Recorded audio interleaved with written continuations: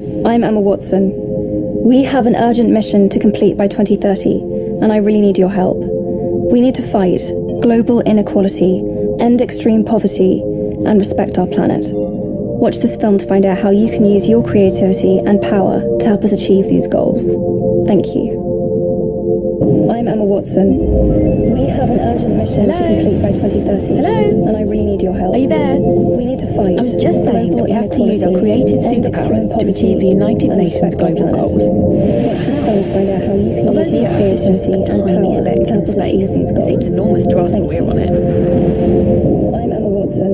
The global goals can seem huge too, but if you focus on fixing the things where you live, you can make a big difference. There are 3 ways you can help. You can invent, innovate, campaign.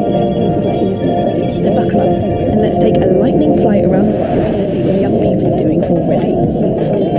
The first stop is Istanbul in Turkey, where we meet Elif. She's an inventor. Like many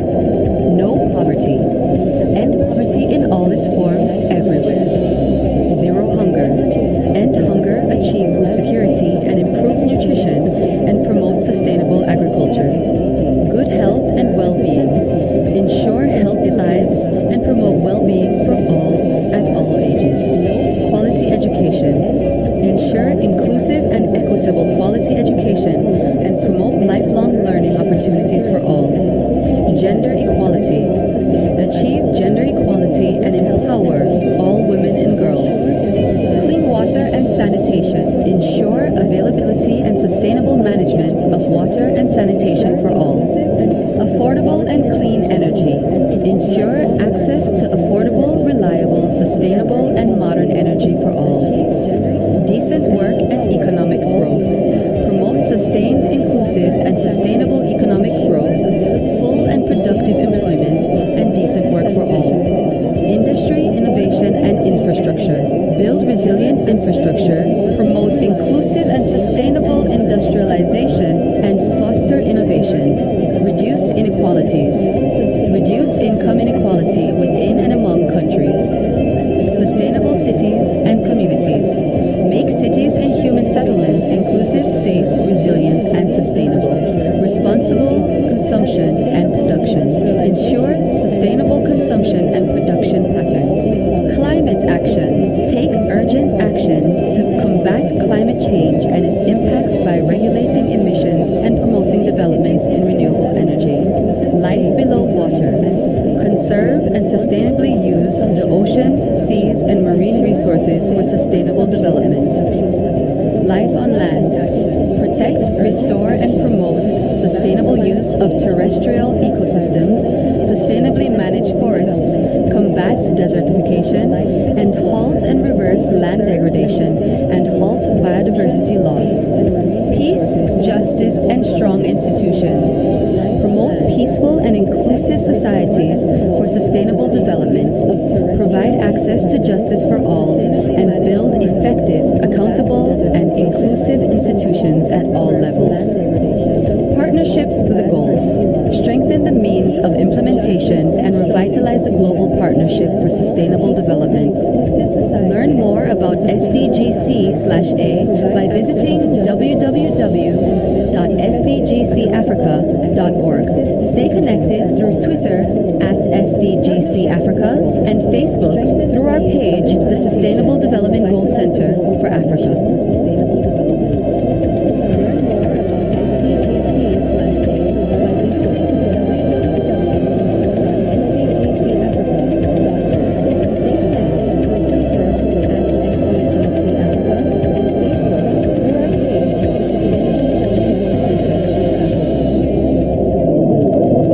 Your Excellencies, friends, a message from the Secretary General's SDG advocates, Black Pink. Hi, this is Blackpink. This is the United Nations SDG moment. We're here today to bring you special attention to the Sustainable Development Goals. We can't deny that the climate crisis is getting worse. There isn't a single moment to lose. That is why SDG 13 for climate action is so important. It can truly make or break our efforts across all global goals. We must seize this moment and take actions to create a world that is more sustainable and leave no one behind. So what can we do? 첫째, 개인의 노력이 빚어낼 수 있는 효과를 과소평가하지 말아야 합니다. 우리는 탄소 발자국을 줄이고 에너지 소비를 줄이기 위해 지금보다 훨씬 더 많은 조치를 취할 수 있습니다. 예를 들어 식습관 같은 사소한 삶의 영역에서도 차이를 만들어낼 수 있는데 지역 농산물을 선택하고 음식물 쓰레기를 최소화하는 등의 작은 노력이 큰 변화를 만듭니다. 둘째, 소비 습관. 우리는 우리 생각보다 훨씬 더 큰 영향력을 가지고 있습니다. 소비를 통해 사회에 메시지를 던지고 원하는 것을 요구할 수 있으니까요. 현명한 소비를 위해 우리 함께 지속 가능한 상품들을 찾아볼까요? 그리고 무엇보다 기후 변화에 대해 꾸준히 공부를 해야 합니다. 우리는 미래를 보호해야 할 책임이 우리 모두에게 있으니 배움과 지식을 통해 함께 더 나은 내일을 만들면 좋겠습니다. All of us deserve a world abundant of nature, energy, and livelihood. 저희 블랙핑크는 이제 배우고 행동하는 여정을 시작했습니다. 저희와 계속 함께 해주시겠어요? 지금은 UN SDG 모멘트입니다. Let's take a moment to learn about our planet and what we can do to make it better. I now give the floor to the Secretary General of the United Nations, His Excellency Antonio Guterres. 지금은 UN SDG 모멘트입니다. Let's take a moment to learn about our planet and what we can do to make it better. I now give the floor to the Secretary General of the United Nations. Mr. President of the General Assembly, Excellencies, let me start by warmly congratulating His Excellency Xavier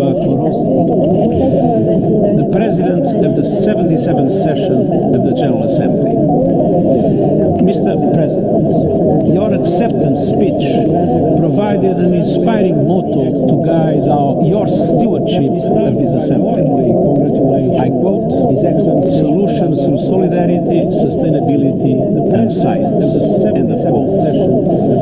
All three ingredients are essential as we address shared challenges and develop solutions for a better, more peaceful future. I would also like to take this opportunity to once again thank the outgoing President, His Excellency Abdullah Shahid, for his excellent stewardship of this Assembly over the last year. We all appreciate his efforts during what was a truly extraordinary moment in history. Mr. President, Excellencies, the many challenges that define the 76th session are still very much with us as we look to the 77th. We face a world in peril across our work to advance peace, human rights, and sustainable development.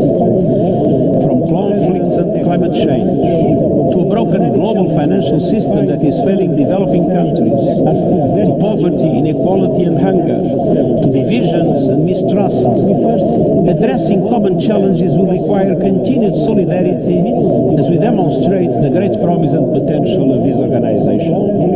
The United Nations is the home of cooperation, and the General Assembly is the life within that home. You represent the beating heart of global cooperation.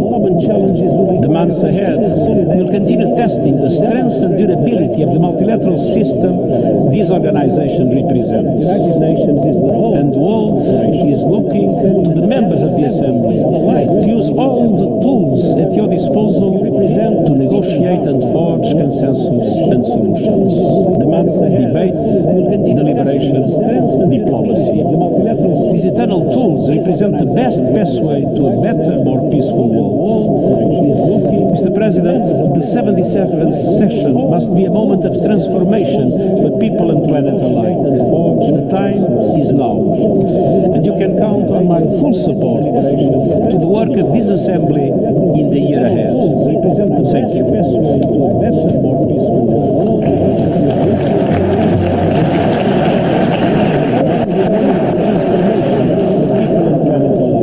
I thank the Secretary General. And you can count on my full support to the work of this Assembly in the year ahead. Thank you.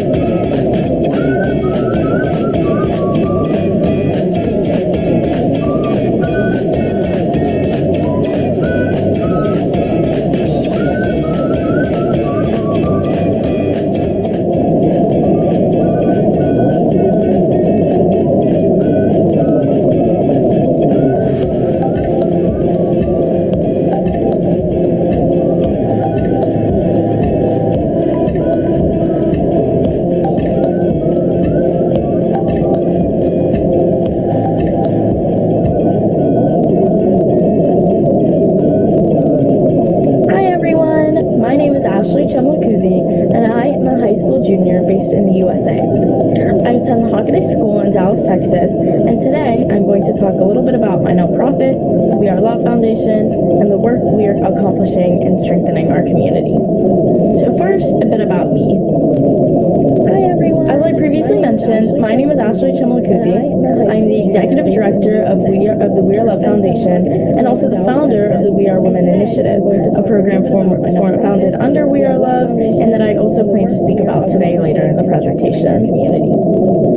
So now for a quick overview of the We Are Love pillars. So We Are Love has three main pillars that we direct our efforts towards, which includes homelessness, health, and education. Now, I want to take the time today to go through each pillar and explain the significance of these three issues in the context of We Are Love's efforts to strengthen the community. So first, homelessness. So the initial scope of We Are Love love is the city of Dallas. So according to Dallas statistics, over 7,000 individuals are currently experiencing homelessness in the area. Looking globally, it is estimated that 1.6 billion individuals worldwide live in inadequate housing. I chose to take the time today to share some of these basic statistics to emphasize just how important these issues are, not only in the city of Dallas, but around the world. We Are Love chooses to specifically focus on homelessness because a lack of housing is an issue that we have found has a significant impact on an individual's quality of life and also contributes to cyclical poverty. This pillar relates to the first United Nations Sustainable Development Goal of no poverty, and we hope to continue contributing to making this possibility a reality. Moving to our next pillar, health. 18.4% of Texans do not have basic access to health care. Again, looking globally, 400 million individuals worldwide do not have access to essential health services. We Are Love chooses to prioritize health as one of our 3 pillars because health is also a factor that has a large influence on an individual's quality of life. This pillar relates to the 3rd United Nations Sustainable Development Goal of good health and well-being, and we again hope to continue contributing to achieving this goal. Do not have access to essential health services. Now, I'd like to speak about our last pillar, education. Dallas studies have found that children from low-income families score around 3 grades lower than those of higher-income families. Again, looking globally, 58.4 million children worldwide do not attend primary school. We Are Love finds the issue of difficulty accessing quality education particularly important, as education can help individuals escape cyclical poverty, find housing, and access basic health care, which goes back to address our other 2 pillars of health and homelessness. We also believe in the importance of educating our future generations, as this is the key to creating our world's future leaders and change makers. This pillar relates to the 4th United Nations Sustainable Development Goal of quality education, and we are again proud to contribute to achieving this goal and hope to work with the United Nations Foundation and other global nonprofits to make quality education a reality for more people worldwide. Future leaders and change makers. This pillar relates to subsequently, our mission is to strengthen our community, whether that of the city of Dallas or the greater global community, specifically in the areas of education, health, and homelessness, our 3 pillars. We feel not only the obligation, but the desire to help people in need. Okay, shifting gears now to talk about what We Are Love has done to help mitigate these issues of education, health, and homelessness. So I'd like to describe our impact throughout the community thus far. So our first main event, which you can see pictures of here on the slide, was our 2021 Holiday Project, which aimed to combat homelessness in Dallas. So we organized this in partnership with Vocal Alcove, a local family homeless shelter here in Dallas. So they usually provide their families with food bags every day, but are unfortunately closed during the holidays for a week every year and couldn't do so for that week. And so this is a vital food source for these families, and without it they would really struggle. So We Are Love saw this need and filled it by fundraising, purchasing nutritious food items, and gathering volunteers to pack and deliver 90 bags of food for each of the 90 families to last them for the week that Vocal Alcove was closed during the holidays. I think this is a prime example of one of our main goals at We Are Love, which is to really analyze and speak to pillars in the community, nonprofits, and really look at the issues the community is facing to see the gaps and work to fill those. For each of the 90 families. Now, continuing with our impact, our second event was our 2022 Spring Project, which worked in partnership with the Dallas Life Homeless Recovery Center to address period poverty in our city. So this project worked in the areas of homelessness and health. And so for this project, our 2 main focuses were 1, raising awareness regarding period poverty, as we found through research that a lot of people did not know much about the issue or how they could help. And 2, fundraising to provide homeless women with menstrual products. So we started fundraising by hosting 2 successful bake sales, in which we passed out flyers with information and statistics about period poverty to promote education about the issue in our community, and then also raised $532 with these events. We then reached out to companies such as Poppy Flowers and the Dallas Garden School to ultimately bump up this number and raise to $3,450. This This allowed us to provide 6 months worth of menstrual products, such as pads and tampons, to the 55 homeless women served in Dallas Light. From this project, we received media attention and gained recognition from multiple local newspapers and magazines, including Preston Hollow Advocate Magazine, People Newspapers, and Voyage Dallas. This was a great way to spread the word about We Are Love, our mission, and our impact, and also raise awareness about period poverty and suggest ways for people to help, whether through charitable efforts or even advocating for legislative reform to help mitigate this issue, including Preston Hollow Advocate Magazine.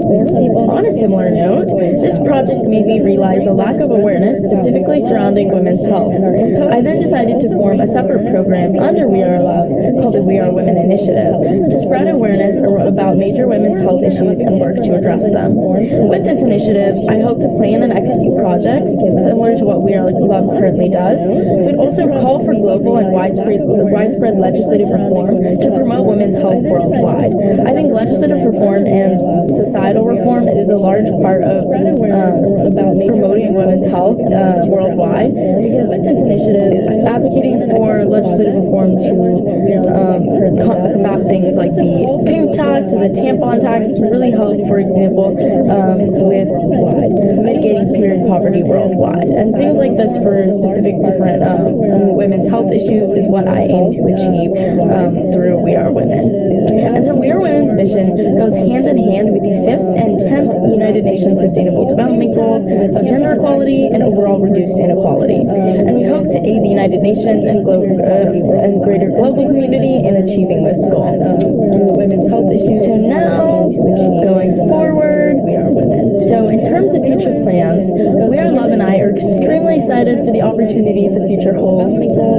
First, we're currently planning our 2022 Back to School project in partnership with Readers to Leaders, an education-focused nonprofit based here in Dallas, to pack backpacks with educational supplies that are vital to the success of students in the Dallas Independent School District for the upcoming year.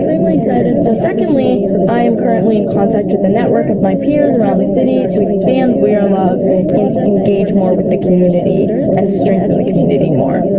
So I hope to involve my peers by having them form branches of We Are Love at their respective schools, and this will again help with outreach and create a stronger and more robust volunteer base with more brains working toward creating unique solutions to the problems within our 3 pillars that we work to address. And then lastly, We Are Love is currently working toward achieving global expansion, first through our participation in this year's United Nations Foundation Global Goals Week, which is an amazing opportunity to elevate We Are Love's impact in strengthening the community. We also hope to achieve this global expansion through a youth ambassador opportunity for me through Ariel Foundation International, in which I hope to work with NGOs and other organizations to plan globally impactful projects and really take We Are Love's impact to the next level. Goals Week, which is an amazing opportunity to elevate We Are Love's impact in strengthening the community. Okay, so the last thing I want to mention is how to contact and keep up with both the We Are Love Foundation and the We Are Women Initiative. So on this slide here, I've listed emails and social media accounts for We Are Love and We Are Women. Please do not hesitate to reach out via email or social media if you have any questions or want to know more ways to get involved. Okay, so the last thing I want to mention is how to contact. Okay, to finish up my presentation, first I would like to give a special thank you to the United Nations Foundation and all partnering organizations for the amazing opportunity to participate in this year's Global Goals Week. Again, it is a really great way to elevate We Are Love's impact and really spread awareness about our mission. Thank you all for listening, and I hope you will join us on our journey to change the world. First, I would like to give a special thank you to the United Nations Foundation and all partnering organizations for the amazing opportunity to participate in this year's Global Goals Week. Again, it is a really great way to elevate We Are Love's impact and really spread awareness about our mission. Thank you all for listening, and I hope you will join us on our journey to change the world.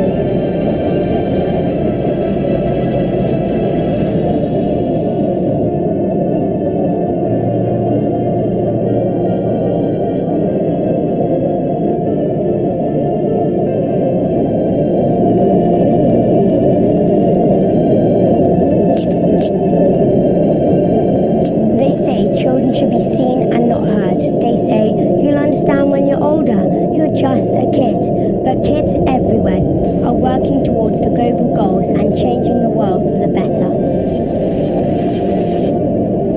A kid in Tanzania wrote to the President of the United States asking for help to get clean water to her community, and she succeeded. Vijana tujiamini, tukitoa sauti tunasikika. Mimi ni msichana mmoja, sauti yangu ni ya muhimu sana. Another stood up for what he believed and spoke out against his public school administration, demanding that they didn't close his school.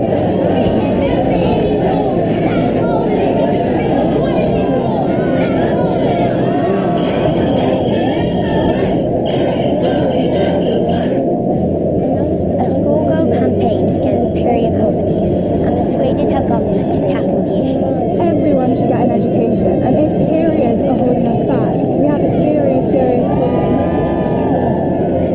And a kid was shocked at the lack of education in his local community, so he built 4 libraries and is opening young people's eyes to the importance of learning. We are bottom up with great potentials. We have the potentials in us. If we don't make a move, create it in the future. Kids all over the world are seeing things they think are wrong, speaking up and demanding their rights. So opening young people's eyes to the importance of learning. We are bottom up with great potentials. We have the potentials in us. If we don't make a move, create it in the future. Are seeing things they think are wrong, speaking up and demanding their rights.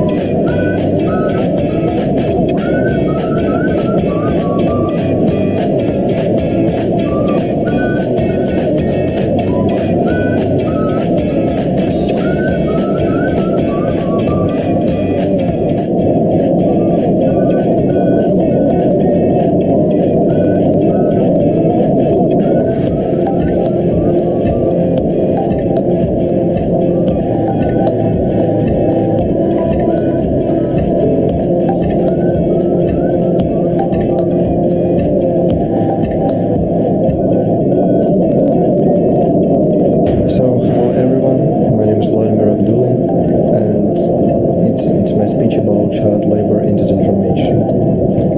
So, it's my first time here in Global Goals Week, and I'm a totally new speaker, so I'm really appreciating the option for me to be here, and I hope that my speech will bring more attention to existing problem of child labor. So let's begin. My name is Vladimir Abdulin. I'm a student of St. Grand International School. Also, I'm a founder of YAACL, the Young Alliance Against Child Labor. I'm an HSBC and Victoria Properties Management intern. Also, I'm first chess champion of the school. After I won the chess tournament in my school and became a champion, I was presenting my school international chess tournament where I was a semi-finalist. So basically, I'm 12th grade student who are into the studying and don't forget about my hobbies in my free time. So I'm cynophile in Milan. Also, I'm a swimmer with 8 years site experience. By the way, I'm learning Spanish language right now.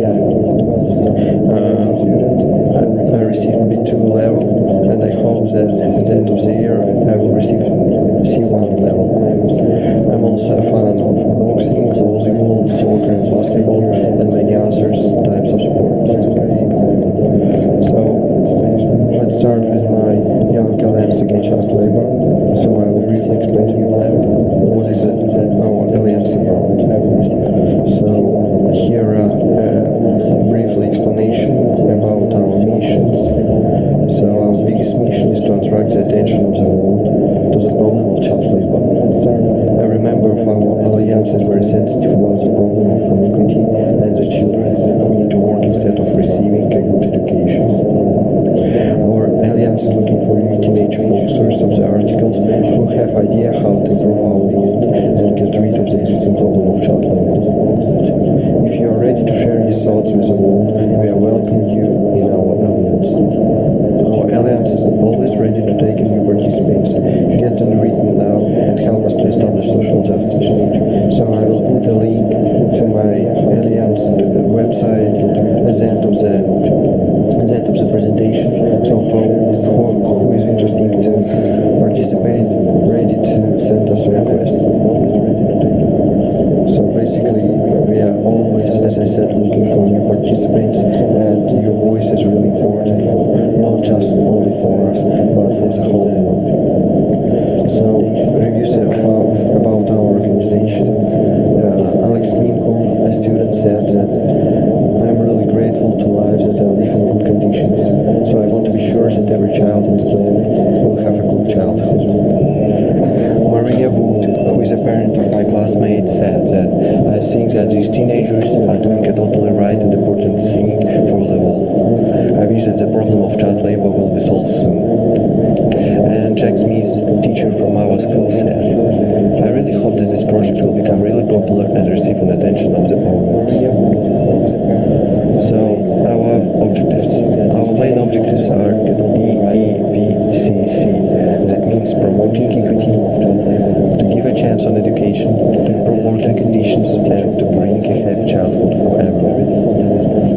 So, what I mean about it? So, for promoting equity, I think it's really important to have an access on positive aspects of life independently of the race and the place of the birth. So for education, it's especially important to receive a good education independently of the parent income.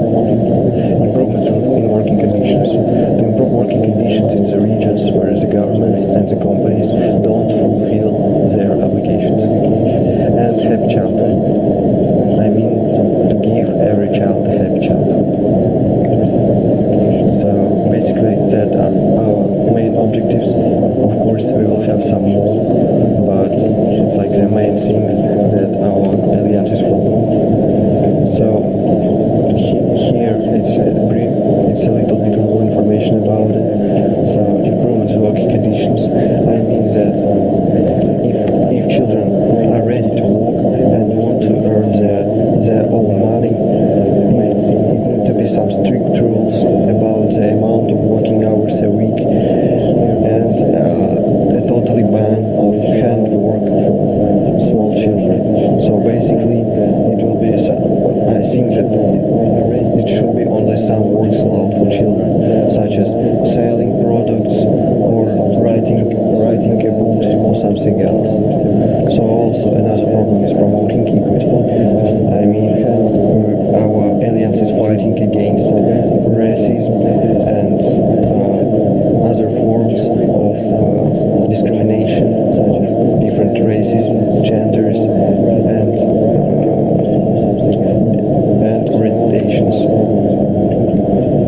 So, yeah, these two aspects are very important for us and the same important as other two aspects as happy childhood and education. So basically, happy childhood is it's a simple problem as some children need to work hard in their childhood, so they won't receive the good memories from their childhood. And education, as I said, really important problem to receive a good education for every child independently from the income of the parents or other aspects. So these are four our main objectives that our alliance is trying to follow. So if you think that these objectives are really important, as we think, so we are welcome to write an article about this. So basically, here a link for my website and a QR code for you to so you will either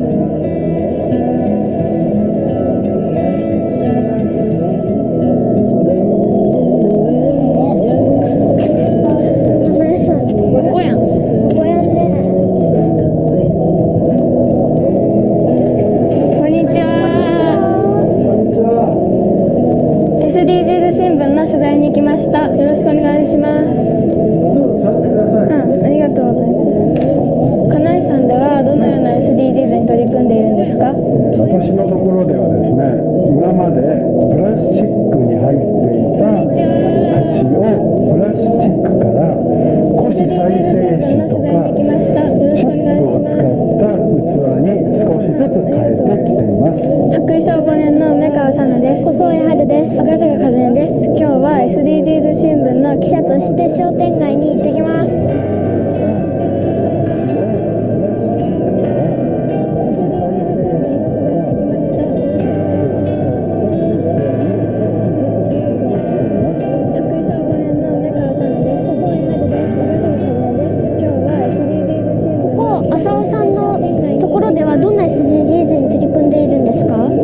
当店では SDGs に関して取り組んでいることは、地元の食材を使ってお菓子を製造しています。地元の食材を使ってお菓子を作ることでどのような SDGs に関わったんですか？そうですね、地元の食材を使うってことで、15番の、陸の豊かさを守ろう、材料を郵送する時に使う CO2、二酸化炭素の排出量が減ることによって、環境に優しい。今日はありがとうございました。そうですね、地元の食材を使うことで、15番の陸の豊かさ。金とかプラチナっていうのは本当に貴重な商品なものですから、それをやっぱりリサイクル、再生をして新しい商品にしていくということは大切な仕事、取り組みだと思ってます。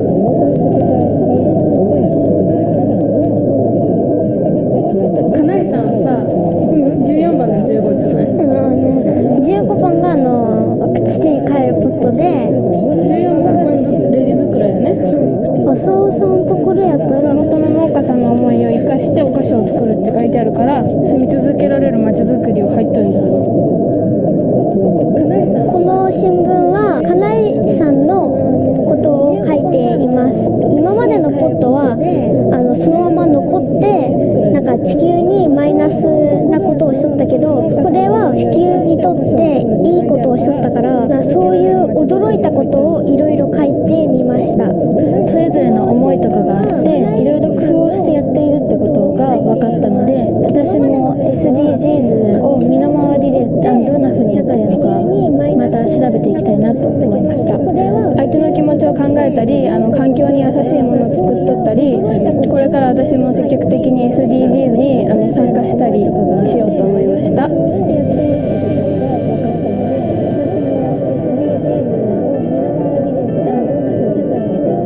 また調べていきたいなと思いました。相手の気持ちを考えたり、環境に優しいものを作っとったり、これから私も積極的に SDGs に参加したりしようと思います。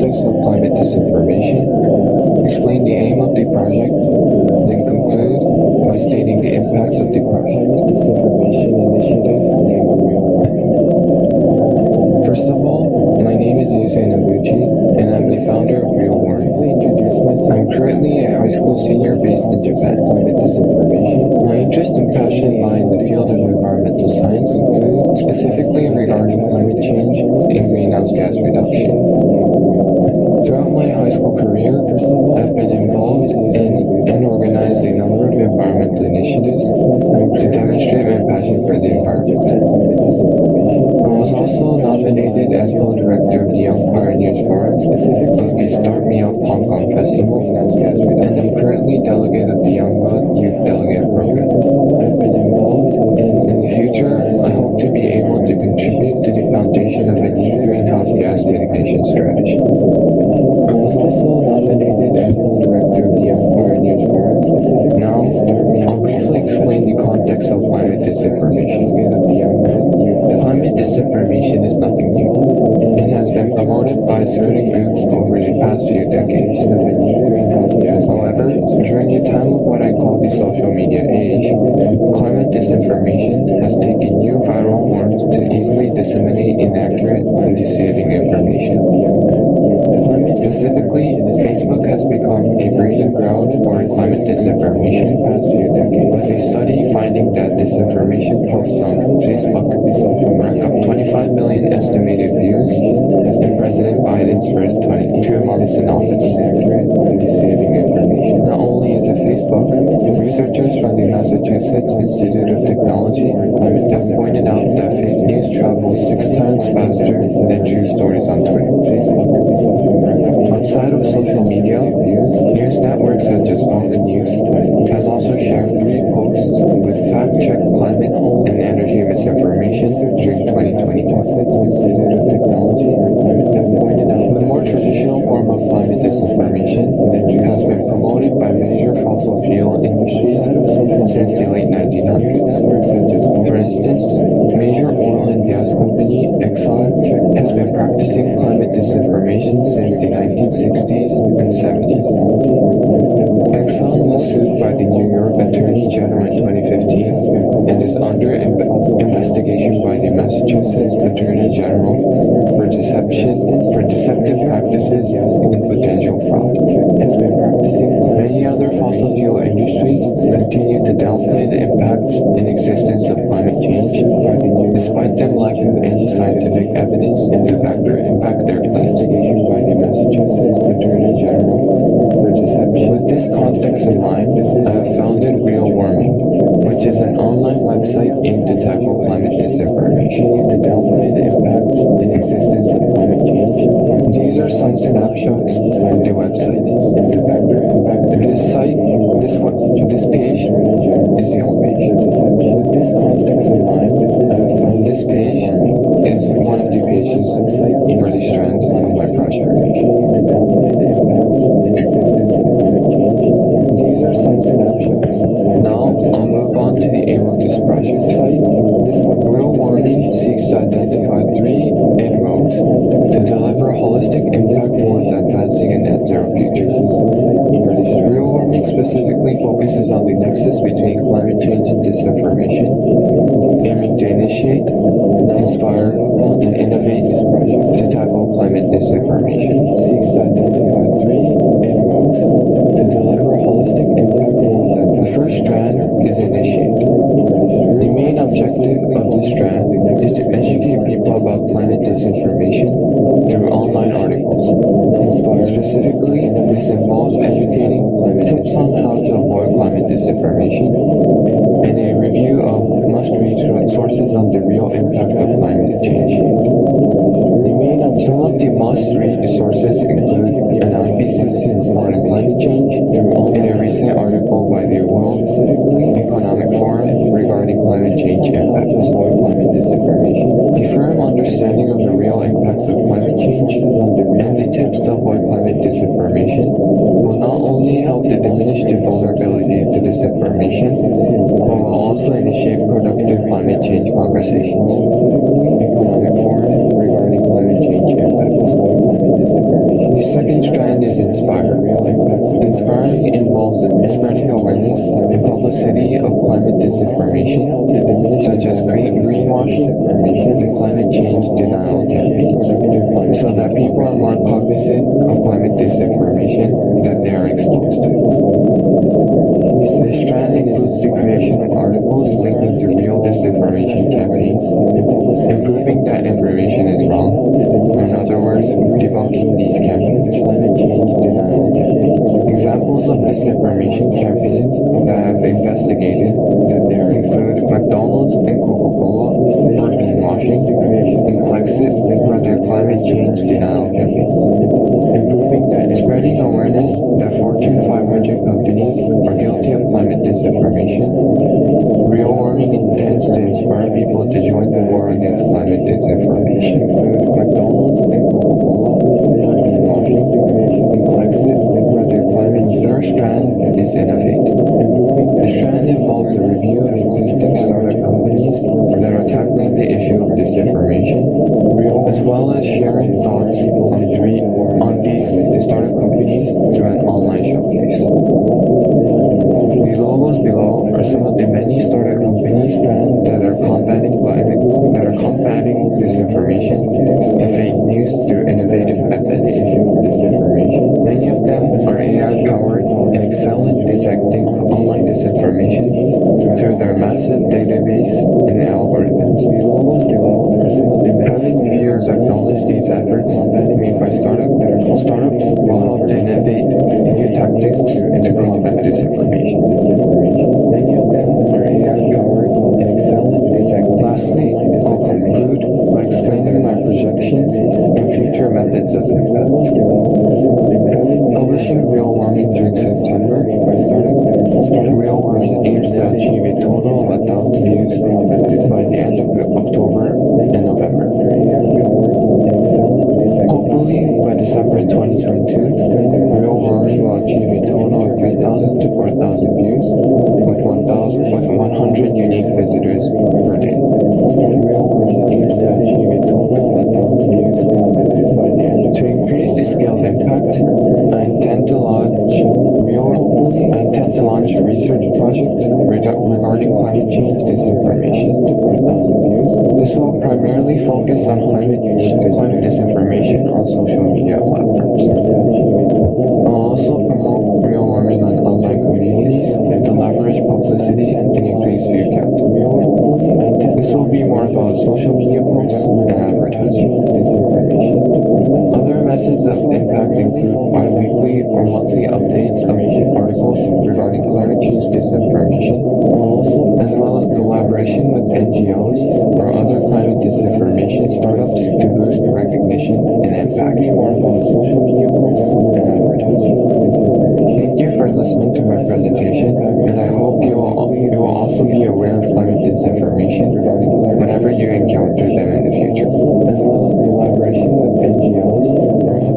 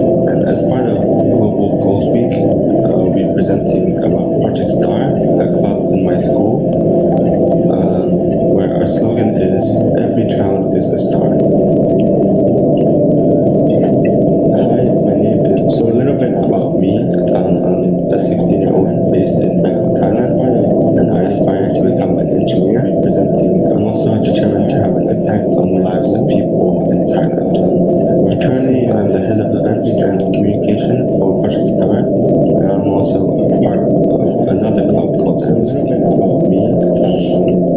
So about Global Goals Week,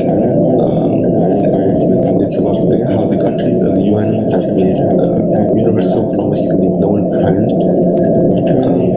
by 2030 in achieving a peaceful and prosperous world. During this Global Goals Week, there's over 170 plus partners and the UN system to guide accelerating actions on these 17 SDGs.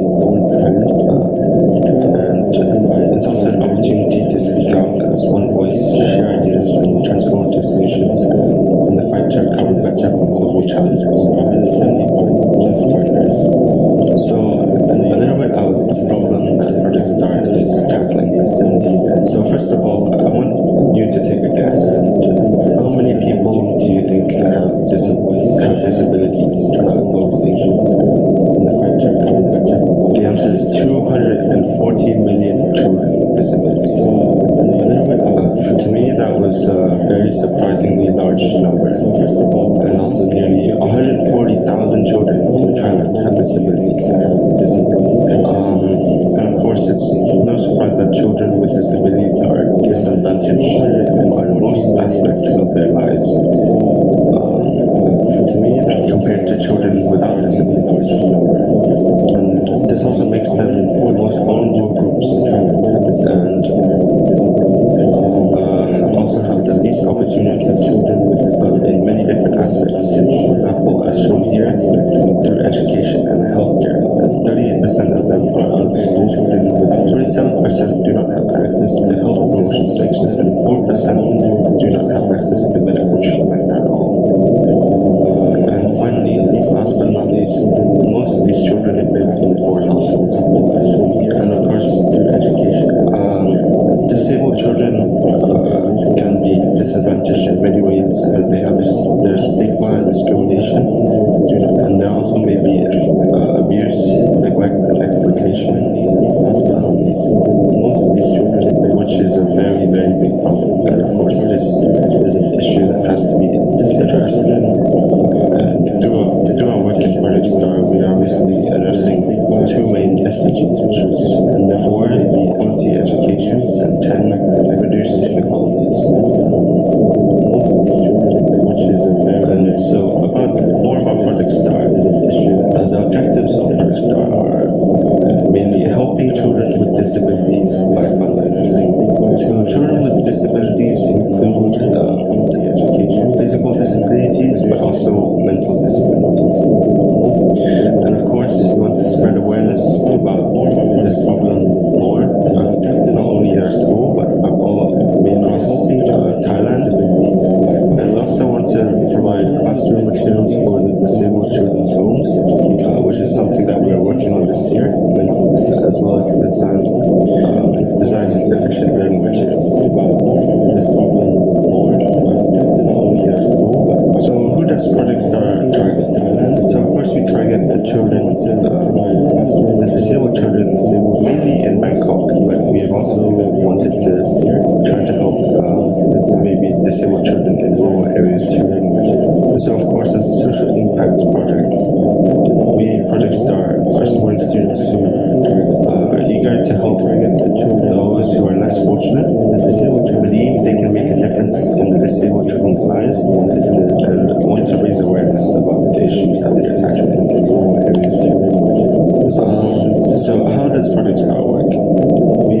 So there are mainly 4 steps in how Project STAR works. So firstly, advocacy, fundraising, then direct community action, and indirect community action to raise awareness.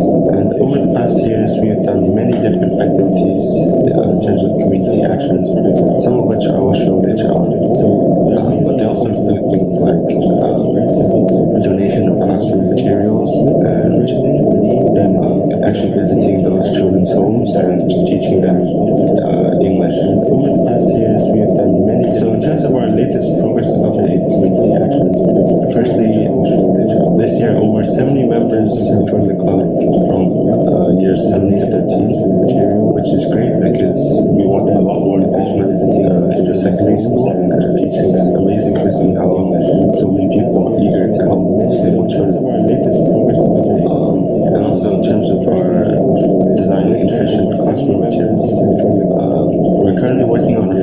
Fest backpack, which we have created a design and have a factory which is willing to and able to produce it. So we'd be eager to help with it.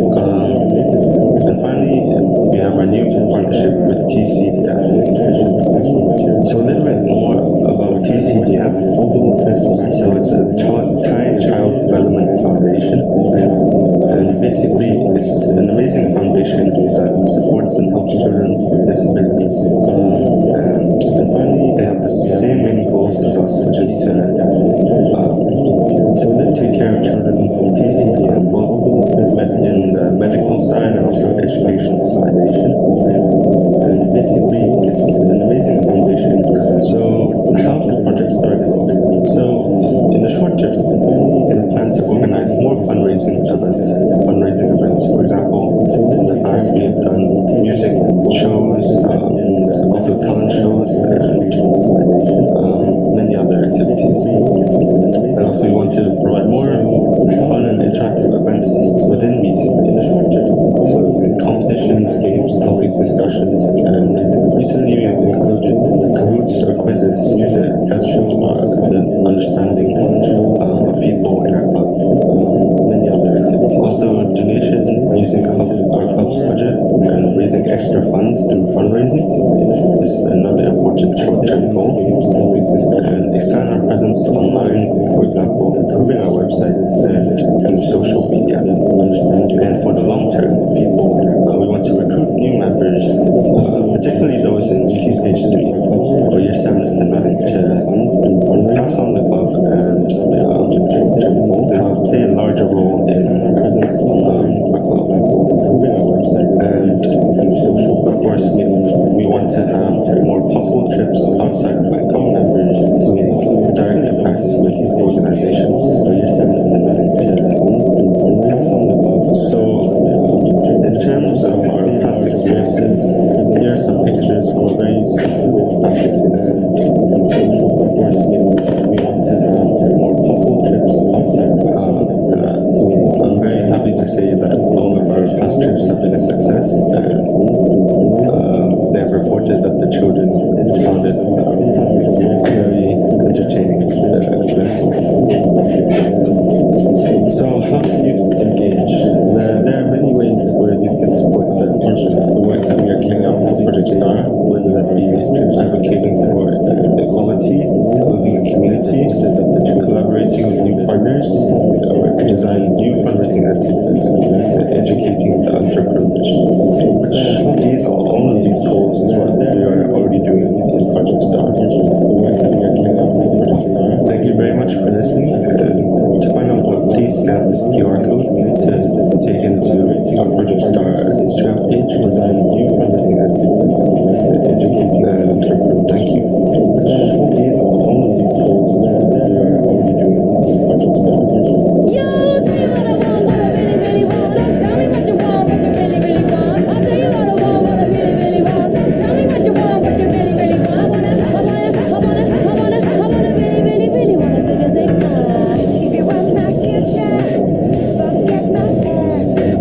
If you wanna get with me,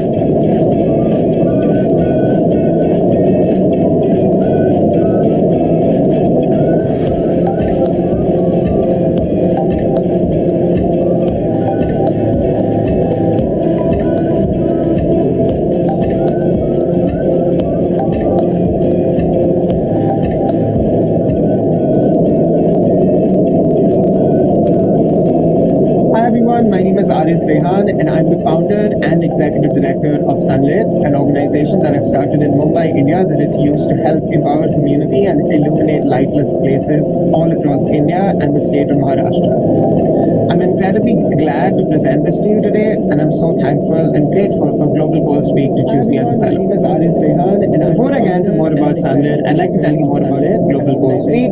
It's an annual week of action, awareness, and accountability for the SDGs. During this time, over 170 partners will mobilize their communities and demand urgency for an initiative called Global Goals. It's organized by the UNDP, and I'll be a part of the Global Goals Fellows Forum, which is a part of the official programming in GGW 2022. Global Goals Week. But about me, my name is Arif Rehan. I'm the founder and executive director of Sunlit. I'm also the founder of Parcels of Pyar, which translates to Parcels of Love. I am a Microsoft Office World Championship. I was the Sankalp ICT India Champion. I have a TED Talk published on YouTube on an idea that I explored earlier this year. I assisted research on indigenous and ancestral knowledge called Geographies of Hope with professors at UC Santa Cruz.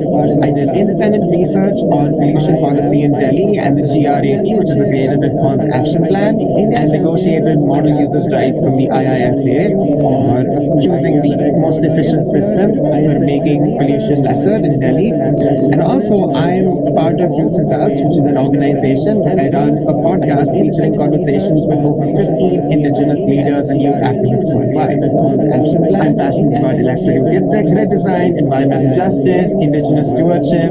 I work with Parcels of Pyar, where I founded an organization to source home for meals and COVID-19 patients during the pandemic in 5 major Indian cities, and we were the only one of the few platforms that had a completely contactless delivery platform to give all the food that you wanted to people in COVID-19. I've also been featured on the UN APFSD panel, TEDx at JNS, and Times of India for Parcels of Pyar. During the pandemic, here's just a couple of snippets from those amazing experiences that I've had presenting my work and my impact on my community. Contactless delivery platform. Let's start by breaking down and introducing the problem that I would like to tackle with Sunlit and how it came to be. APFSD panel, TEDx at JNS, and 2017, the 20 countries with the greatest access deficit, which is basically the number of people who don't have electricity, accounted for about 78% of the global population lacking electricity. India is a part of those 20 access deficit countries. Now, to understand how this came about, we'd like to take a moment to understand a bit about Indian geography. We are an incredibly geographically diverse country. We have mountains, plateaus, rivers, cutting through communities, people, and a lot of land.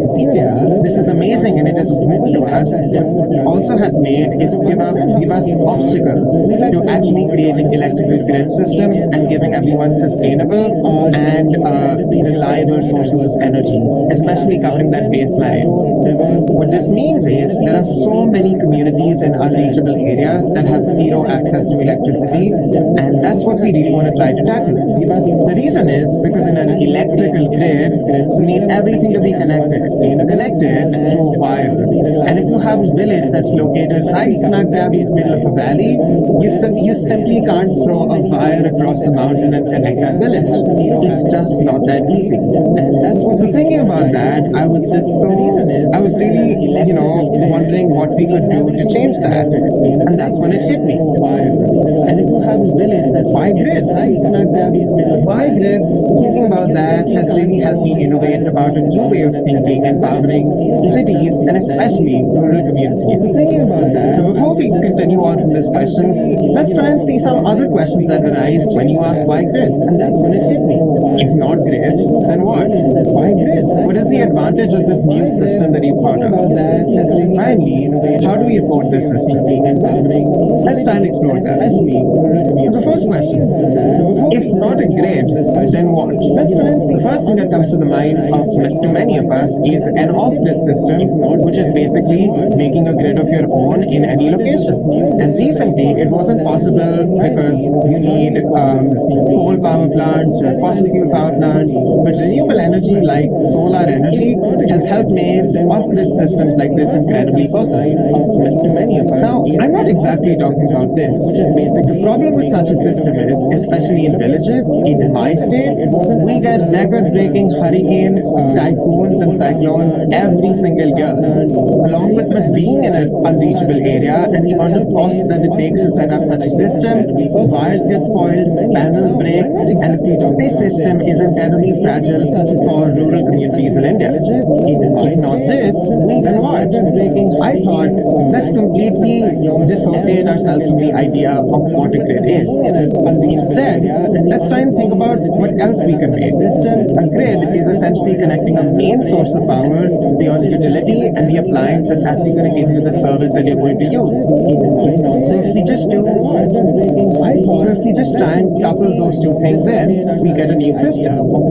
If we have the power that's generated and the utility of the service put in one single module or a package, that's what I call modular renewable appliances. For example, a solar lamp. A solar lamp has the source of power, which is the solar panel, connected right next to the appliance of the service, which is the solar lamp.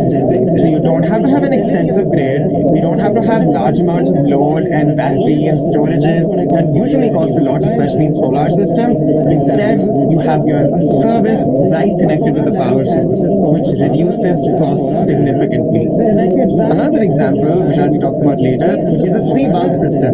Instead of a lamp, if you connect 3 bulbs and you extend the wire range of the same thing, you can increase your effective impact and reach more people and just basically increase the efficiency of this grid and make it more stationary than mobile significantly.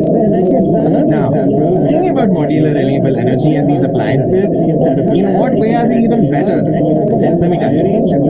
First, mobility. You cannot move those bulky off-grid solar energy systems only because they're connected to so many different homes.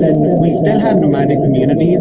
We still have communities which have so much of their area flooded or completely unreachable during certain seasons. If you have a solar lamp that you can charge and disconnect and take along with you, you can have that light with you practically anywhere. Similarly for a 3-bulb system, which is easy to disconnect and is easy to move away. The cost. These appliances are significantly much more cheaper than their counterparts in the off-grid system. And what this does is, not only does it improve the impact that you're having, but it also brings it in the range that youth can fundraise this amount and make an actual impact in their communities. I'll talk about the second factor a bit later. Finally, durability.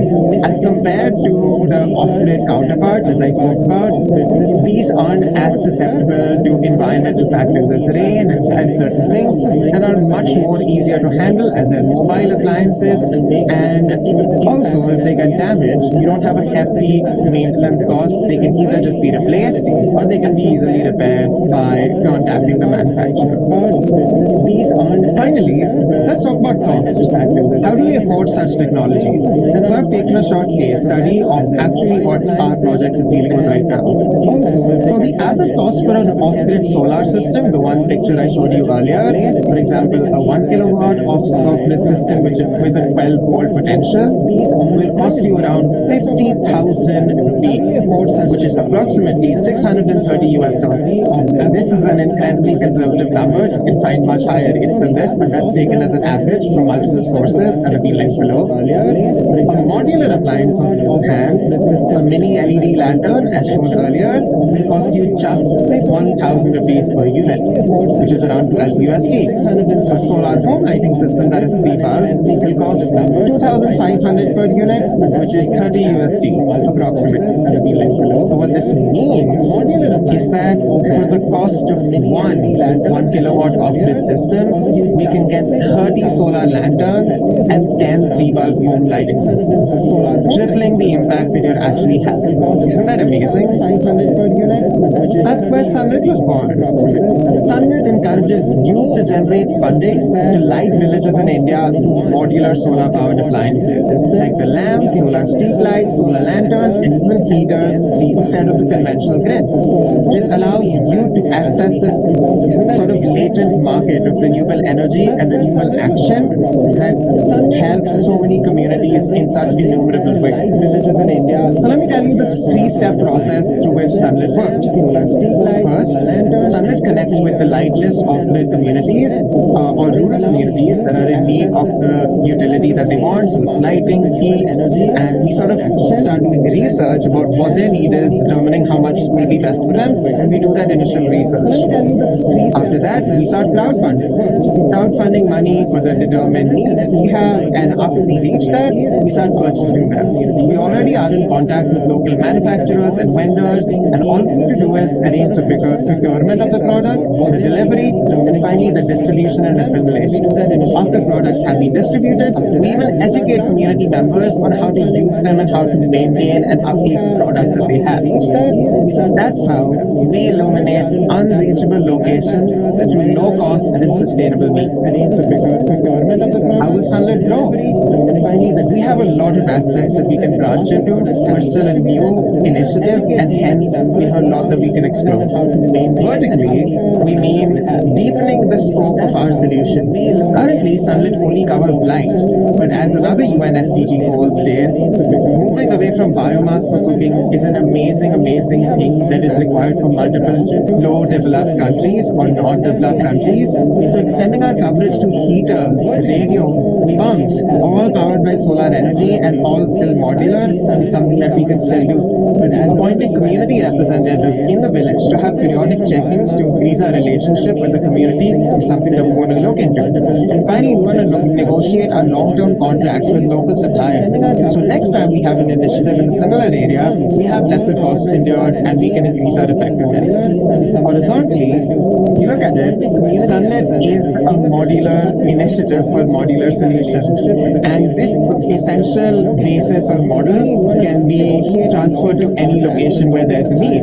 So wherever there's a need, we can communicate with that particular community, find vendors in the area, and actually set up a drive there. What we will require is youth.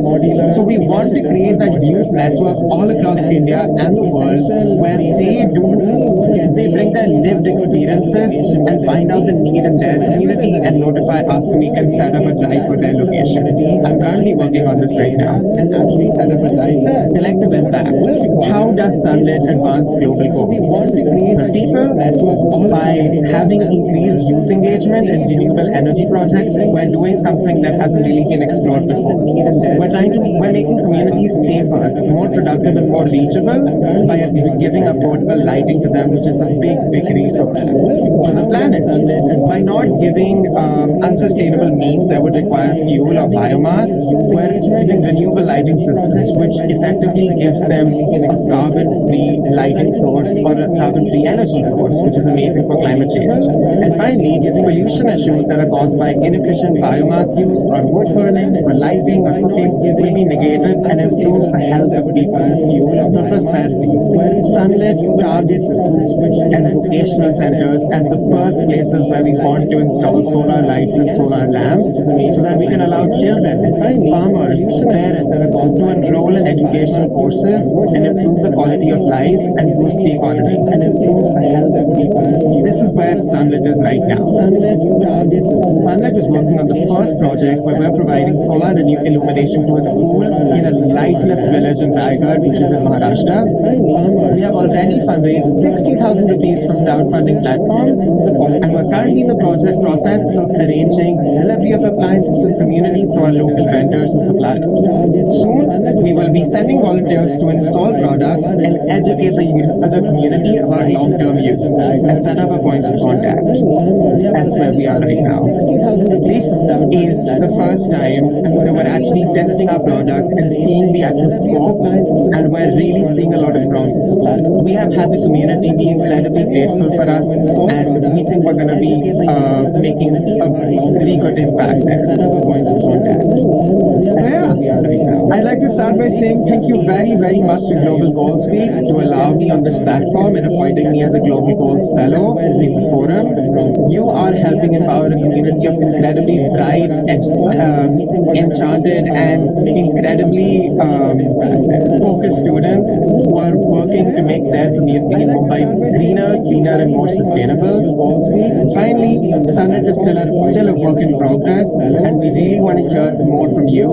If you like the idea, if you liked our story, if you want to support us, want to get in touch, feel free to use the QR code below and contact me on my LinkedIn, and we can definitely see how you can fit into the Sunlit ecosystem.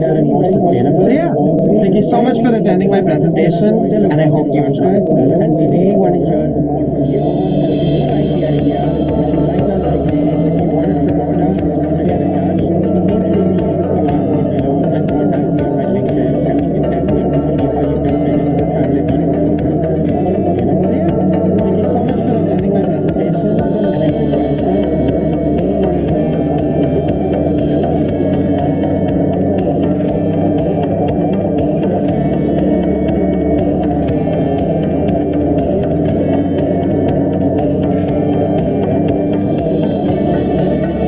thank you so much for attending my presentation, and I hope you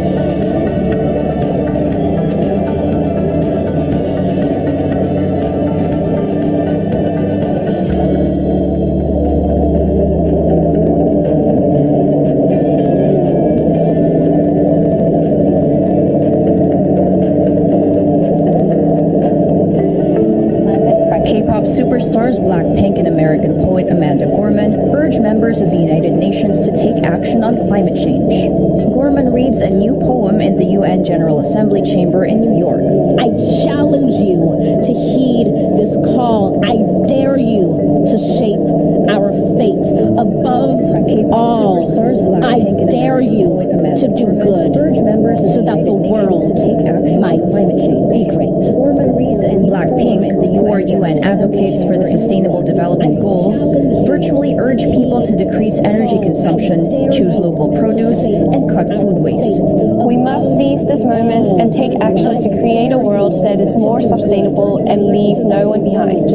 Gorman and Blackpink take part in an event to promote the 17 Sustainable Development Goals created by the United Nations in 2015. Urge people to decrease energy consumption, choose local produce, and cut food waste. We must seize this moment and take actions to create a world that is more sustainable and leave no one behind. Gorman and Blackpink take part in an event to promote the 17 Sustainable Development Goals created by the United Nations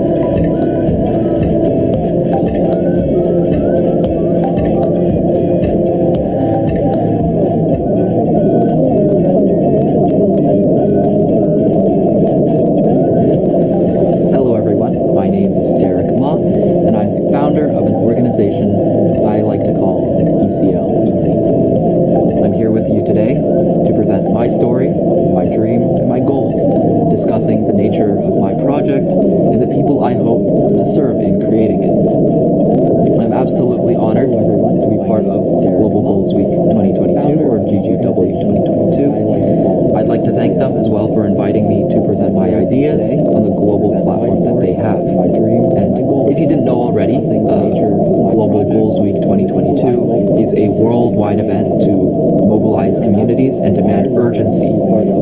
action for global goals.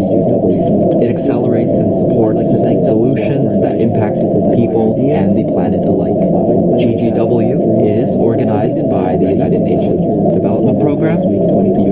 Foundation and Project Everyone. Also, this Global Goals Fellows Forum is part of the official programming for CGW Intel. And with that, maybe it's time I should tell you who I am and what I'll be talking to you about in the next 10 to 15 minutes. So again, my name is Derek Ma. I'm a passionate and ambitious secondary student in Toronto, Canada, and I attend the Math and Computer Science program at my school, William Lyon Mackenzie CI. I'm currently starting my 11th grade, with a huge passion for the next 10 to 15 minutes. So again, my name is Derek Ma. I'm a passionate and ambitious. And with that, maybe it's time I should tell you who I am and what I'll be talking to you about for the next 10 to 15 minutes. So again, my name is Derek Ma, and I'm a passionate and ambitious secondary student in Toronto, Canada. I attend the Math and Computer Science program at my school, William Lyon Mackenzie Collegiate Institute. I'm currently starting my 11th grade with a huge passion for business, and I've gone out in the past 2 years to explore my interests through the opportunities I came across as a secondary student in Toronto, Canada. In addition to having an enriched education in computer science, I've gone out and competed in various business competitions across Canada, and I have been able to become national finalists in both FBLA Canada and Target Alpha's business competitions.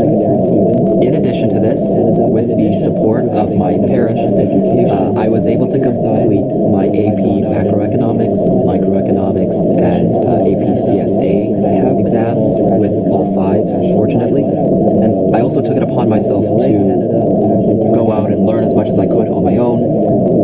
So I finished a Yale Financial Markets course, as well as the UN Sustainable Finance 2.0 course, to explore the world of business more comprehensively and progressively. And I've also had the fantastic opportunity of being part of 2 large companies working as an intern for HSBC and Weiss Asset Management.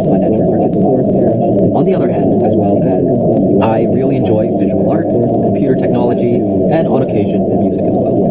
I like to be as involved as I can with my community, particularly the city of Toronto, and so I am an epilepsy awareness volunteer for Toronto's Busker Fest. I also do love movies and enjoy playing badminton with my friends in the free time. And although I am a director of this forum, I usually kind of on a camera shy and a very, very heavy thinker. And finally, I am the founder of ECL. Recently, I've developed a burning interest for an issue that I've been seeing in my community. In Canada, around 74% of secondary school students attend an extracurricular, which is really a really great thing. And I love the attitude that I've grown up in, as well as the opportunity that the country often allows for students like me. And I'm also seeing that entrepreneurship and self-motivated projects are becoming more and more mainstream in Canada, with Canadian citizens involved in entrepreneurship spiking by 50% in the last 8 years. Really great thing. At first, I love the attitude. These may not seem like problems at all, as well as in fact, they're actually fantastic things. I would say that as well, but in another perspective, out of the 74% of high school students who participate in extracurriculars, only 15% are in youth organizations, and only 5% partake in any leadership activity. Furthermore, 80% of students ignore that this interest or disinterest in aforementioned leadership is because of the unsuccessful endings that leadership programs or student-led organizations tend to yield. Despite the still gradual increase of entrepreneurial spirit, it's still dissuading for me to witness students discouraged by their age, their financial capability, lack of support, and other factors that stop them from taking action with their goals and ideas.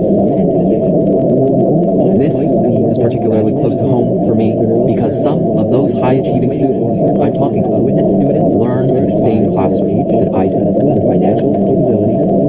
I have a huge admiration for the resolve, the ideas, the initiative, and the brilliance that classmates I get to see every day have. The work they do inside school or outside is absolutely inspiring to witness. And some of my friends and classmates are responsible for running huge Canadian student-led organizations, benefiting thousands of other students again. And from speaking to them, I found that a large aspect of creating an impact is the need for garnering interest and expanding and marketing through the will of other students. But here are a few common themes that I've noticed from how they go about this organization. First, secondary school student leaders often use LinkedIn as their primary source of outreach. They also discuss how LinkedIn is ineffective and somewhat unwelcome to posted marketing content.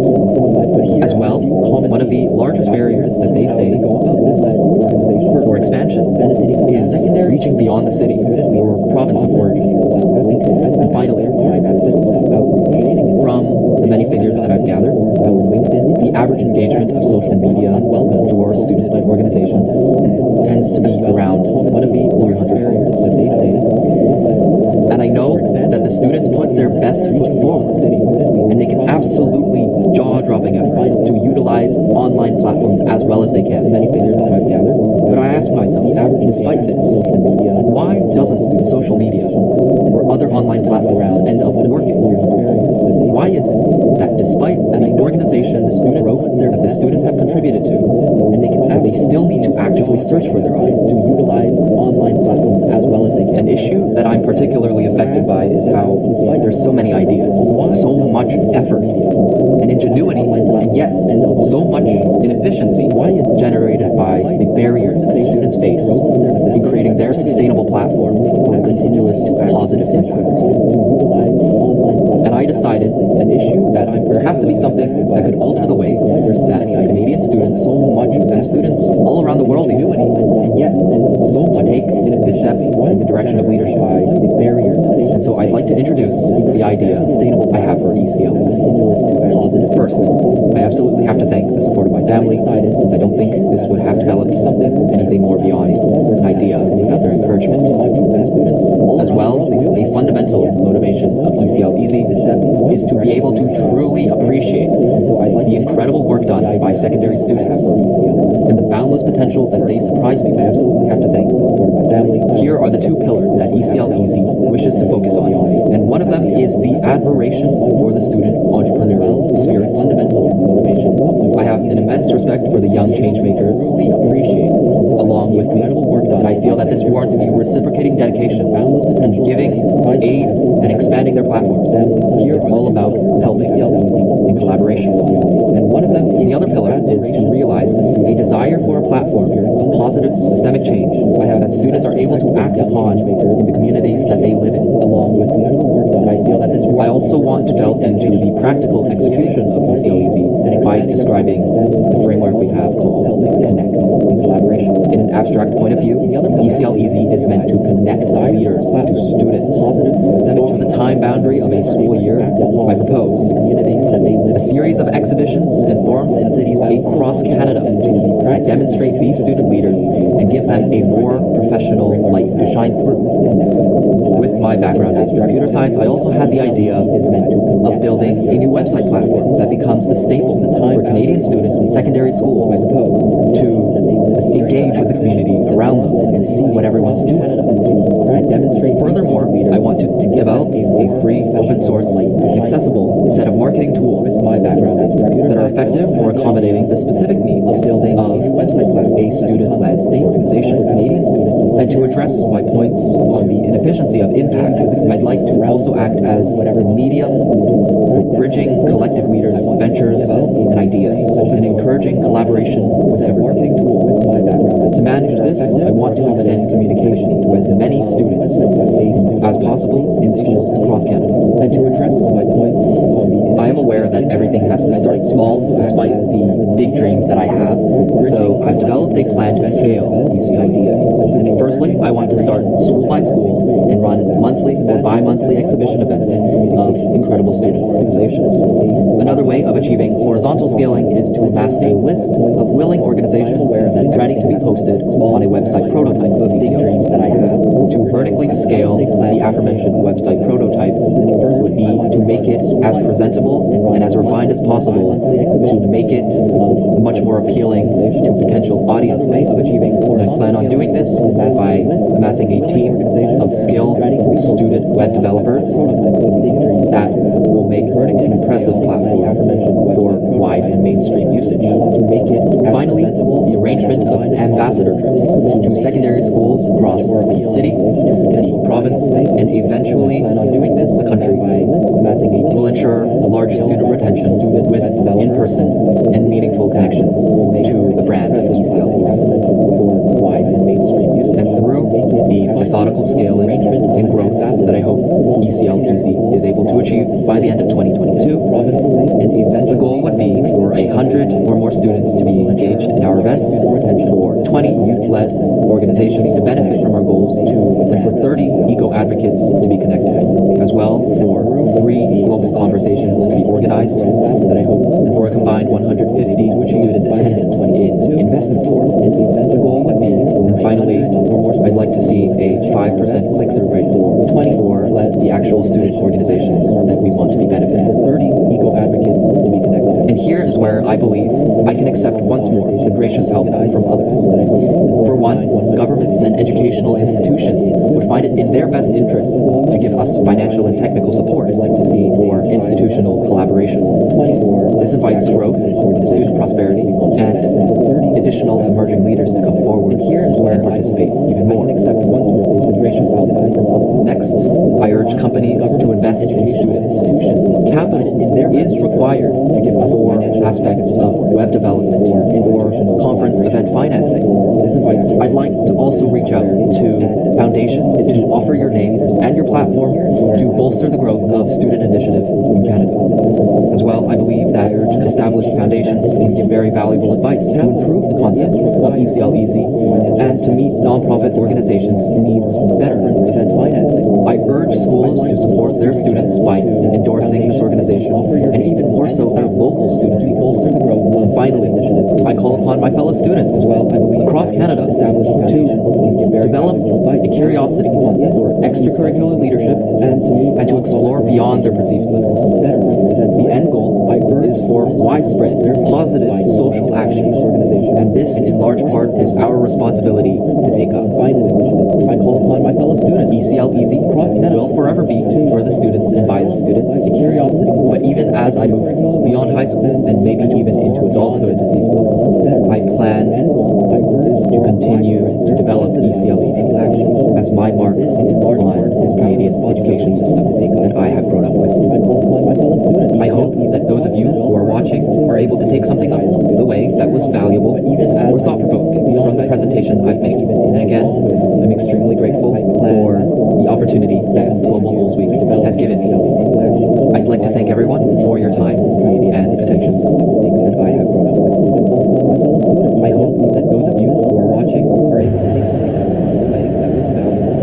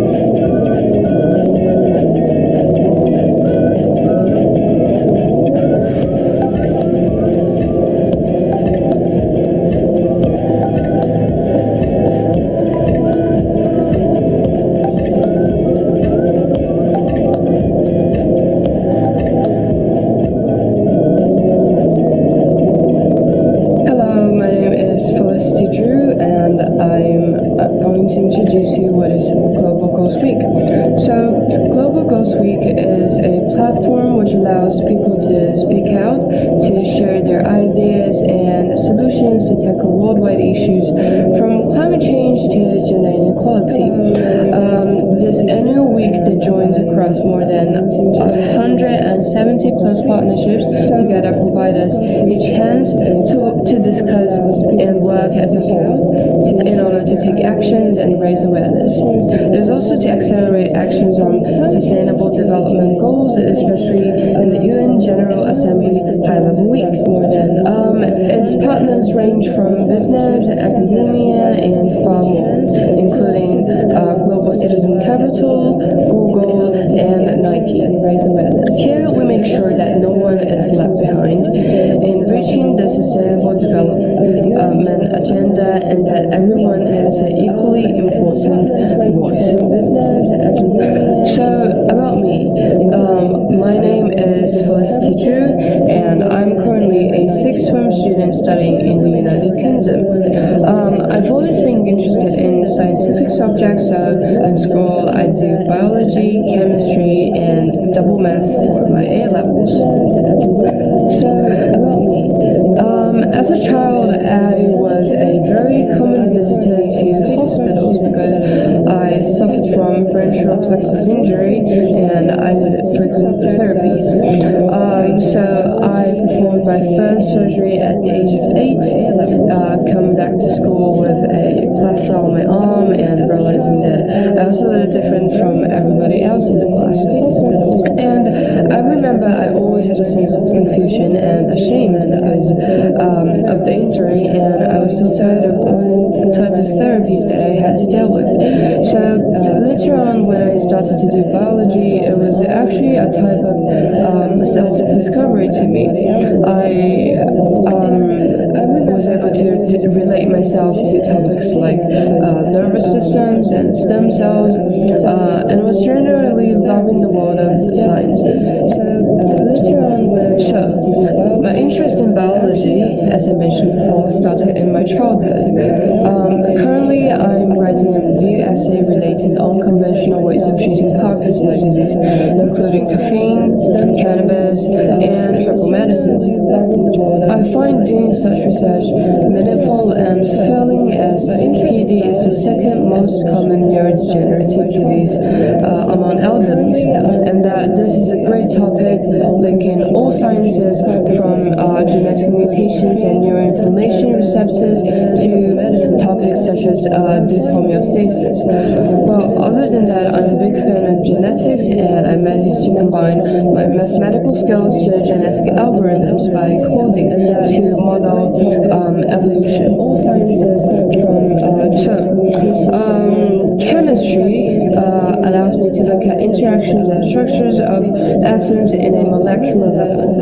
What fascinates me the most about chemistry is when we combine the theories into experiments, when the reactions happen following the rules that we've already explored. It's also a subject that requires a great level of precision, such as when neutralizing acids and bases. What fascinates me the most about the first topic that I'm going to talk about is climate change. So how are we going to use chemistry and biology to tackle climate change? So it's actually a great topic that's deeply connected to biochem. It's a multifaceted problem that affects the distribution of species, the development of animals and plants, and life cycles of animals and plants. So in the past, some efforts in the field of chemistry have been made to reduce the increasing worsening of climate change.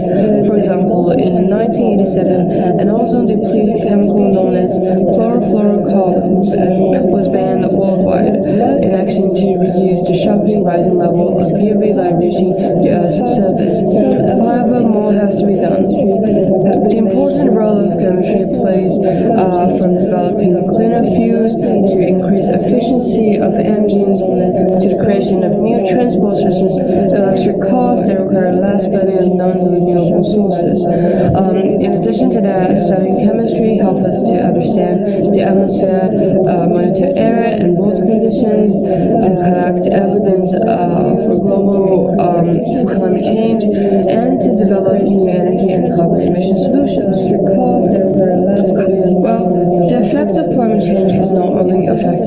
system, but also our society, especially those that are in existing vulnerable groups such as women and LGBTQ plus people, as they tend to be more reliable in infrastructures and transportation facilities. However, biology may back up the group. So a team of researchers gathered 500,000 genetic profiles from the UK Biobank in 2019 and found that the same-sex behavior is influenced by not one or a few genes, but many. They identified 5 chromosomal regions that appeared in significant frequency in people who had same-sex relationships. In 2021, a team of researchers in China analyzed genes in male sexual orientation in Han populations. They also found 2 genetic loci in relation to male homosexuals. These findings addressing same-sex orientation to genetics can enhance civil rights and reduce bias. When reflecting on the outbreak of COVID-19 and how we as a whole community responded to it, I realized that there is far more that we have done and can do to get ourselves prepared for the next possible outbreak of pandemics. The lack of education and preparation can cause unnecessary fear in people and extreme policies or actions taken by the government. Where biology comes in the preparation of pandemics is that first, through assessing the effect of different genotypes and environmental exposures on viral infections. Second, we can predict individuals who are more susceptible to the disease and those who respond better to a specific type of therapies. So, what's next for me? The most important aim for me is to use my knowledge and research abilities in the real-life scenarios to make a change and positive impact on global problems using what I've learned and what I'm going to study. I believe that using these knowledges, I can make an impact. So being a role model to my peers and people around me is the first step.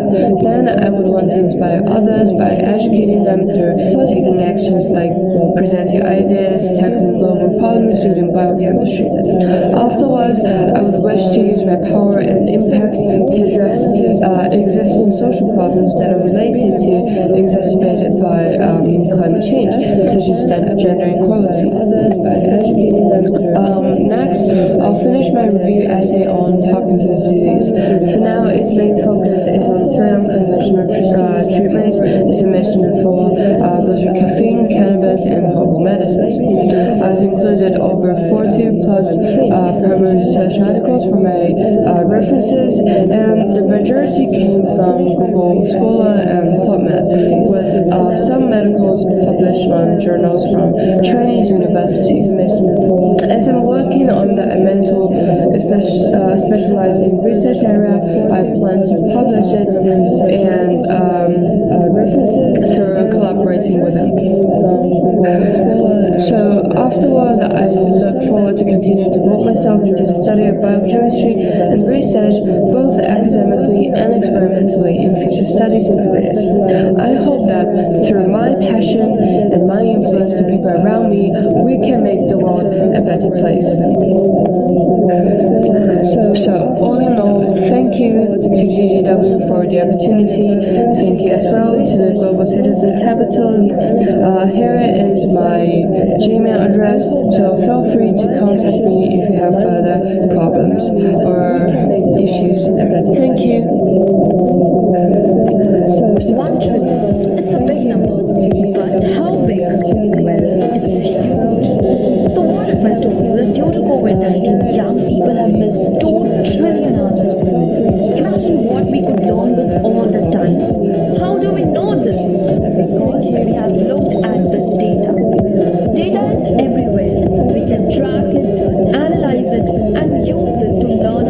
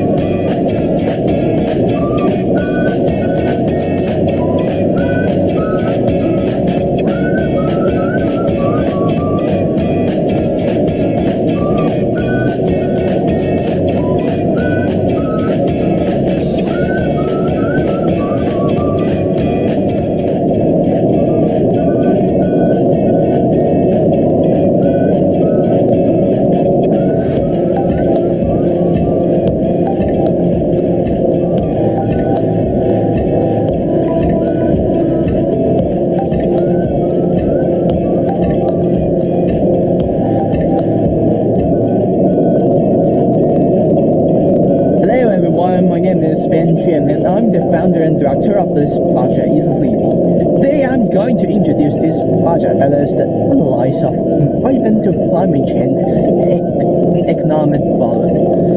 I divide my speech into 4 parts shown here, and let's begin the first part. Our speaker, that is, my name is Ben Chen, and I'm the founder and director of I come from Guangzhou, Guangdong province in China. I have achieved more than 10 regional and national awards, including CIO-FLA, in business, economic, statistics, public service, and researching fields. Finished totally 2 academical essays, and respectively currency and marketing fields. I'm personally interested in the statistics and public services, and here are the brief summarization of the 2 projects that I have done related to this subject. The first one is about the effort of Swedes. The second one is about the sexual education in China. Okay, let's begin our main topic. Introduction to ECC. What is ECC? Summarization of the 2 projects. So, we are the project and to analyze the relationship between environmental climate change and economic development, mainly focusing on the research of regional carbon emission, other environmental factors, and on the analysis of local economic factors such as GDP. And in this PowerPoint, I would take China as instance, analyze its current situation, and to provide some possible solution to its current problems, the utilization of the past. Okay, let's begin with factors such as fathers that in China's 13 and 14 5-year plan, China decided to impose restriction on carbon emissions, executing carbon emission trading policy, carbon upstream policy, and other related policies shown here. From 2016 to now, China's policy helped limit the consumption of resources in promise positive externality to the environment and have long-term economic growth. Specifically, due to the closure of some factories in power and steel industry, for instance, total consumption declined the average annual rate of 0.4% from 2022 to 2013, thereby saving coal. So, the restriction of carbon emission, factories in high-polluting industries forced to up their capital, such as the newest technology of cogeneration in steel industry, or to explore new energy resources, including hydroelectric power in the power industry. In a sense, besides the decline of carbon emission, pollutants involving the sulfur dioxide will be also reduced. In addition, according to the Harold-Balmer model, investment reach a certain level, capital stock increase, promising the whitewashed shifts of China long-run supply curve, thus promoting the economic growth. However, there are several negative impacts with the execution of these policies. In the short run, opposing these industry policies will cause the short-run of supply move to left, resulting in decline of real GDP and price level. In other words, the stagflation. So, due to the closure of high-energy consumer construction enterprises, the supply of industry-related companies such as cement will be reduced. This increased the production cost of infrastructure, resulting in the reduction in this field. Thus, promise the decrease short-term increase of capital and status. And also, the most important thing is that the related GDP growth rate declined during this interval, and the research shows that this is related to the imposed restriction. In order to solve these existing problems, we decided several different solutions. Here comes the first one: energy consumption regional discrimination policy. This policy refers to the release restriction to fuel energy consumption.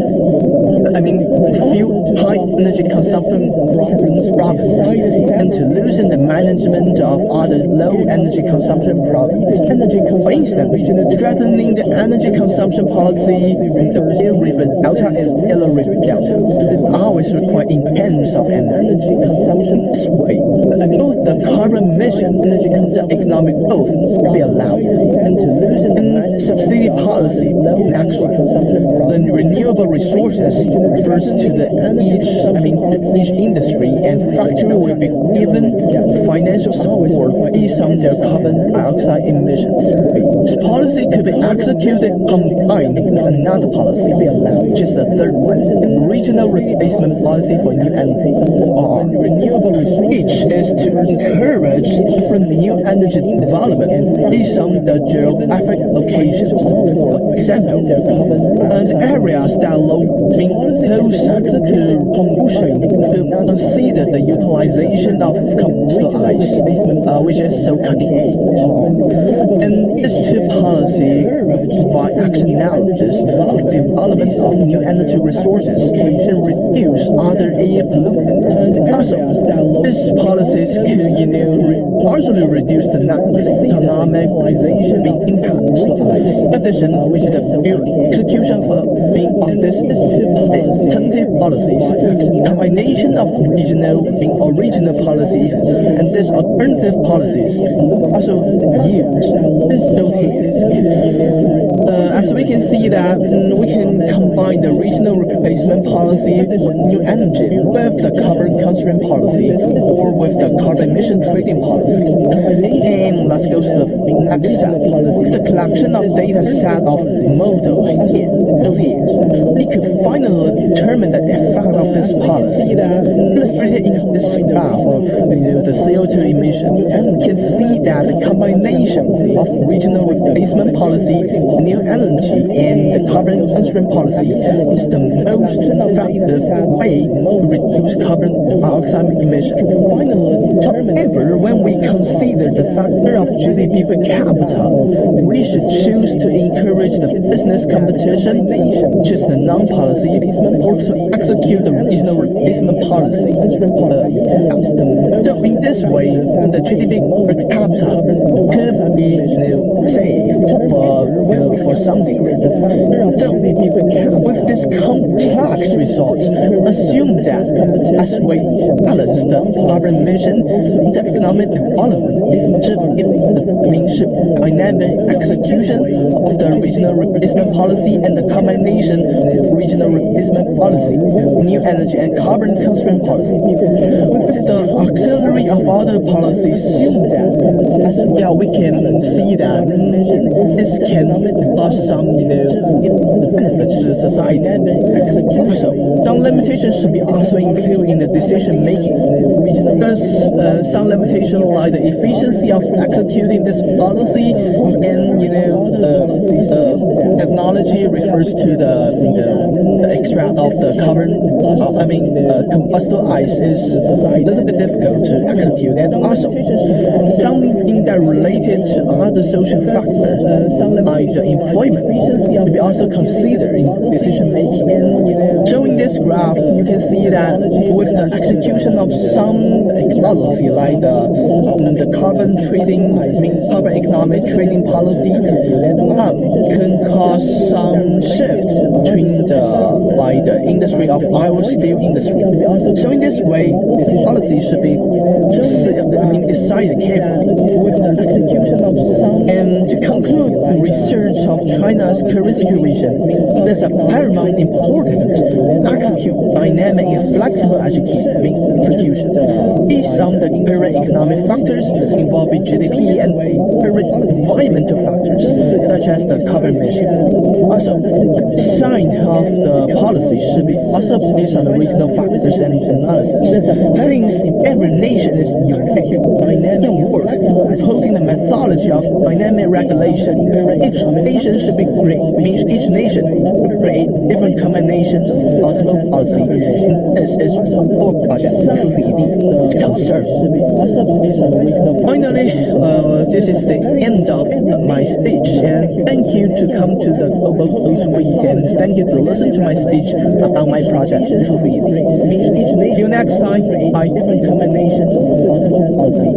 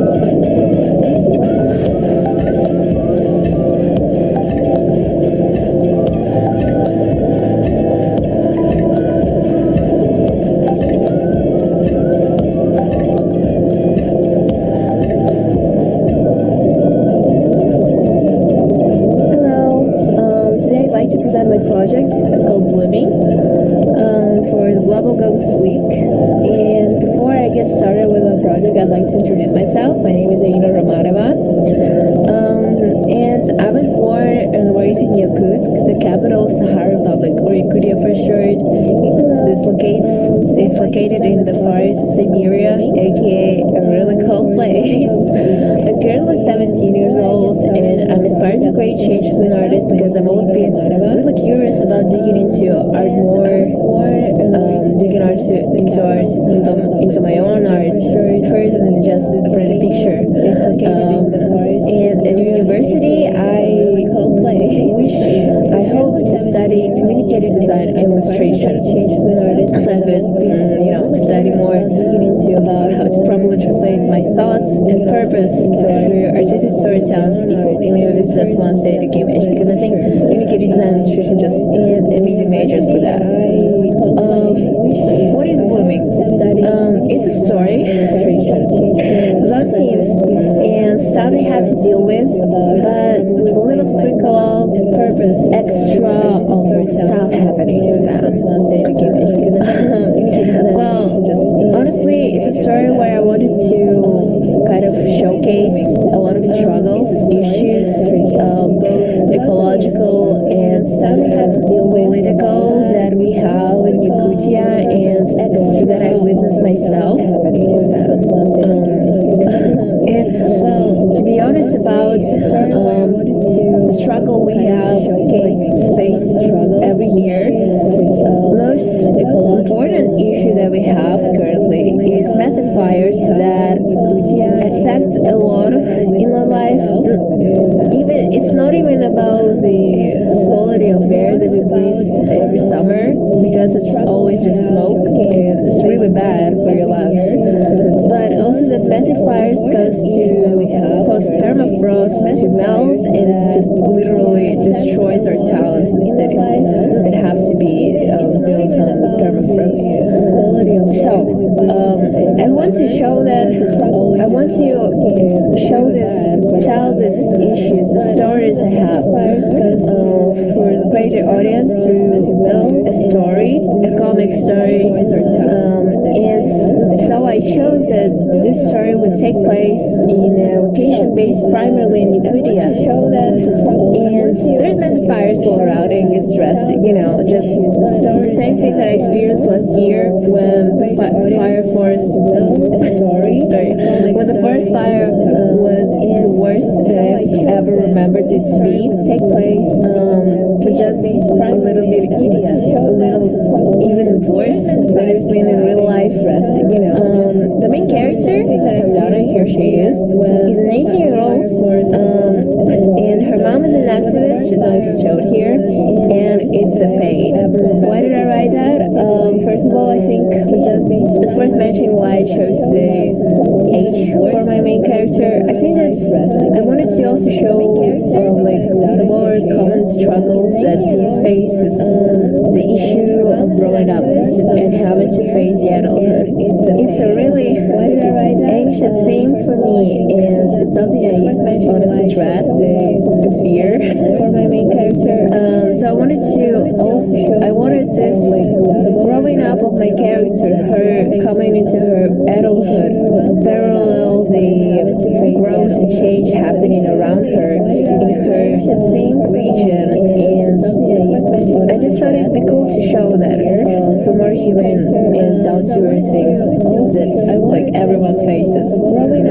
And her mom is an activist because I thought that it'd be really kind of cool to show the confrontation between mother and daughter, and it seems like a really common thing, because honestly, who doesn't antagonize their mom at least once in their life? Everyone faces. Just her being a politician and Sardana having her thoughts different from hers, I think it really showed a thing that Sahaki is here. There's a lot of people I know from at least once in my life. There's a lot of people that I know personally that are city folks. City folks face the same problem from her growing up. They just basically get brainwashed into thinking like a white person and just kind of erasing their ethical identity to the point that they feel kind of detached from both the republic and because of racism in the rest of Russia. So I just really wanted to showcase it through more, how to say that, for more common ground to all people. And here's another main character, Sardana's friend. Her name is Zuya, and Zuya means in Sahel language. In Sahel language, it means an S, and I think it really suits her. Zuya is like that one character that I think, that one person that I think would carry out their legacy, their culture, and would embrace it so proudly and kind of nest it in her own being, and just think that is beautiful. That was like also the point to being here, is that Sardana and we are complete opposites, but they still kind of have a common ground nevertheless. I don't know if that makes sense. I hope it does. Relevance. I just thought that my primary thought that for creating the story was that I never really stumbled upon any good representation of Asians in Russia. More specifically, indigenous people of Siberia that isn't blatantly racist.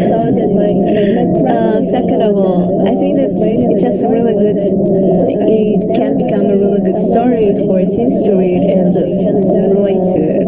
Kind of feel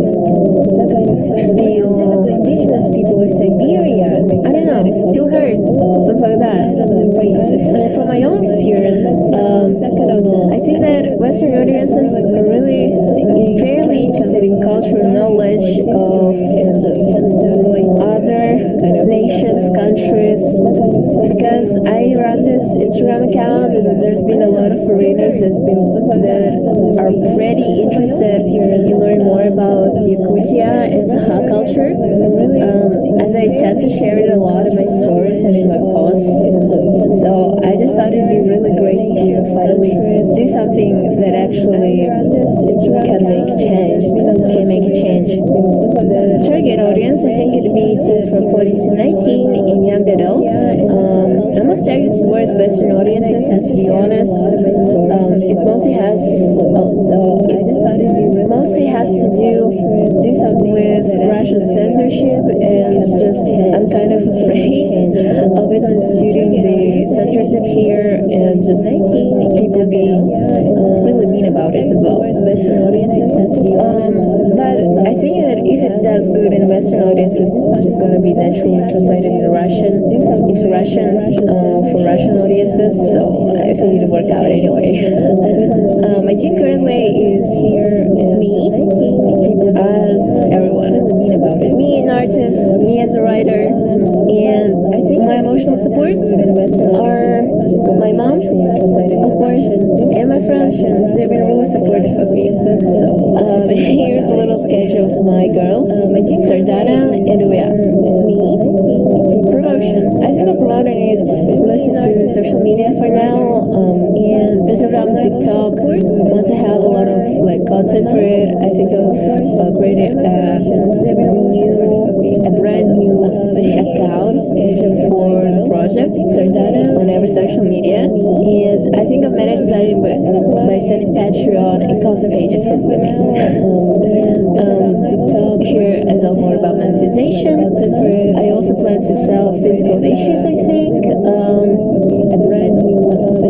So I just think that a lot of people still appreciate the physical copies more than just those you can read online, because it has this emotional connotation to that, emotional aspect and all that. And of course, Patreon, as I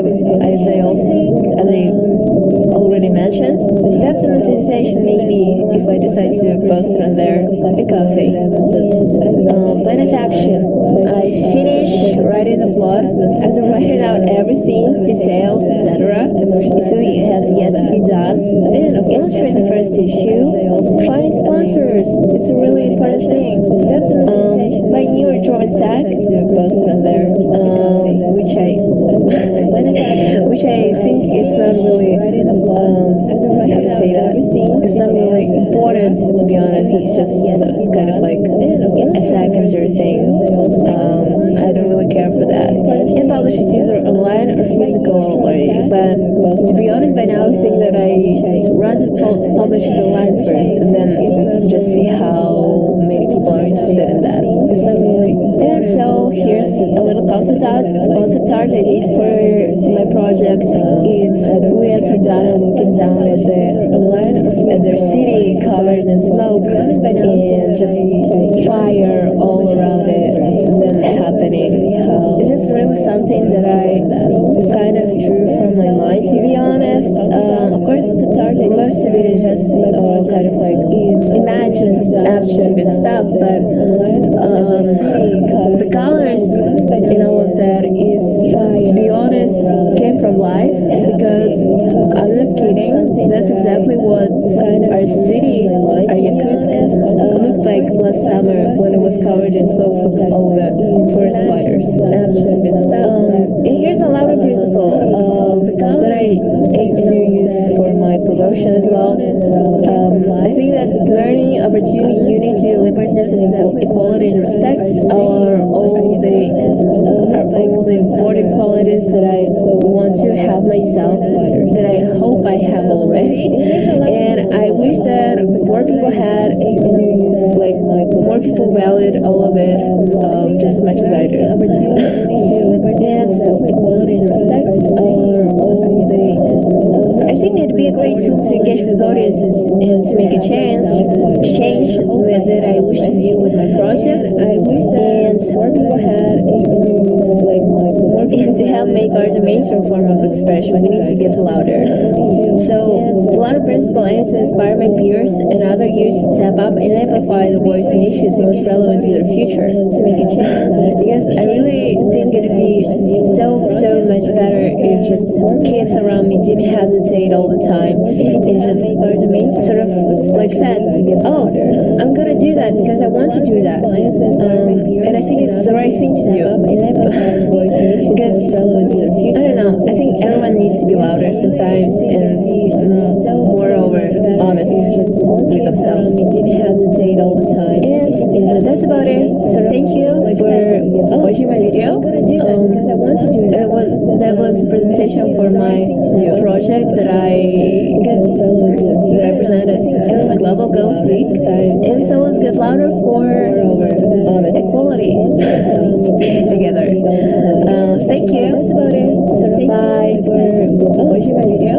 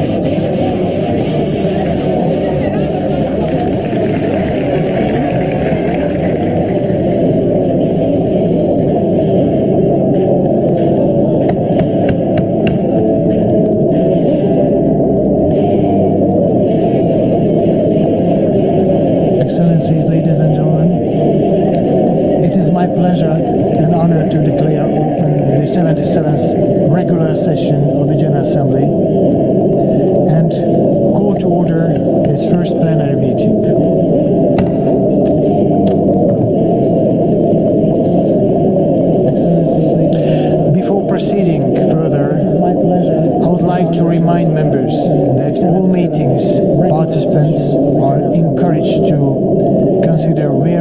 mask while indoors, including the General Assembly Hall and in conference rooms.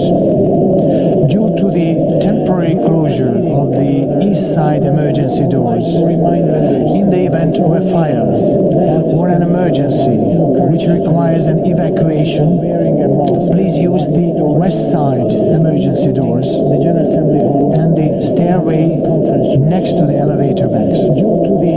Those in the third and fourth balconies, please use the stairway next to the elevator banks. Which requires an evacuation, please use the west side. Now, in accordance with the Rule 62 of the Rules of Procedure of the General Assembly, I invite representatives to stand and observe 1 minute of silent prayer or meditation.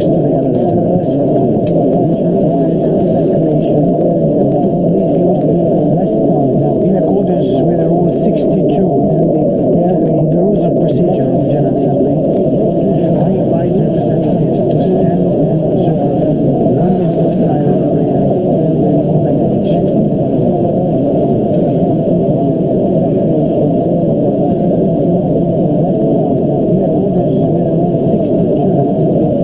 Thank you.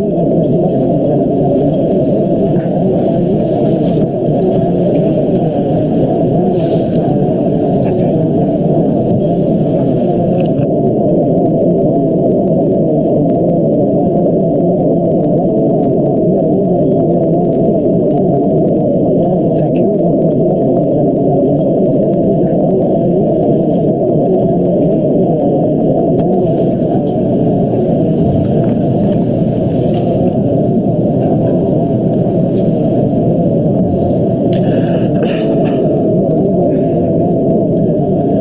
Esteemed Secretary General, distinguished permanent representatives, Excellencies, friends, I am deeply honored to address you today for the first time as the President of the General Assembly.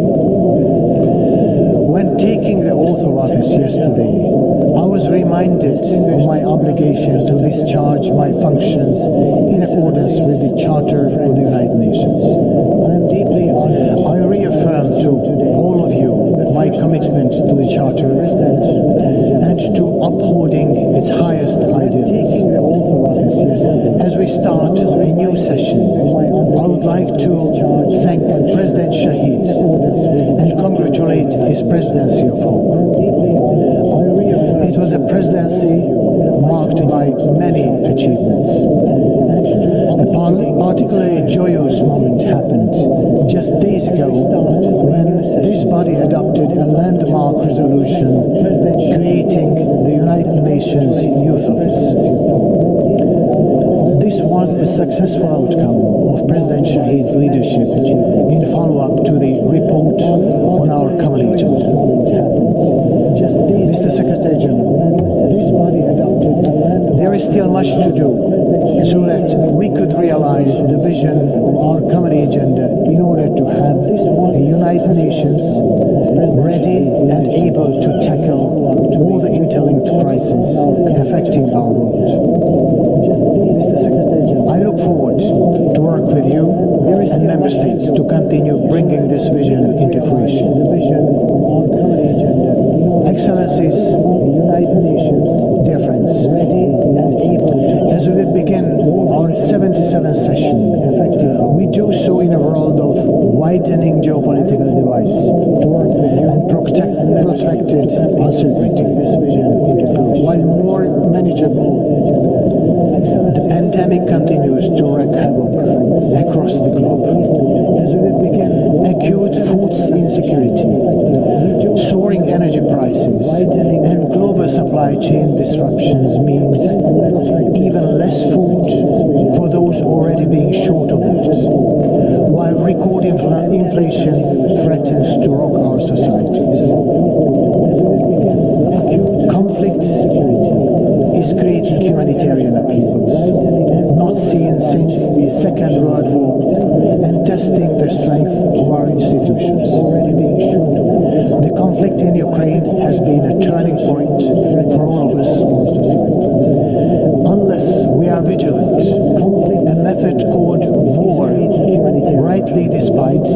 criticized and denounced for decades could reappear more frequently in the toolkit of our international life. We must do our utmost to uphold and protect the values and principles of the United Nations Charter.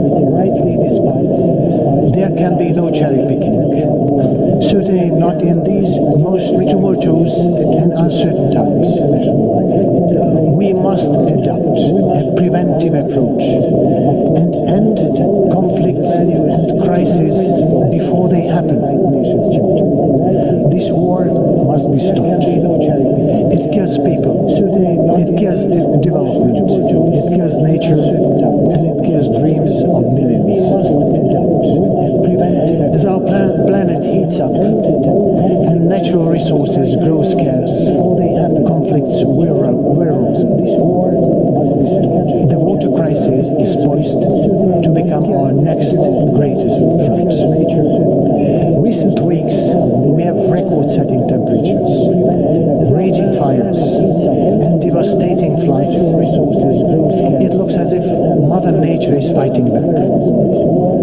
But few of her weapons are as destructive as the ones that we have created ourselves. Never in the past 40 years has the risk of using nuclear weapons been greater than it is today. This ominous reality calls all of us to unite around the issue of disarmament. This also holds true for small arms and light weapons, the proliferation of which is a great obstacle to our development and progress around the world. We must work to stop their illicit trade. We simply cannot go back to business as usual, as we understood that before the pandemic. We will not be returning to the old normal. The only way to achieve better outcomes is to transform. The contours of the transformation we need are already known. The Agenda 2030 for Sustainable Development, the Sendai Framework, the Paris Agreement, and our common agenda all point us in the right direction. What remains to be seen is whether we will deliver. The Agenda 2030 for Excellencies, ladies and gentlemen, the world is looking to the United Nations for answers. As the organization's chief deliberative body, the General Assembly bears a special responsibility. Having begun my tenure as President, I aim to harness the great talents of this community of member states in forging the systemic solutions needed to transform our world. In accepting this privilege, I vowed to serve as an agent of multilateralism, multiculturalism, and multilingualism. I pledged that impartiality would be the hallmark of our operation. My team and I will do our best to push for solutions through solidarity, sustainability, and science, the motto I've chosen for this presidency. It is my intention to stand firm on the principles of the United Nations Charter, which brought us together 77 years ago and which holds us together today. Anchored in international law, they provide us with a solid foundation from which to build.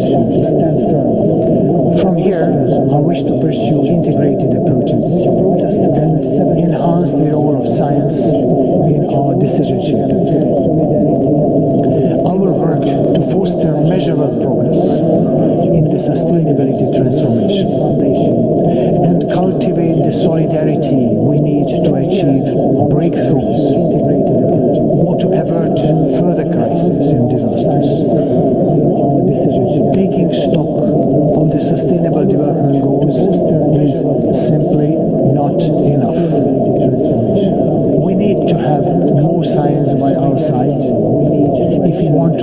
realize the goals by 2030.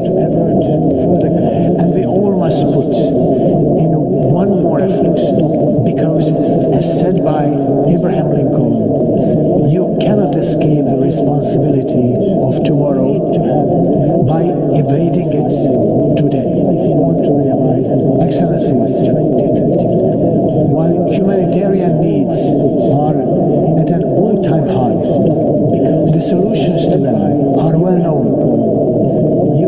The United Nations is able to bring resources to provide life-saving assistance. We must use them to the best of our abilities. We cannot let geopolitical tensions or distrust to ultimate obstacles to the prevention, to the preservation of human rights and human dignity. We must use them. Human rights are inherent to all of us. We cannot let justice and the rule of law are essential to shaping a world in which the respect of human rights and the fundamental freedoms will prevail. Next week's high-level meeting to mark the 30th anniversary of the Declaration on the Rights of Persons Belonging to National or Ethnic, Religious and Linguistic Minorities will be an opportunity to embrace human rights and take a holistic approach to them. I invite all member states to incorporate voluntary pledges in their national statements to jointly advance the implementation of the declaration and ensure that this meeting has a positive and forward-looking outcome. I invite all member states. In that realm, I look forward to working in partnership with the Human Rights Council and take this opportunity to congratulate Mr. Volker Turk on his appointment as UN High Commissioner on Human Rights. I will do my utmost to bring our offices in closer communication. Excellencies, throughout my work, I will engage closely with the Security Council, the Economic and Social Council, and other relevant UN bodies. I intend to further the critical revitalization process, as well as pursue the ongoing key reforms led by the Secretary General to make the General Assembly and the United Nations as a whole fit for purpose. But governments do not have a monopoly on good ideas. Listening and learning must transcend these weeks. As we deliberate, we must meaningfully engage with our civil society partners, academics, the private sector, enabling researchers and practitioners to lend solutions that are rooted in facts, verified information, and science. Civil societies hold first-hand knowledge, which is critical to the identification and implementation of context-specific solutions. It is vital that we seize this opportunity to be inclusive, ensuring that civil society feels ownership over and belonging in multilateralism. We must also reach out actively to young people, engaging them in what we do, so that when they sit in these seats, they could come with better plans and better ideas than we did. My door will always also be open to faith-based organizations. Many ideas of them do overlap with those of the United Nations. I am also reaching out to the private sector and key financial institutions. I intend to work closely with them, listen to their concerns and their ideas, and search for implementable solutions together with them. As COVID-19 restrictions are lifted, this will be the first year since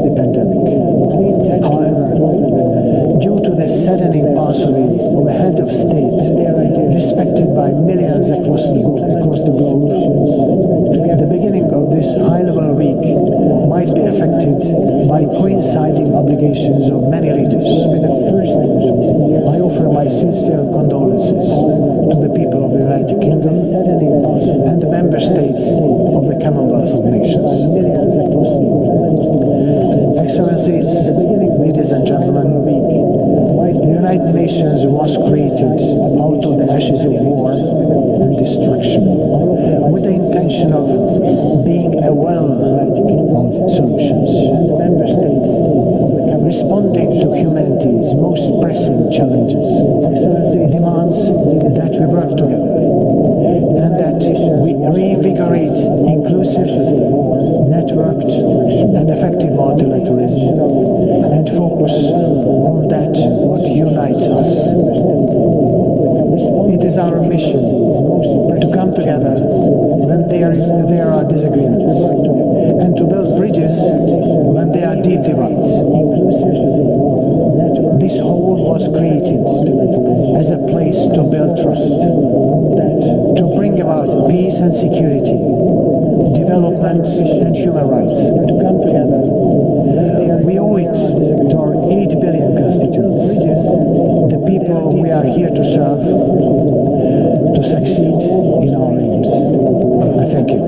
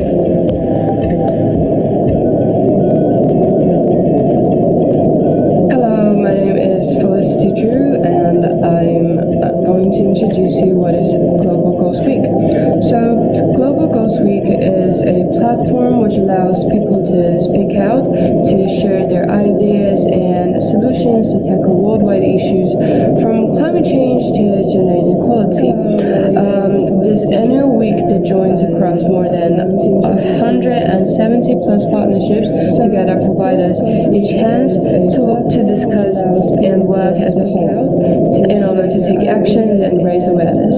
It is also to accelerate actions on sustainable development goals, especially in the UN General Assembly High-Level Week. Its partners range from business, academia, and far more, including Global Citizen Capital, Google, and Nike. Here we make sure that no one is left behind in reaching the sustainable development agenda and that everyone has an equally important voice. So, about me. My name is Felicity Drew, and I'm currently a sixth form student studying in the United Kingdom. I've always been interested in scientific subjects, so in school I do biology, chemistry, and double math for my A-levels. So, about me. As a child, I was a very common visitor to hospitals because I suffered from ventral plexus injury and I needed frequent therapies. So I performed my first surgery at the age of 8, coming back to school with a plaster on my arm and realizing that I was a little different from everybody else in the class. And I remember I always had a sense of confusion and shame because of the injury, and I was so tired of all types of therapies deal with. So later on, when I started to do biology, it was actually a type of self-discovery to me. I was able to relate myself to topics like nervous systems and stem cells, and was generally loving the world of the sciences. So my interest in biology, as I mentioned before, started in my childhood. Currently, I'm writing a review essay relating unconventional ways of treating Parkinson's disease, including caffeine, cannabis, and herbal medicines. I find doing such research meaningful and fulfilling, as PD is the second most common neurodegenerative disease among elderly, and that this is a great topic linking all sciences from genetic mutations and neuroinflammation receptors to topics such as dyshomeostasis. Well, other than that, I'm a big fan of genetics, and I managed to combine my mathematical skills to genetic algorithms by coding to model evolution. All sciences from chemistry allows me to look at interactions and structures of atoms in a molecular level. What fascinates me the most about chemistry is when we combine the theories into experiments, when the reactions happen following the rules that we've already explored. It's also a subject that requires a great level of precision, such as when neutralizing acids and bases. Well, the first topic that I'm going to talk about is climate change. So how are we going to use chemistry and biology to tackle climate change? So it's actually a great topic that deeply connected to biochem. It's a multi-factor problem that affects the distribution of species, the development of animals and plants, and life cycles of animals and plants. So in the past, some efforts in the field of chemistry have been made to reduce the increasing worsening of climate change. For example, in 1987, an ozone-depleting chemical known as chlorofluorocarbons was banned worldwide in action to reduce the sharply rising level of UV light reaching the Earth's surface. However, more has to be done. The important role of chemistry plays from developing cleaner fuels to increase efficiency of engines to the creation of new transport sources, electric cars that require less burning of non-renewable sources. In addition to that, studying chemistry helps us to understand the atmosphere, monitor air and water conditions, to collect evidence for global climate change, and to develop new energy and carbon emission solutions. Well, the effect of climate change has not only affected the ecosystem, but also our society, especially those that are in existing vulnerable groups such as women and LGBTQ plus people, as they tend to be more reliable in the infrastructures and transmission facilities. However, biology made back up the group. So a team of researchers gathered 500,000 genetic profiles from UK Biobank in 2019 and found that same-sex behavior is influenced by not one or a few genes, but many.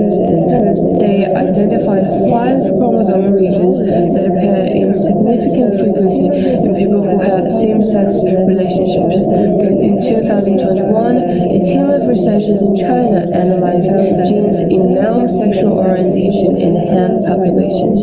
They also found 2 genetic loci in relation to male homosexuals. These findings addressing same-sex orientation to genetics can enhance civil rights and reduce bias. When reflecting on the outbreak of COVID-19 and how we as a whole community responded to it, I realized that there is far more that we have done and can do to get ourselves prepared for the next possible outbreak of pandemics. The lack of education and preparation can cause unnecessary fear in people and extreme policies or actions taken by the government. Where biology comes in the preparation prevention of pandemics is that first, through assessing the effect of different genotypes and environmental exposures on viral infections. Second, we can predict individuals who are more susceptible to the disease and those who respond better to a specific type of therapies. So what's next for me? The most important aim for me is to use my knowledge and research abilities into real-life scenarios to make a change and positive impact on global problems using what I've learned and what I'm going to study. I believe that using these knowledges, I can make an impact. So being a role model to my peers and people around me is the first step. Then I would want to inspire others by educating them through taking actions like presenting ideas, tackling global problems using biochemistry. Afterwards, I would wish to use my power and impact to address existing social problems that are related to exacerbated by climate change, such as gender equality.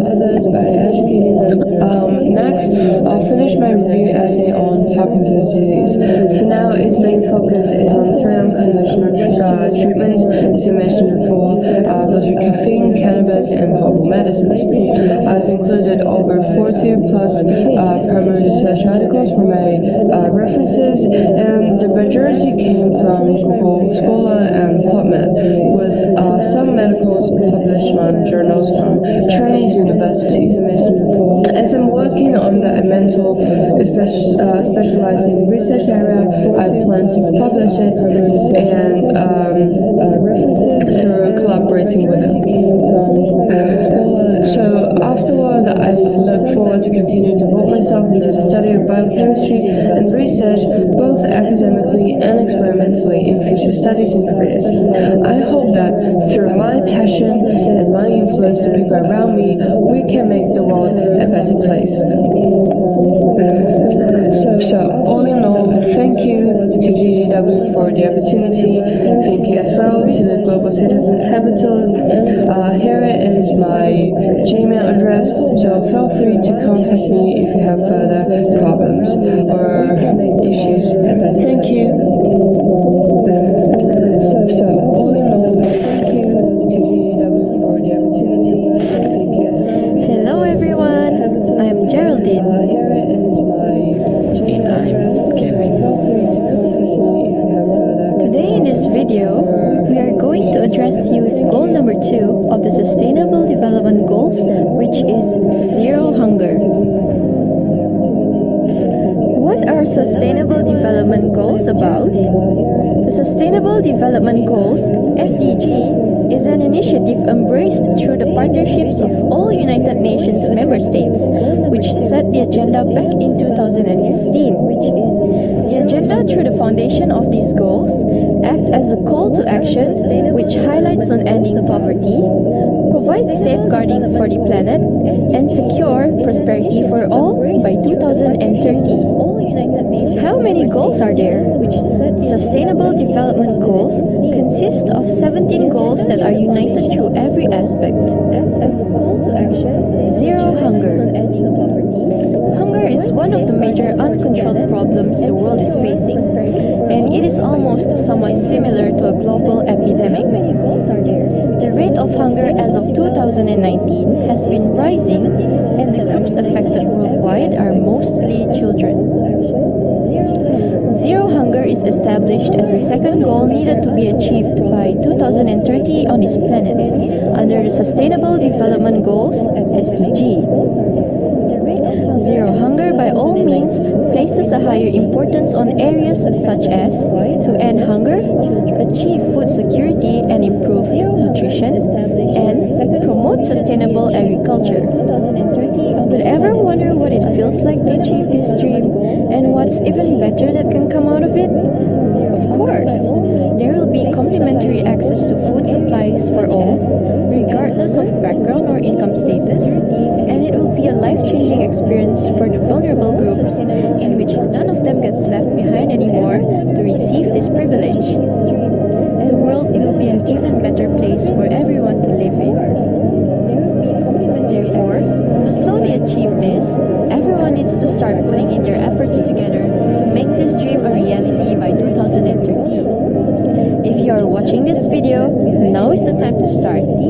worry if you just realize this issue. Everyone needs to start from somewhere, no matter big or small the effort is. To slowly achieve this, everyone needs to start putting in their efforts. In this world, 821 million people are suffering from hunger, according to the World Hunger Statistics. More than 1 in 9 of the world population do not get the privilege to eat enough, while 1 in 3 of the world population experience undernourishment. 1/3 of food is wasted across the world. Zero hunger in 2030 underscores the global access to nutritious food and attaining food security for all. Here's how we can help. The first step is to practice a healthy diet. Practicing a healthy diet means to eat healthily in a moderate way and not eating more than what your body actually needs, as this is unnecessary. The second step is to donate extra stocks of food to the needy. Extra stocks of food from warehouses or food businesses should be catered to those in need, which focuses on the school children and the marginalized groups. Thirdly is to follow a food plan when you shop. Make it a habit to follow a food plan when you shop, so you'll know what you actually need to consume, and no extra food goes to waste when it expires. The fourth step is to improve the logistics of food supply across the world.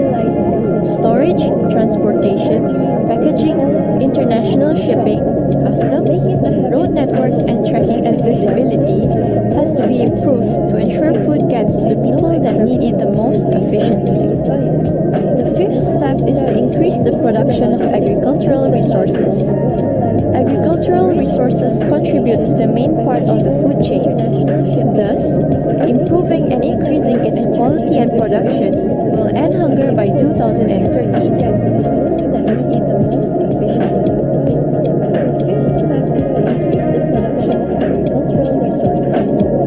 Agricultural resources contribute to the main part of the food chain. Thus, improving and increasing its quality and production will end hunger by 2030.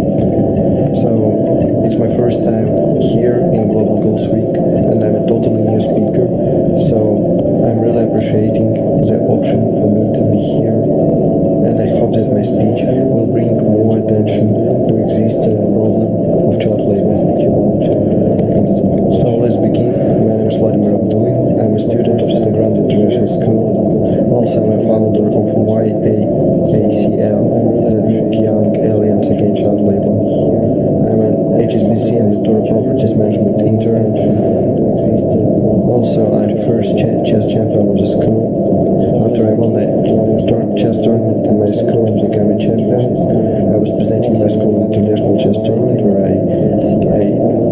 I was a semi-finalist. So basically, I'm 12th grade student who are into the studying and don't forget about my hobbies in my free time. So I'm Sinophile and Milan. Also, I'm a swimmer with 8 years old experience. By the way, I'm learning Spanish language right now. I received B2 level, and I hope that at the end of the year I will receive C1 level. I'm also a fan of boxing, volleyball, soccer, and basketball, and many other types of sports. So let's start with my young alliance against child labor. So I will briefly explain to you what is our alliance about. So here a brief explanation about our missions. So our biggest mission is to attract the attention of the world to the problem of child labor. Every member of our alliance is very sensitive about the problem of iniquity and the children who need to work instead of receiving a good education. Our alliance is looking for new teenage authors of the articles who have idea how to improve our world and get rid of the existing problem of child labor. If you are ready to share your thoughts with the world, we are welcoming you in our alliance. Our alliance is always ready to take in new participants.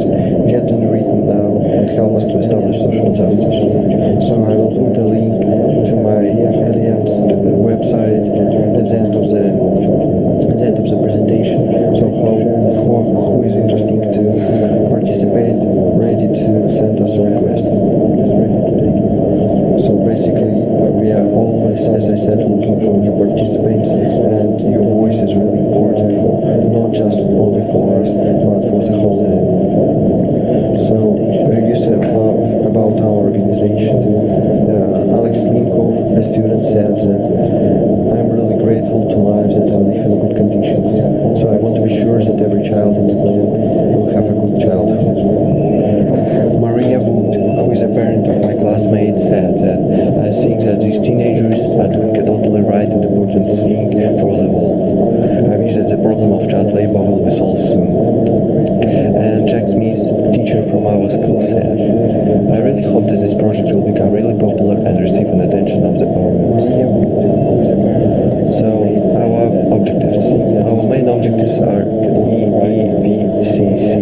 That means promoting equity, to give a chance on education, to improve working conditions, and to bring a happy childhood for everyone.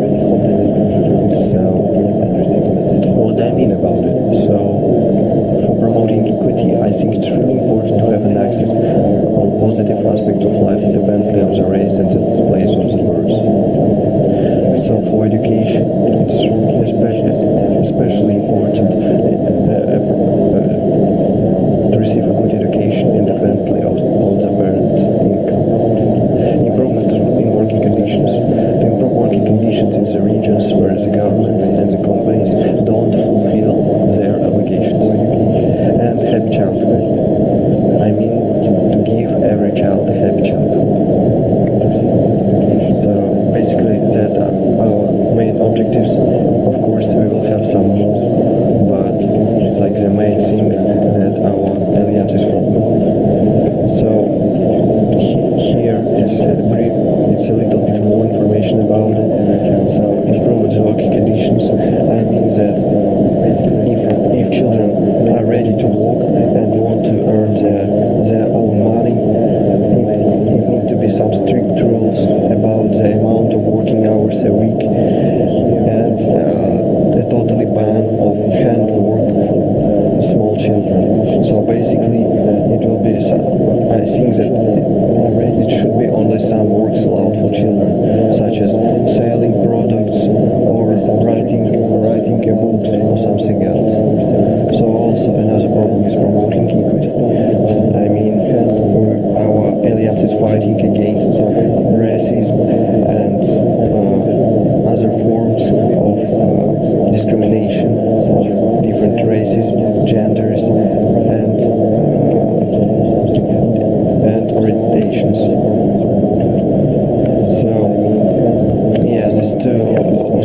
very important for us and the same important as other two aspects as happy childhood and education. So basically, happy childhood is it's a simple problem as some children need to work hard in their childhood, so they won't receive the good memories from their childhood.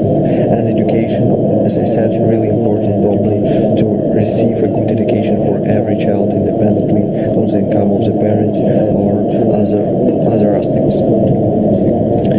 So these are four our main objectives that our alliance is trying to follow. So if you think that these objectives are really important, as we think, so we are welcome to write an article for us. So basically, here a link for my website and a QR code for you to either find, so you will either find me. Also, I'm happy to present you my own article about child labor that I wrote. It's about the horrors of child labor in Congo, where I'm explaining the problem using the economic theory. And it's really easy written, so everyone will find something interesting from it. So thank you all. I hope that my speech will inspire you to join our alliance. It's about the horrors of child labor in Congo.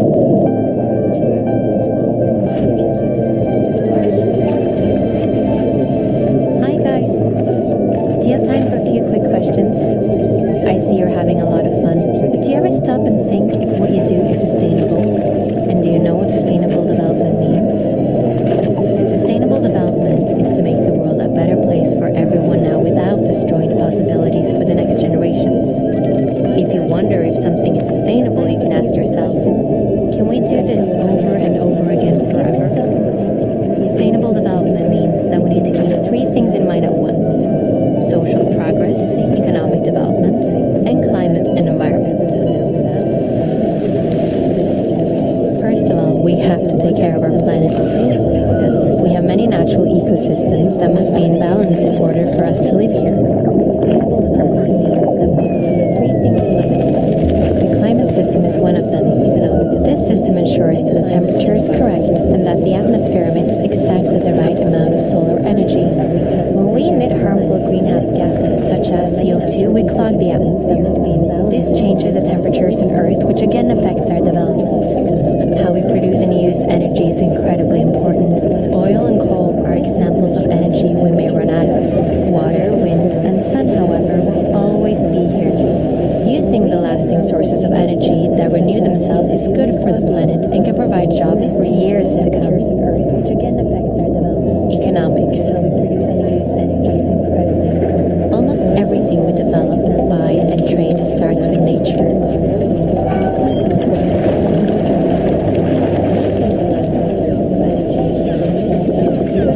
The smarter we use our natural resources and the better systems we create for a fair distribution, the more sustainable we are.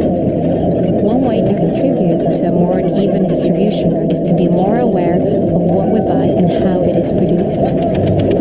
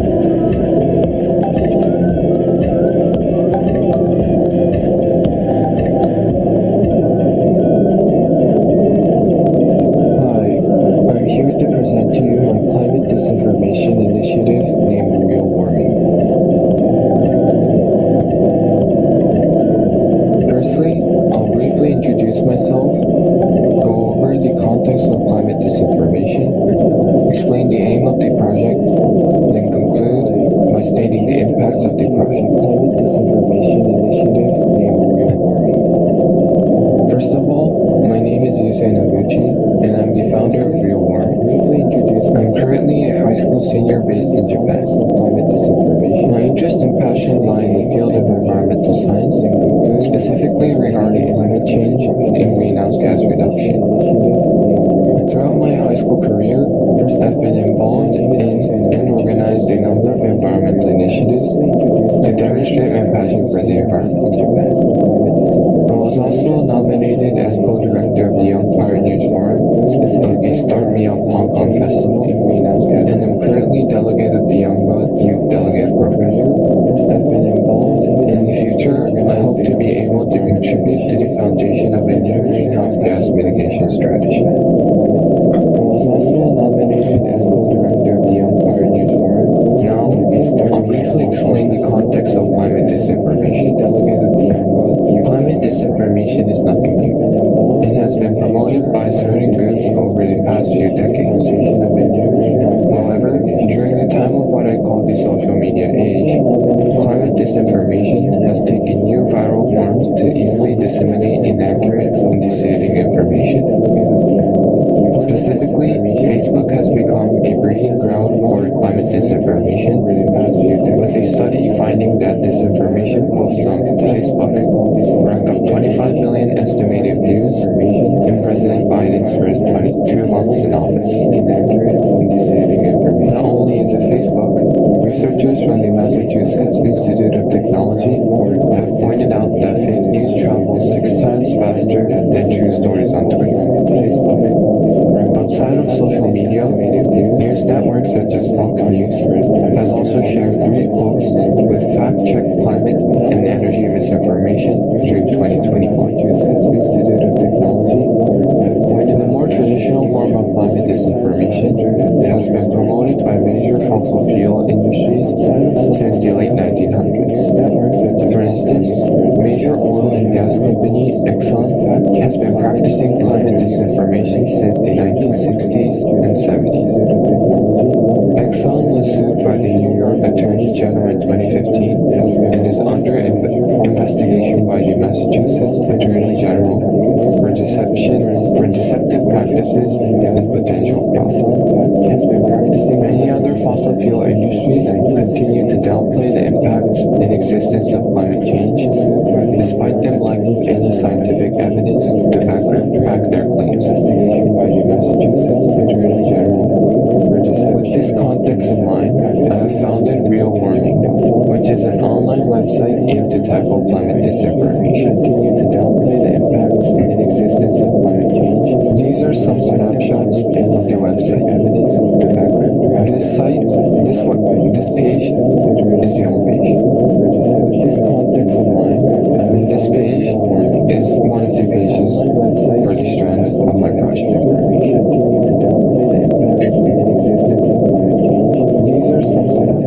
Now, I'll move on to the aim of this project. Real Warming seeks to identify 3 inroads to deliver a holistic impact towards advancing a net zero future. Real Warming specifically focuses on the nexus between climate change and disinformation, aiming to initiate, inspire, and innovate to tackle climate disinformation. Seeks to identify 3 inroads to deliver a holistic impact towards the first strand is initiate. The main objective of this strand is to educate people about climate disinformation through online articles. Specifically, this involves educating tips on how to avoid climate disinformation and a review of must-read sources on the real impact of climate change. Some of the must-read sources include an IPCC report on climate change and a recent article by the World Economic Forum regarding climate change impacts. A firm understanding of the real impacts of climate change and the tips to avoid climate disinformation will not only help to diminish the vulnerabilities to disinformation, but will also initiate productive climate change conversations. Economic Forum regarding climate change impacts. The second strand is inspire. Inspiring involves spreading awareness and publicity of climate disinformation, such as greenwashing and climate change denial campaigns, so that people are more cognizant of climate disinformation that they are exposed to. This strand includes the creation of articles labels leading to real disinformation campaigns, and proving that information is wrong, or in other words, debunking these campaigns. Examples of disinformation campaigns that have investigated include McDonald's and Coca-Cola for greenwashing, and Flexit for their climate change denial campaigns. Spreading awareness that Fortune 500 companies are guilty of climate disinformation.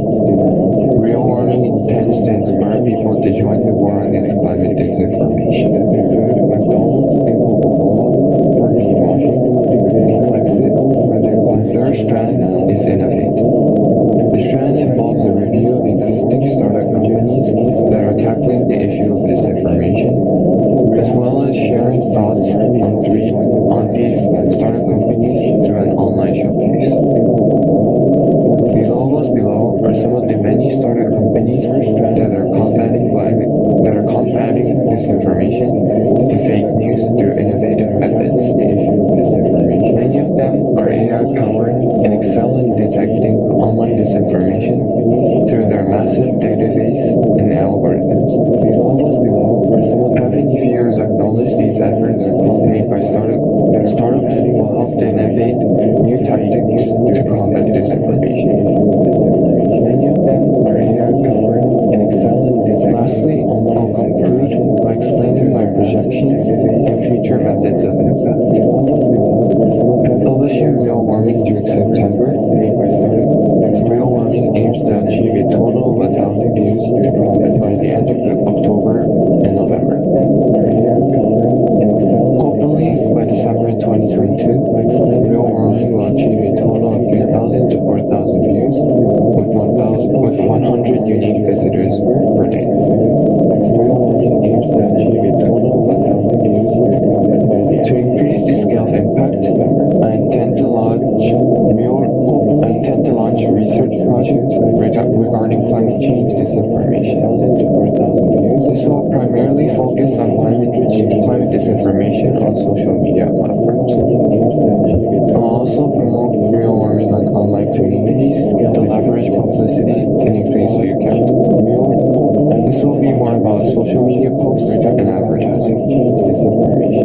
Other methods of impact include bi-weekly or monthly updates of articles regarding climate change disinformation, as well as collaboration with NGOs or other climate disinformation startups to boost recognition and impact. Thank you for listening to my presentation, and I hope you will also be aware of climate disinformation whenever you encounter them in the future, as well as collaboration with NGOs or other climate disinformation startups to boost recognition and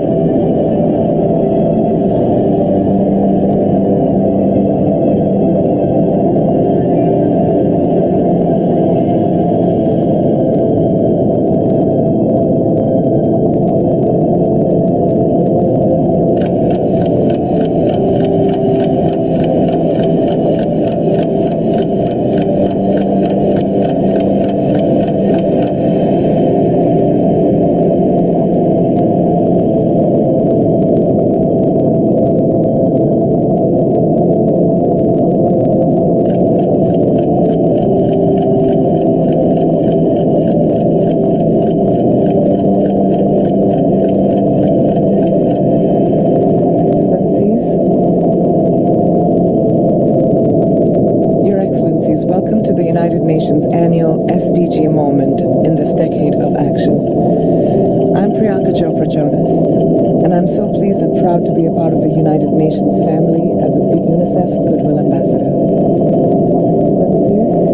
We meet today at a critical point at our world, at a time when global solidarity is more important than ever. As countries continue to struggle from the devastating effects of the COVID-19 pandemic, as the climate crisis upends lives and livelihoods, as conflicts rage, and as poverty, displacement, hunger, and inequalities destroy the very foundation of the more just world that we have fought for such a long time. And as we all know, all is not well with our world. But these crises did not happen by chance, but they can be fixed with a plan. We have that plan. The UN Sustainable Development Goals, a to-do list for the world. These goals were created hand in hand with people around the world in 2015. Together we have an extraordinary opportunity to change the world that we live in. We owe it to our people, we owe it to our planet. We all deserve a just, safe, and healthy world to live in. The present and the future rest in your hands, in our hands. But time is running out. We are nearly halfway to the 2030 deadline to achieve these goals. In the Secretary General's own words, we don't have a moment to lose. In this room are representatives of the very countries who signed up those goals in 2015. But time is running out. Leaders who can make that plan a reality in partnership with all of us. So today is about action, it's about ambition, but it is also about hope. It is about what we must do together to make the SDGs a reality. So Your Excellencies and friends, it is now my great honor to introduce the Secretary General of the United Nations, Mr. Antonio Guterres. It's about ambition, but it is also about hope. It is about what we must do together to make the SDGs a reality. So Your Excellencies and friends, it is now my great honor to introduce the Secretary General of the United Nations, Mr. Antonio Guterres. It's about ambition, but it is also about hope. Excellencies, honored guests, ladies and gentlemen.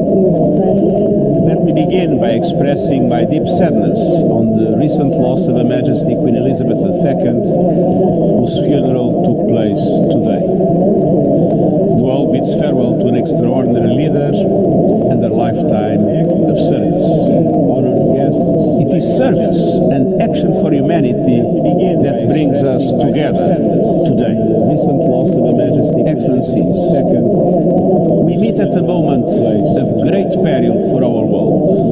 Conflicts and climate catastrophe, mistrust and division, poverty, inequality and discrimination for humanity, rising costs of food and energy, unemployment and declining incomes, massive displacement and dislocation, and the ongoing effects of a global pandemic.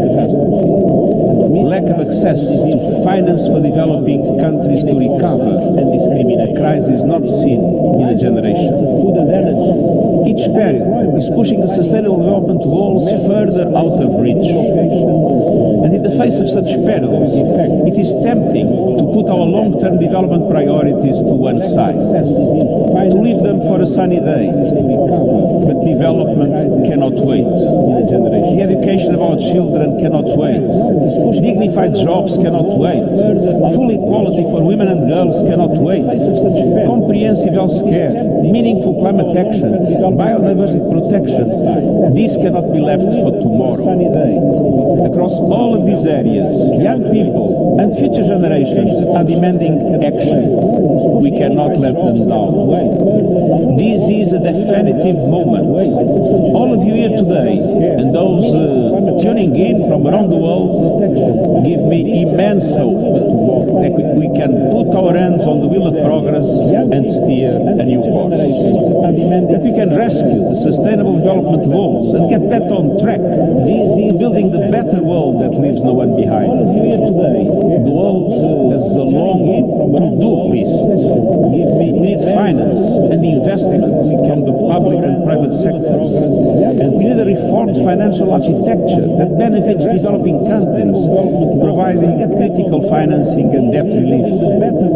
This is the only sustainable pathway to address the obscene inequalities that exist in every country while ensuring that the world doesn't slide into a recession. Governments need to invest like never before in the health, education, and well-being of all people, including refugees and migrants. We need expanded universal social protection to protect people against economic shocks while boosting job creation, especially in the digital, care and green economies. The Global Accelerator on Jobs and Social Protection for Just Transitions is one critical opportunity to reach these goals. We must all do more to lift up women and girls in every walk of life. And we need to save our planet, which is quite literally on fire. This means addressing the triple planetary crises of climate breakdown, biodiversity loss, and pollution. It means supporting the global biodiversity framework to transform how we use and preserve our natural gifts for the future. And it means moving away from our suicidal dependence on fossil fuels and jump-starting the renewable energy transition in every country, and supporting developing countries as they make this shift and adapt to the changes around them. Above all, there can be no sustainable future without peace. By embracing peace and tolerance, and more importantly, by living these values every day, we can move one step closer to the sustainable, equal and just world that every person deserves. Chers amis, distinguished friends, our task is tremendous, and young people demand that we take action, not just for ourselves, but also for future generations. If we are united, humanity will surmount all perils. Let us get to work. Let us place the world on the right track. I thank you.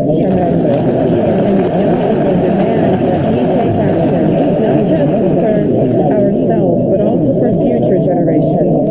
If we are united, humanity will surmount all perils. Let us get to work. Let us place it on the right 77th session of the United Nations General Assembly. His Excellency, Mr. Chaba Koroshi. Ourselves, but also for future generations. If we are united, humanity will surmount all perils. Let us get to work. Let us place it on the 77th session of the United Nations General Assembly. His Excellency, Mr. Chaba Koroshi. If we are united, humanity will surmount all. Mr. Secretary General, Excellencies, dear friends, the SDG moment was created to be a yearly wake-up call. In diplomatic language, a call and a reminder for all of us to remember what we need to do, and especially what we need to do to transform the vision of Agenda 2030 and the SDGs into a reality. In diplomatic or in simple terms, it is high time for us to seriously consider the state of the world, taking into account all of the consequences, whether we like them or not. It is timely and more necessary than ever to rededicate ourselves to the SDGs. Seriously consider Let me tell you why. the state of the world. First, because our transformative vision remains true and sound. عندما وضعنا أهداف التنمية المستدامة توحيد جميع الأطراف. When we can bring together all stakeholders across the world to agree on on a comprehensive framework of work in solidarity for change. We also managed to bring the global South and North together for a historic agreement embraced by consensus. Ever since, scientific evidence has proven that we were right with our diagnosis and with therapy offered. We also managed to bring, yet by most markers, we are failing our goals. I accept that we had COVID-19 sweeping over the world. The pandemic was a postcard from a future, a bleak future of interlocking global crises, one that we want to avoid and that we can avoid. We must now regain the speed lost to the pandemic and to our inaction. Solutions are at hand. Of interlocking global crises. On our timetable and schedule for sustainable development, for the forthcoming year, there are important events planned, important conferences on climate change, biodiversity, on water, and on the reduction of the risk of natural disasters. For the forthcoming year, key transitions need to happen. Just to name a few, a transition to renewable, carbon-free energy base and to green, inclusive and circular economies where food systems must also be transformed. We should also renew our multilateral commitment to establishing a science support mechanism. Carbon-free energy base, it can assist member states in their efforts by means of providing transparent scientific indicators and validation for sustainable development. We should also renew our multilateral commitment. Likewise, we must make progress on understanding the value of GDP and capitalize on the political momentum to go beyond it. Transparent scientific indicators. We cannot neglect the critical issue of financing in our discussions. That is why the high-level meeting on financing for development will take place at the same time as the SDG summit. To go beyond it, last but not least, we must look at the linkage between climate change and water holistically. Part of the solution we need to scale up is the action plan of the water and climate leaders. It is my hope that the UN 2023 Water Conference and the preparatory meeting I will hold on October 25th will spur major advances towards the implementation of SDG 6. It is my hope that, Excellencies, we need initiatives from the civil society, the voice and passion of the youth, the support of the private sector, but most importantly, you, the member states, to deliver on promises made. The 17 global goals are the to-do list, and they must be the to-do list of all leaders in this room, the private sector. We are the people who can get this, the to-do list of the world done. Thank you.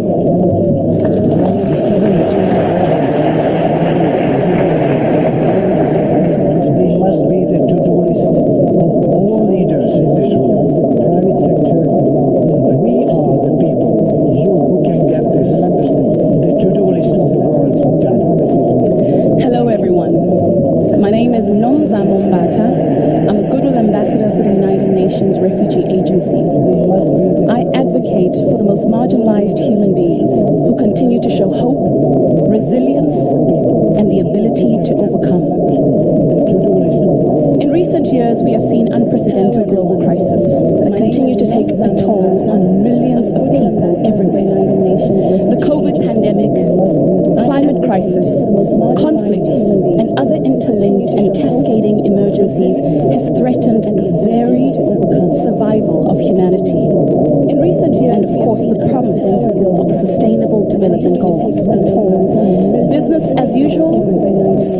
does not work anymore. And as we move forward, we have to make sure that no one is left behind. It is time to come together and check off the world's to-do list. It's time to be bold, to double down on our ambitions and actions, to create a better and more peaceful and prosperous future for everyone. To do that, we must look closely at the world today, especially where the gaps and the opportunities are. But most importantly, we must lift the lid of invisibility. So let's now take stock of the state of our world with a compelling film with the support of our collaborators, Deloitte. Thank you. Especially where the gaps and the opportunities are. But most importantly, we must lift the lid of invisibility. So let's now take stock of the state of our world with a compelling film with the support of our collaborators, Deloitte. Thank you. To end poverty and hunger, to halve global emissions. It didn't start out as planned. We're not moving in the right direction. Years of progress lost in the pandemic. Escalating conflicts, climate breakdown. So where are we now? For decades, we successfully fought poverty. Now it's on the rise again. 1 out of 10 suffer from hunger. More people than ever forced out of their homes. Climate disasters increasing. Droughts alone estimated to displace 700 million people by 2030. This year, CO2 emissions hit a new record. At this rate, annual emissions will be 14% higher in 2030. Meanwhile, fossil energy receives $700 billion in subsidies from governments. Safe water and sanitation not made accessible fast enough. Progress must quadruple to cover all people by 2030. Women are held back at all levels. At this pace, by 2030, 825 million children won't have secondary level education.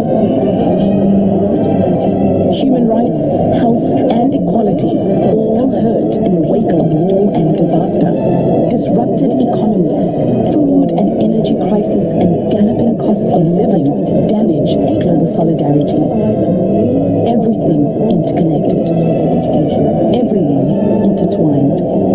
Human rights, health, and equality all hurt in the wake of business as usual won't cut it. Even though we made progress before, going back to pre-pandemic ways is not enough.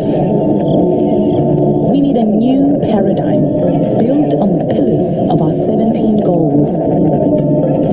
Rethink conventions, flip the orthodoxies. Governments, organizations, corporations, citizens of the world, snap out of it. It's time for bold climate action, to act for women and girls, for social justice and inclusion.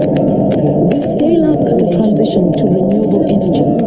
Create 85 million green jobs. Phase out fossil fuel subsidies and tax carbon. $2.8 trillion. Keep your promises.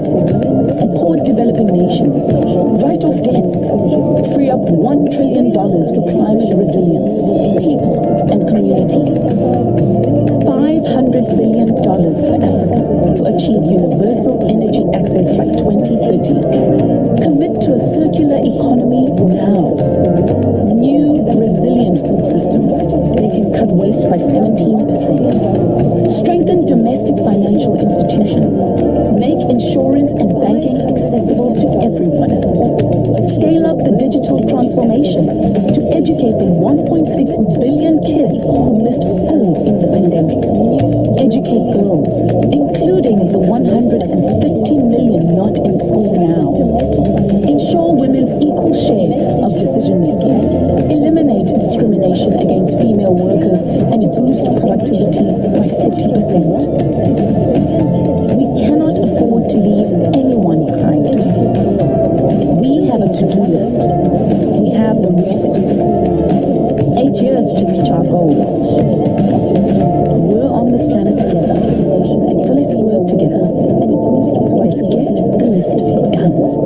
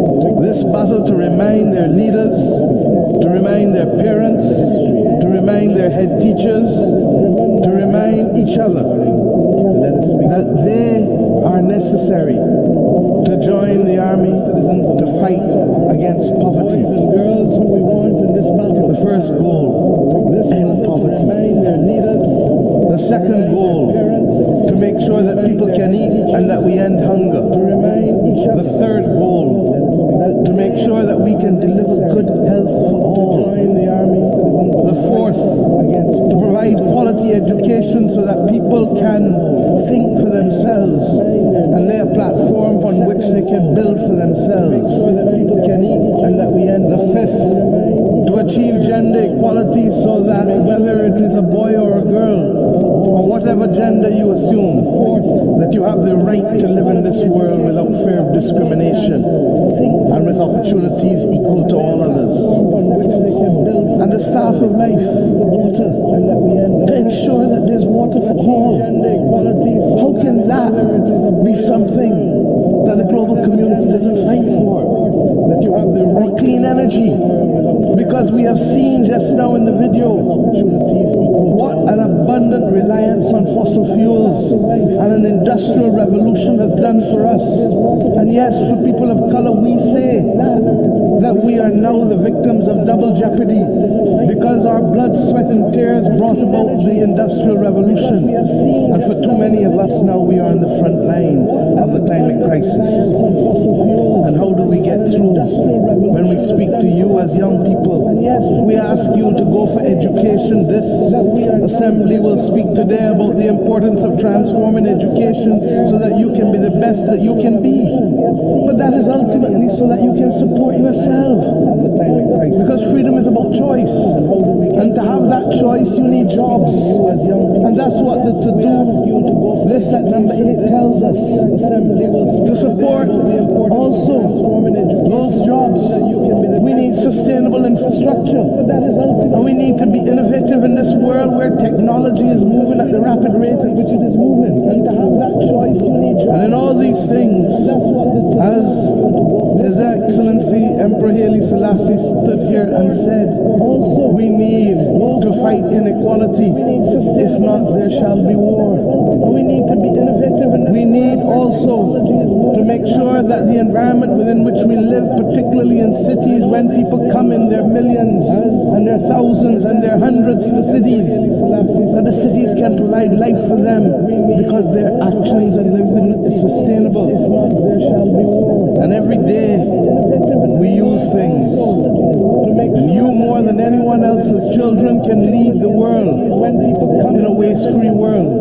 In a world that recognizes that if we take the plastics and we take the things that we just use and throw away, that they have to go somewhere. We use things. But you, the children, can lead the revolution to change our habits. And if you change those habits, then the to-do list of protecting the oceans and protecting life on land becomes a little easier. But we can't do that unless we also tackle the climate crisis. And those who must be on the front line must be those who expect to be living 10 years from now, 20 years from now, 30 years from now, 40 years from now, 50 years from now. My friends, and if we can do all of that, and if we can ensure fairness by ensuring that we can end conflict and we can end corruption, and we can tell the world that we don't want only to talk about the ending of conflict in the Ukraine. We want conflict ended in Tigray. We want conflict ended in Syria. We want conflict ended wherever it raises its head in the world. We want also conflict ended when it appears to be under the guise of criminality, like it is in Haiti. We want you, my friends, the children of this world, to hold us, the governments, accountable, and to recognize that we do have choice, and leaders can make decisions, and leaders are not constrained in the decisions that we make, and that everything does not depend on financing, although it is absolutely critical. And we will fight for financing, as I will speak later this week about, for the reform of the international financial architecture. But even without that, there are things that you and I can do. We ask you, the children of this world, to hold our feet to the fire and make this world a better place to live in. Thank you.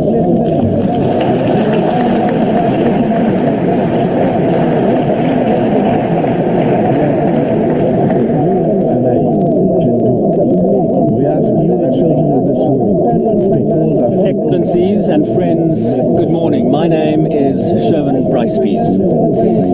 It is widely acknowledged that women have been amongst the worst affected by the economic impacts of COVID-19 and the current global cost of living crisis. Existing inequalities have been exacerbated and women have been pushed out of the labour force and into poverty and extreme poverty at higher rates than men across the globe. What has been less visible is a focus on investment in women as a solution. In this SDG moment, we are starting this SDG 10 Reducing Inequalities dialogue that we hope will spark shifts in perception and accelerate action. Joining us today are Rebecca Greenspan, the Secretary General of the UN Conference on Trade and Development, who has been co-leading the work stream on financing for the Global Crisis Response Group. Agnes Kalibata, the President of AGRA, Sustainably Growing Africa's Food Systems, and who was the Secretary General's Special Envoy for the 2021 Food Systems Summit. Melinda French Gates, philanthropist, global advocate for women and girls, and the co-chair of the Gates Foundation and founder of Pivotal Ventures. I have to take my seat in Kalibata, the President of AGRA, Sustainably Growing Africa's Food Systems, and who was the Secretary General's Special Envoy. There are now decades of evidence highlighting that investing in women, removing barriers to labour force participation, and closing gender gaps in the economy has direct translation to positive macroeconomic outcomes. Projection models highlight that simply achieving parity in the labour force would unlock trillions for global GDP and accelerate economic growth, just achieving parity. These impacts are significant across the board, but particularly where inequalities are the greatest. Rebecca, in response to the triple food crisis, energy and finance, the UN Secretary General established a global crisis response group to provide evidence, analysis and policy recommendations. What are some of the urgent actions the international community can take as we grapple and face this emergency? Thank you very much. Let me first say that as the Secretary General, we are challenged by cascading crises.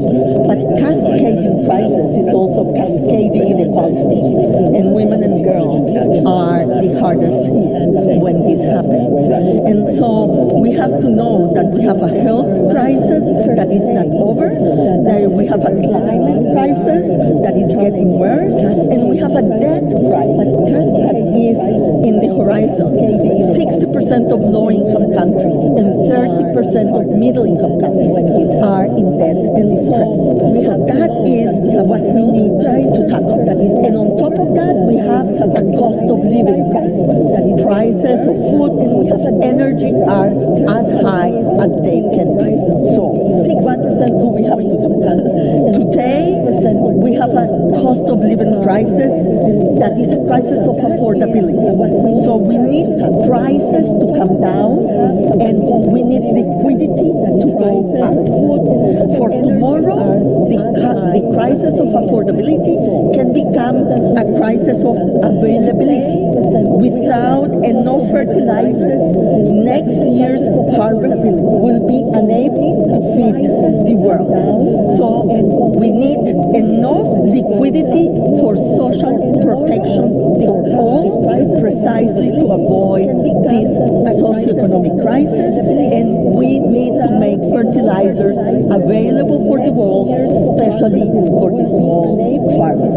So just to finish, we need to bring liquidity prices down, but we need also financial availability for the liquidity of countries to go up, for their fiscal space to widen, so countries can get social protection for their poor and vulnerable. All right, we'll come back to you in a second, Rebecca. Last year's UN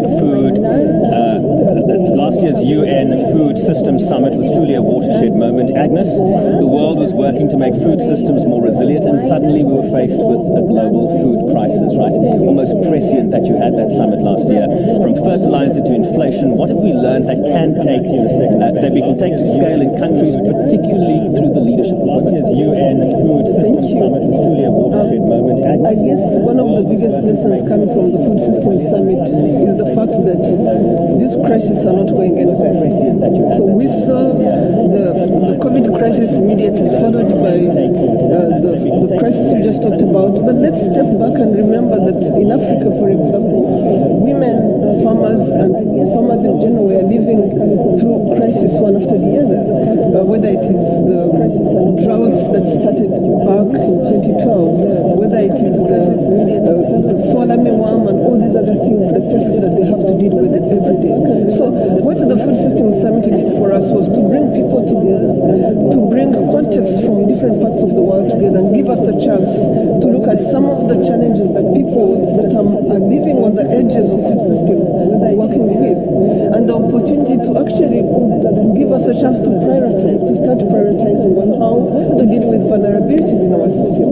So if you look at most of the countries that stepped forward, the number one thing that they were trying to address is vulnerabilities in the food system. The number two thing they were trying to address is the challenge and question of jobs in the food system. So for example, the African continent stepped forward with a common position, and if African countries implemented that common position, we wouldn't then have a challenge around jobs and around vulnerability, because that was the number one thing that they talked about. Even here in the US, the government put forward vulnerabilities and addressing the challenges of women as number one. So if countries could only take forward the 112 strategies that they put forward that prioritize women, that prioritize youth, that prioritize vulnerabilities in our system that were put forward by COVID-19, the world would be a different place. So my call is, let's go forward, implement those strategies that were put forward, but also private sector and civil society did step forward in a really interesting way.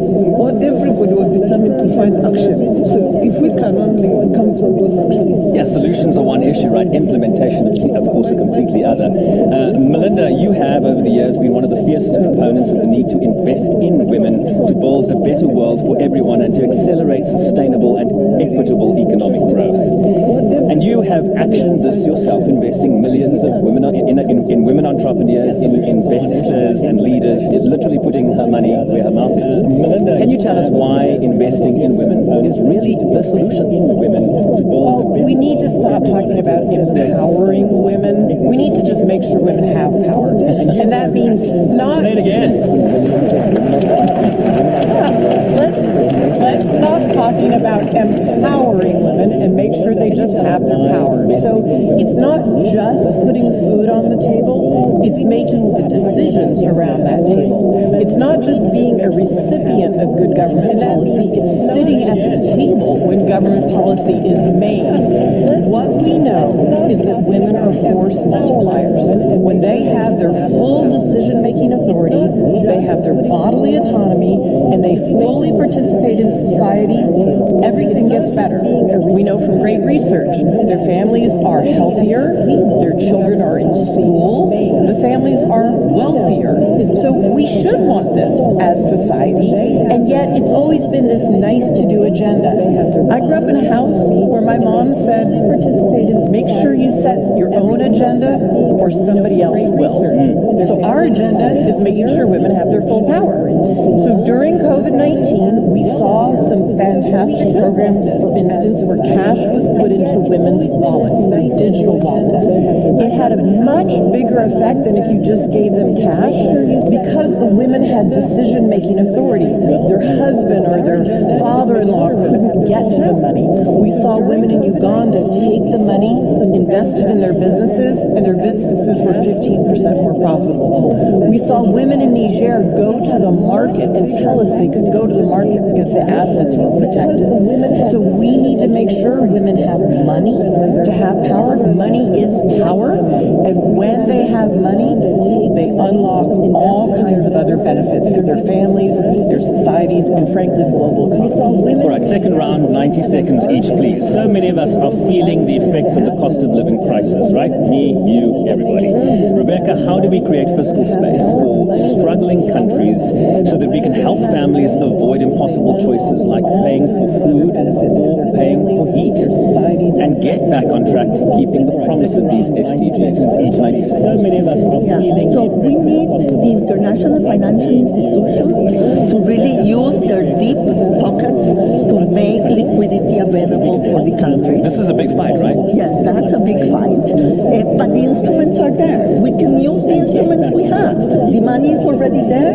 They can use it to cushion the blow of what is happening. And we need the countries to really have the social protection program that will allow for women to have the cash, to have the money, and for the households to be able to face this crisis. They cannot face it alone. They have less possibility to cope today because of the cascading effects, because we are after COVID-19. So countries and households have less possibility to cope alone today. And let me just say that precisely the SDGs is our main instrument to call for solidarity and cooperation. That's what we need today, solidarity and cooperation. And to support the Secretary General in his fight to bring more food and more fertilizers to the market to stabilize prices and be able to make it available for the people. And as you push for solidarity, we must acknowledge that sometimes consensus is very difficult to achieve in a room like this. Melinda, the issue of the care... but not impossible. Difficult but not impossible. Melinda, the issue of the care economy and unpaid and underpaid care really came to the surface during the COVID-19 pandemic, right? Recent figures show that school and daycare closures in 2020 led to an estimated 512 billion additional hours of unpaid childcare globally, not for men, but for women.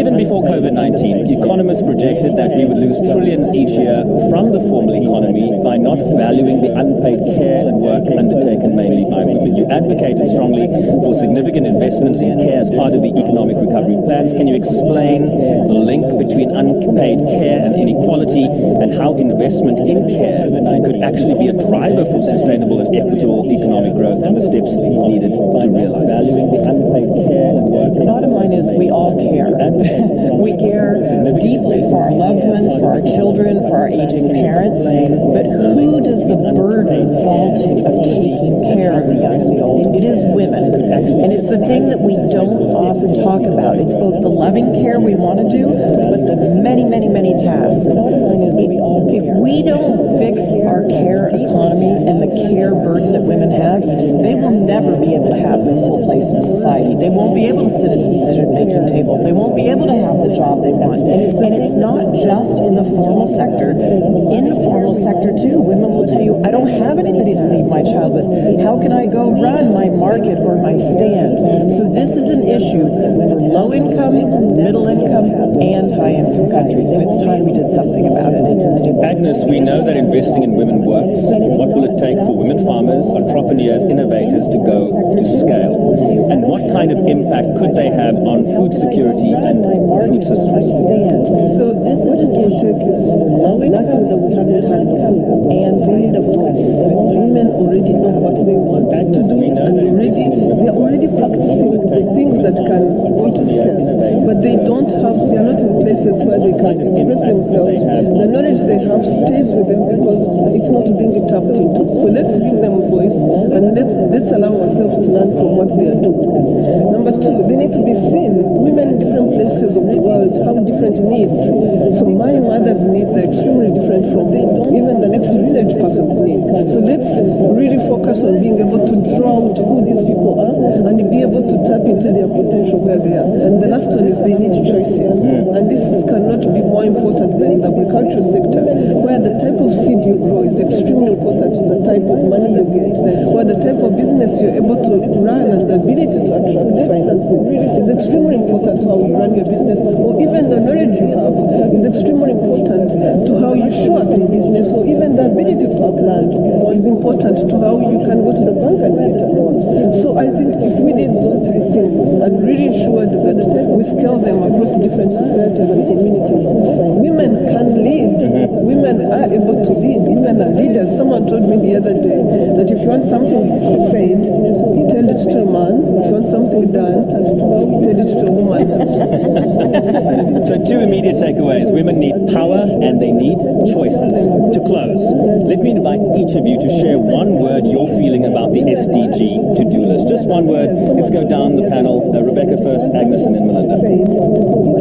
One word for the SDG. When you think about SDGs and the to-do list associated with those SDGs, what's the one word that comes to mind? Solidarity. Solidarity, that's one. Each of you to share one word you're feeling about the SDG to-do list. Just one 2 words, but I'll let you pass on that. Empowerment. Melinda? Hopeful. Hopeful. And on that hopeful note, please join me in thanking these extraordinary women for being part of such an important conversation. Thank you to you all. That's one. Your Excellencies, friends, we've come to the end of our dialogue on solutions to end inequalities. We know that it is simply paramount to empower and support women as key drivers for sustainable and equitable economic growth. Now, let me leave you with this. By 2030, more than 150 million women and girls could emerge from poverty if governments implement a comprehensive strategy, including spending more on social protections, investments in the green economy, better infrastructure, and education. We hope that this dialogue has resonated deeply with the work people everywhere are doing to bring about change in their communities, in their countries, and across the globe. Including, let me end with a quote from Nelson Mandela. Freedom, be that political, economic, or social, cannot be achieved unless the women have been emancipated from all forms of oppression. I've never regarded women as in any way less competent than men across the globe. Including, let me end with a quote from Nelson Mandela. Freedom, be that political, economic, or social, cannot be achieved unless the women have been emancipated from all forms of oppression. I've never regarded women as in any way less competent than men across the globe. Freedom, be that political, economic, or social, cannot be achieved unless the women have been emancipated from all forms of oppression. I've never regarded women as in any way less competent than men across the globe.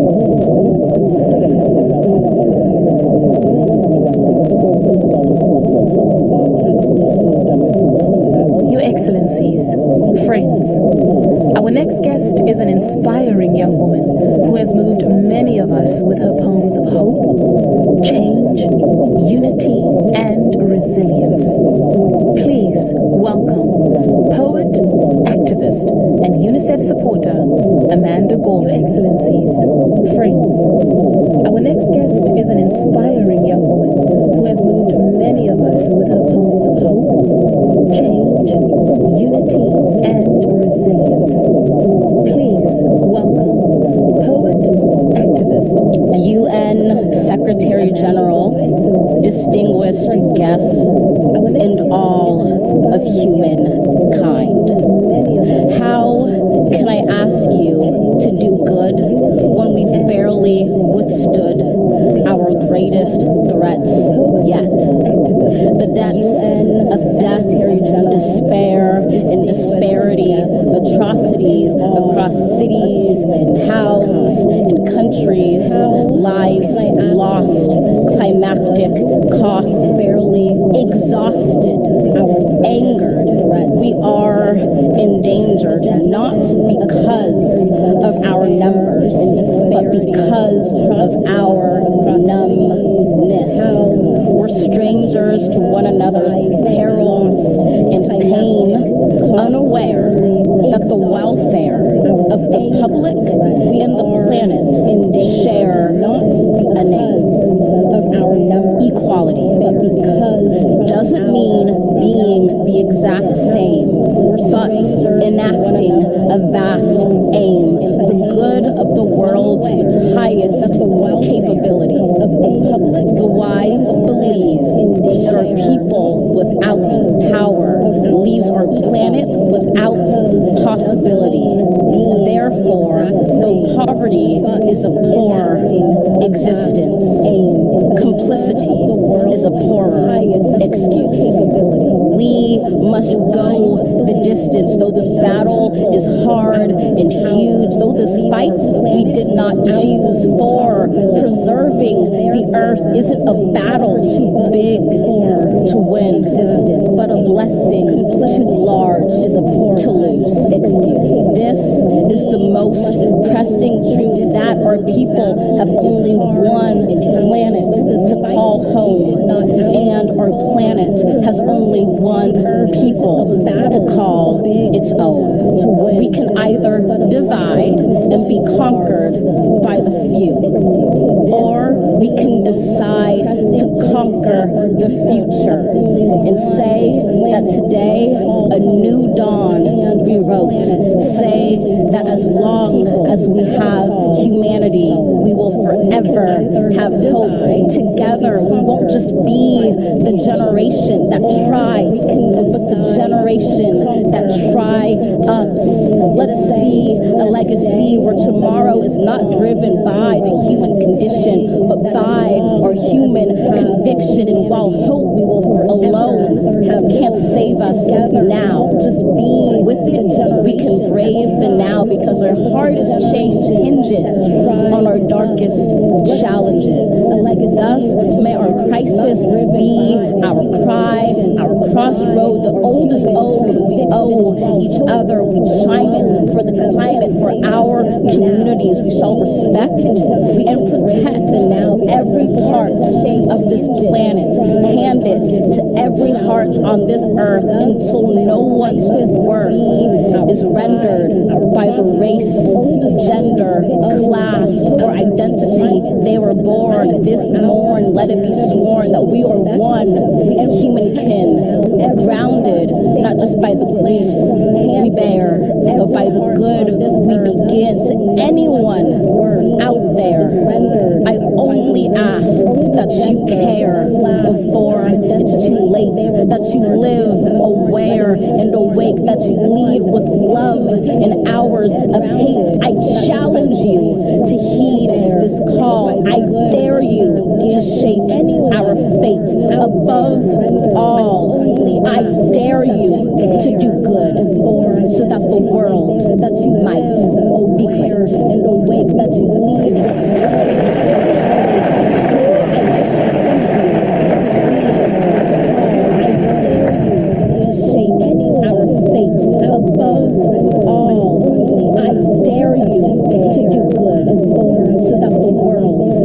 Your Excellencies, friends, a message from the Secretary General's SDG advocates, Blackpink.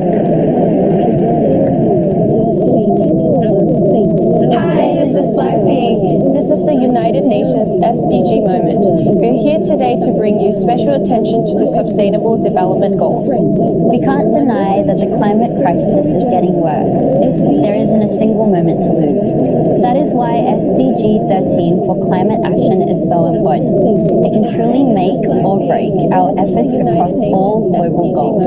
We must seize this moment and take actions to create a world that is more sustainable and leave no one behind. So what can we do? 첫째, 개인의 노력이 빚어낼 수 있는 효과를 과소평가하지 말아야 합니다. 우리는 탄소 발자국을 줄이고 에너지 소비를 줄이기 위해 지금보다 훨씬 더 많은 조치를 취할 수 있습니다. 예를 들어 식습관 같은 사소한 삶의 영역에서도 차이를 만들어낼 수 있는데 지역 농산물을 선택하고 음식물 쓰레기를 최소화하는 등의 작은 노력이 큰 변화를 만듭니다. 둘째, 소비 습관. 우리는 우리 생각보다 훨씬 더 큰 영향력을 가지고 있습니다.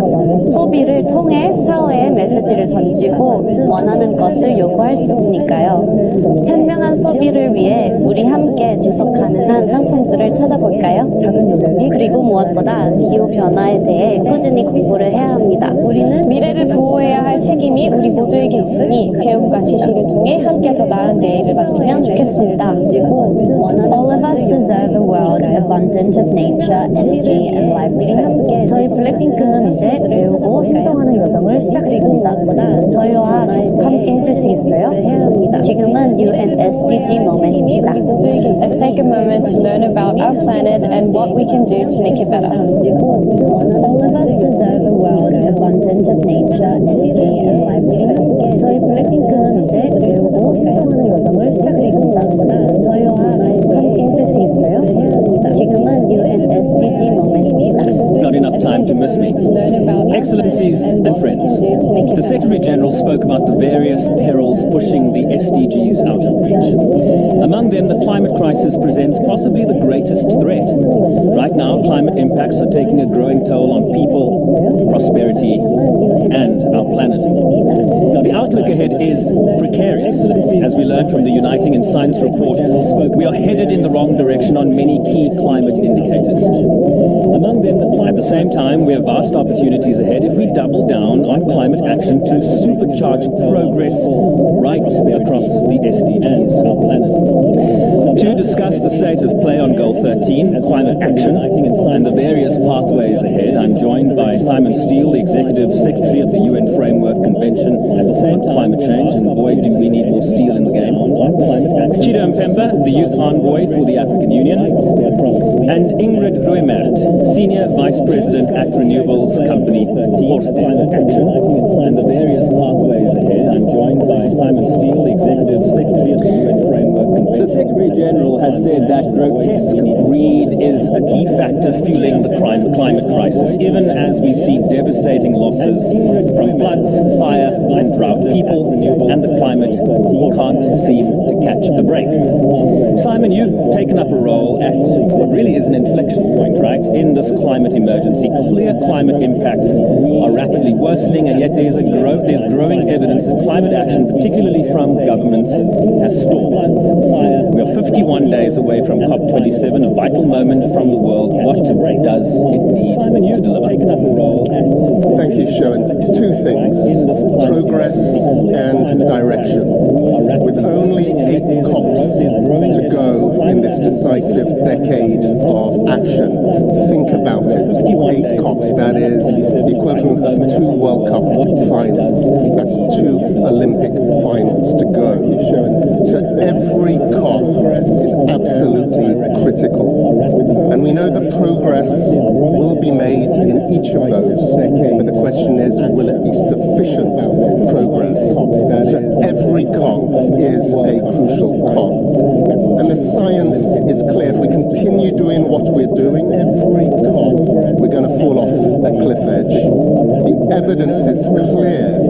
In every region, every country, we're seeing the impacts of climate change. Pakistan, the Sahel, across Europe, the US, the Pacific, the Caribbean, whether that's sea level rise, hurricanes, flood, fire, that list goes on. So we're at this inflection point, this tipping point.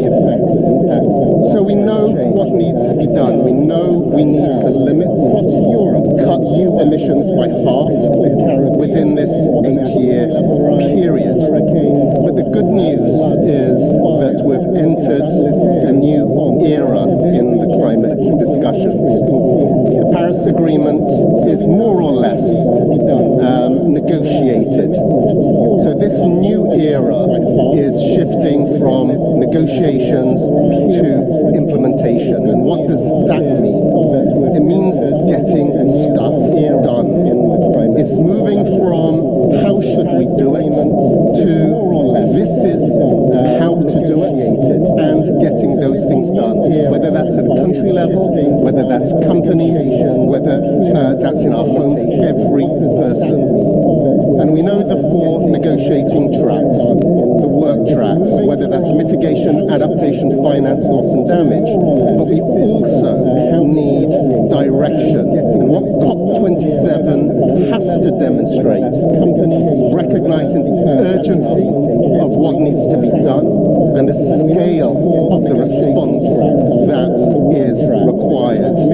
Because this is impacting real people. So there can be no backsliding as we leave that COP. And as we spend also think about Puerto Rico and the Dominican Republic right now, because Hurricane Fiona is barreling through those islands as we speak here. We have all witnessed young people on streets and online demanding credible and urgent climate actions from world leaders. Chido, you've spent the last 7 months traveling the African continent, meeting young Africans to help mobilize climate action. Can you tell us what you're hearing from young people about the solutions that they want to see now as we speak here? Thank you. I think what is standing out is that climate change is happening right now, and it's something that is very urgent, which is why we have a lot of young people in the forefront in this regard. I mean, when we consider that 7 out of 10 countries most vulnerable to climate change are in Africa, we realize that this mostly affects the young people as the largest demographic and the most vulnerable, who suffer from consequences of droughts and floods and other extreme climate events. And some of the solutions that have been coming, this is based on sitting with young women, sitting with a group of youth refugees that have also been affected through, issues with climate mobility. And they're saying that we need youth as a main stakeholder. We need to bring them to the table in the decision-making spaces, and also in local community action, national strategies, as well as global platforms. For youth and children that account for 40% of the global population, it means that we need to recognize that they're half of the number that we need on most of these platforms in order to provide the solutions for now and for tomorrow. In addition to this, we must have half of the emissions by 2030. We need to do it now. We do not have 8 years to act, but the action needs to actually start now. And we need to act, and we need to start building resilience from now, but ensuring that we also incorporate the young people who make up the largest demographic in Africa. And let's not forget it's an African COP this year, right, in Egypt. Ingrid, your work is focused on transforming not only how businesses operate, but also the entire energy system and the way in which it benefits all of society. We need a green, renewable revolution. Are you seeing one? What's holding back a faster transition? Yeah, thank you, Sharon. If you'd asked me just a year ago, I would have said no, I don't see a renewable revolution. But luckily, lately, political leaders have stepped up. The thing is, it's just not happening fast enough. My company at Ørsted, we developed the first offshore wind farm already 30 years ago. And 2 weeks ago, we commissioned the world's largest wind farm in the UK. So we have proven again and again over the last 3 decades that we can deliver clean, affordable energy on budget, on time. And it also will have positive impact on nature and on people. Because renewable energy actually delivers on most, if not all, the 17 SDGs. Clean and affordable energy for all, health and well-being through better air quality, life underwater, life on land. It spurs new industries, innovation, creates jobs, creates new skills, education, and I could go on. So the question is, of course, how do we then get the revolution going? And I would mention 2 things here today. First of all, we need to significantly speed up the build-out of renewables. Not in the next decade or next year. We have to start today. Governments need to speed up the allocation of land and of seabed. We need to speed up the permitting processes, which often take much longer than to build the actual wind farms. And we need to give developing economies capacity building, technology, and finance. And then secondly, we need to build it right. We should have our youth, our people, and our communities at the very heart of this revolution. Ensure that we create jobs, new skills, and we work with local supply chains. And we need to have a net positive approach to biodiversity.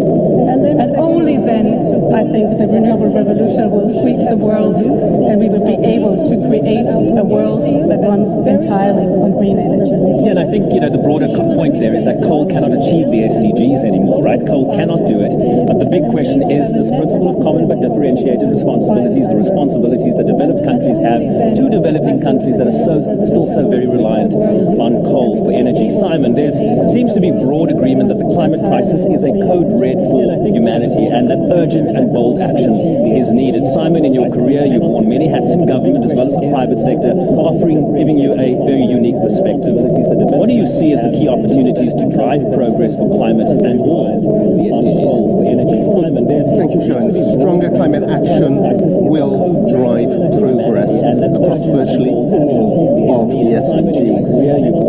Starting with the negative, climate change is a threat multiplier, and it negatively impacts our performance in those SDGs, whether it's destabilizing the global economy, whether it is lost productivity, $2 trillion estimated as lost due to a warming planet by 2030, loss of jobs, more people in poverty, the impact. It creates a conflict for our resources, the impact on migrations, estimated that by 2030, 200 million people will be displaced due to climate change, loss of jobs. But climate change also presents us with an opportunity if we take the right steps, and will be an enabler, can be an enabler in terms of that positive action, in terms of achieving the SDGs. Positive action in this area is a single greatest opportunity for us to build a safer, healthier, more resilient and more prosperous world. And this is not just for the present generation, it's for generations to come. So how do we achieve it? And it has to be for countries, companies, households, people doing what we know needs to be done in terms of tackling this crisis. And if we get it right, things will leak right now. If we get it right, it's our best opportunity at achieving the SDGs. Chida, what does resilience and adaptation mean to you and your peers? Why is it important, including dividends across other SDGs from investments in resilience and adaptation? And if we get it right, I think resilience is about protecting people and livelihoods from worsening climate impact and disasters. I mean, for young people, particularly in developing countries, it's about having a realistic chance to realize their full potential without declimated by climate impacts. Adaptation and resilience, for example, is also entailing us having to strengthen anticipatory actions and increasing investments which are human-centered. We need to put the young people at the center too. I mean, many people rely on agriculture, for example, for their livelihoods, and this sector relies on predictable weather patterns. And Africa is expected to feed 2.2 billion people, including 1 billion youth, by 2050. And this means that we need to increase those investments to ensure that we are adequate when it comes to food production for now and for the future. Ingrid, the final question goes to you. We know that the private sector has an oversized role to play in preventing climate change and is in many ways moving faster than governments are. Ingrid, last week we saw the founder of Patagonia give away his entire $3 billion company to groups and entities that are fighting climate change. Is this the tip of the proverbial melting iceberg? How do we speed up climate action and accountability and encourage more billionaires to give away their money to us? Yes, surely the action from Patagonia, I think, is one of the strongest expressions of walk the talk that I've seen so far. Because let's be honest, it took all too long for the private sector to get to the table. And our youth had to take the streets and ask for climate action to wake us all up. But now, of course, a large part of the private sector is at the table, which is good because we can develop new technologies, accelerate, scale, create jobs, educate, in short, be this catalyst for change. And I do see many signs of credible climate action and companies coming together, working across industries, such as the Steel Zero Initiative, to take an example. But three things need to happen. First of all, companies companies have to set targets and they have to be validated. And I would encourage all major companies to work with the Science Based Targets Initiative. Last year, my company, Ørsted, was the first energy company to have approved a net zero target long term. And it's not only the direct emissions that count, it is the entire supply chain, upstream and downstream. And that's why it's important to extend the targets to the entire supply chain, like we have done with 100% renewable electricity target.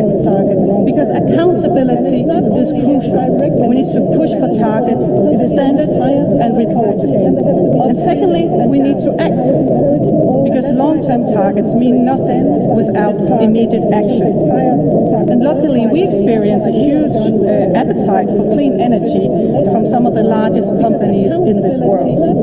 And of course, government should work with the private sector and ask companies to document, deliver, and disclose. And then finally, because sustainability needs to be at the core of every CEO's agenda. To do well by doing good. And concepts like Scope 1, 2, and 3 should be household language in every boardroom. And in the end, climate action is not only about technology, it's really about leadership.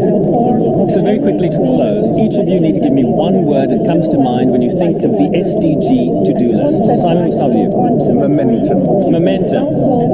Gino. Youthful. Ingrid. Energized. Momentum, youthful, energized. Why don't you get energized and thank our panel for their contributions today. Thank you all.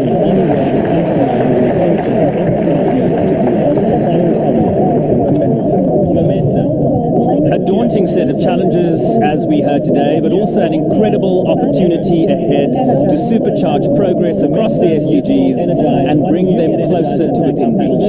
If we choose much bolder climate action, and boy, don't we need that in buckets. Thank you sincerely to our panelists. Much food for thought and much fodder for action we heard today, but also an incredible opportunity ahead to supercharge progress across the SDGs and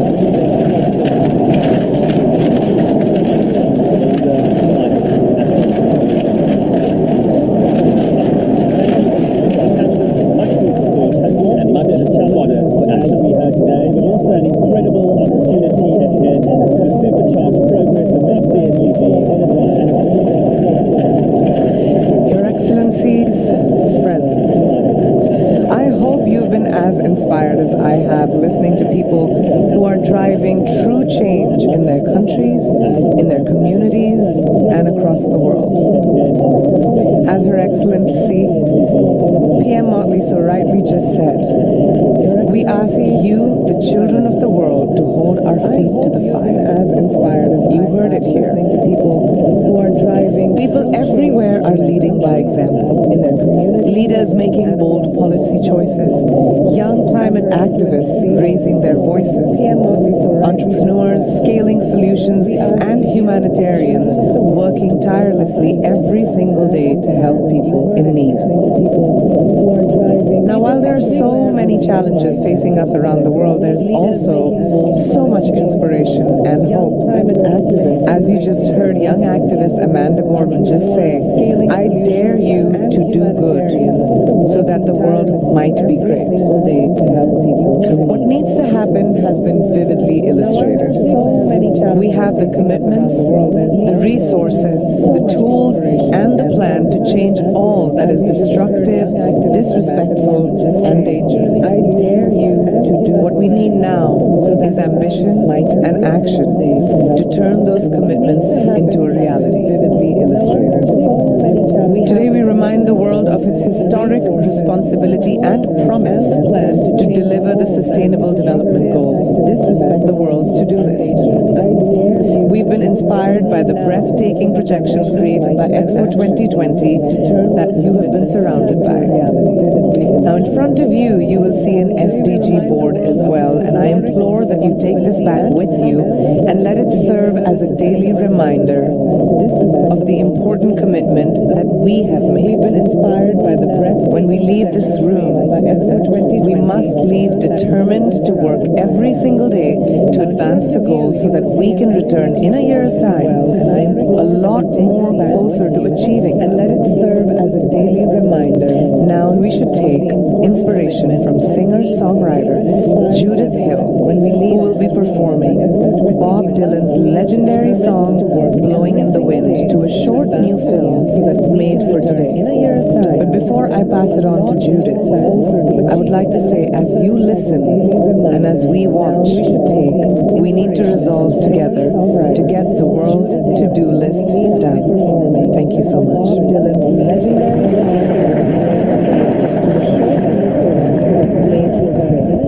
But before I pass it on to Judith, I would like to say, as you listen and as we watch, we need to resolve together to get the world's to-do list done. Thank you so much.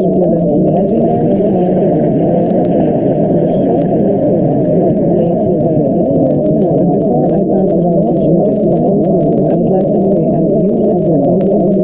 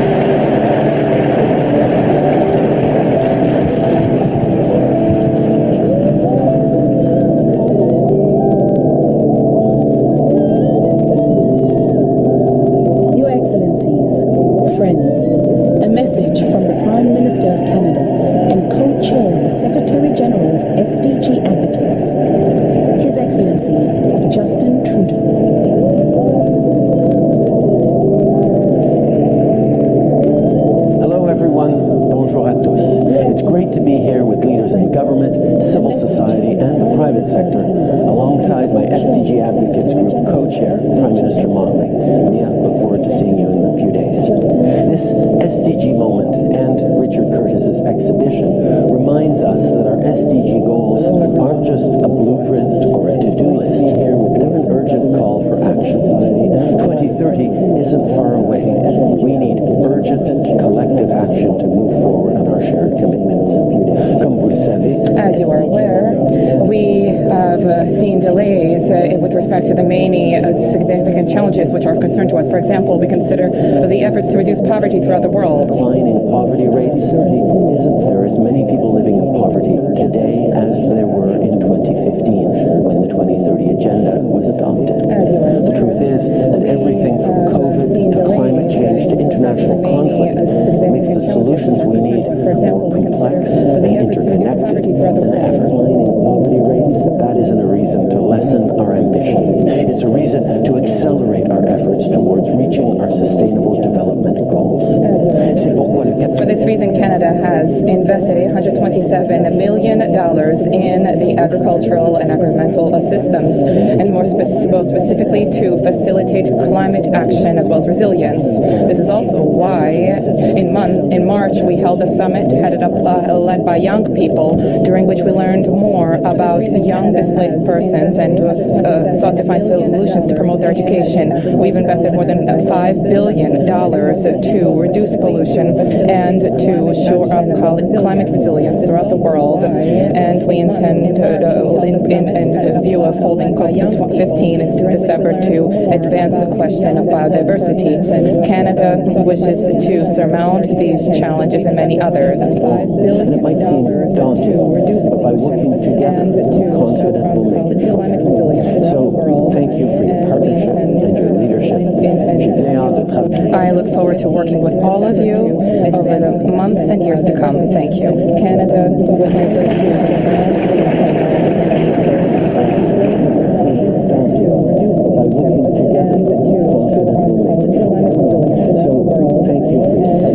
Your Excellencies, friends, colleagues, ladies and gentlemen, we have come to an end of the SDG moment. This was a reality check, but also a call to action to deliver the promise of the Sustainable Development Goals. Now, we have the opportunity to do that right now as we commence the Transforming Education Summit.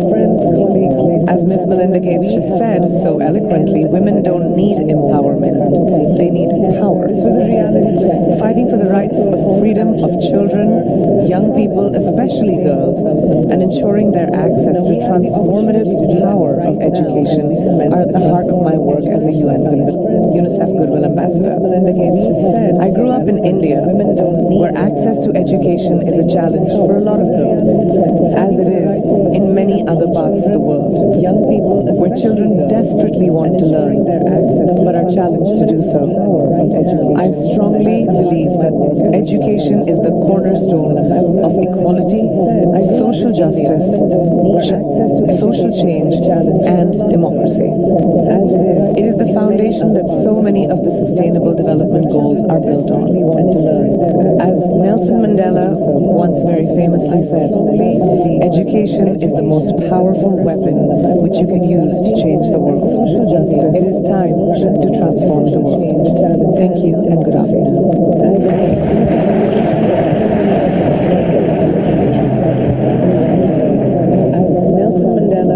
Once very famously said, education is the most powerful weapon which you can use to change the world.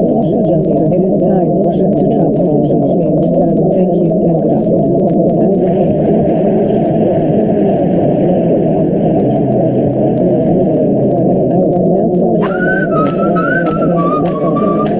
Education is the most powerful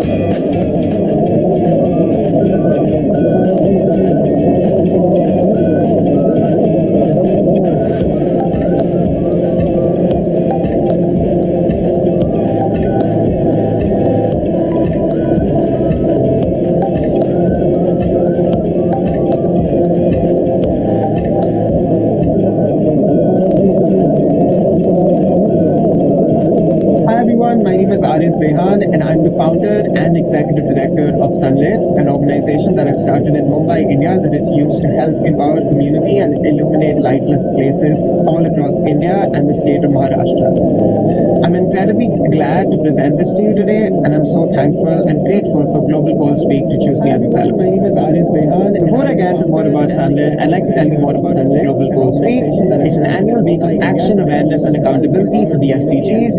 During this time, over 170 partners will mobilize their communities and demand urgency for an initiative on global goals. It's organized by the UNDP, and I'll be a part of the Global Goals Fellows Forum, which is a part of the official programming in GGW 2022. Global Goals Week. But about me, my name is Arif Rehan. I'm the founder and executive director of Sunlit.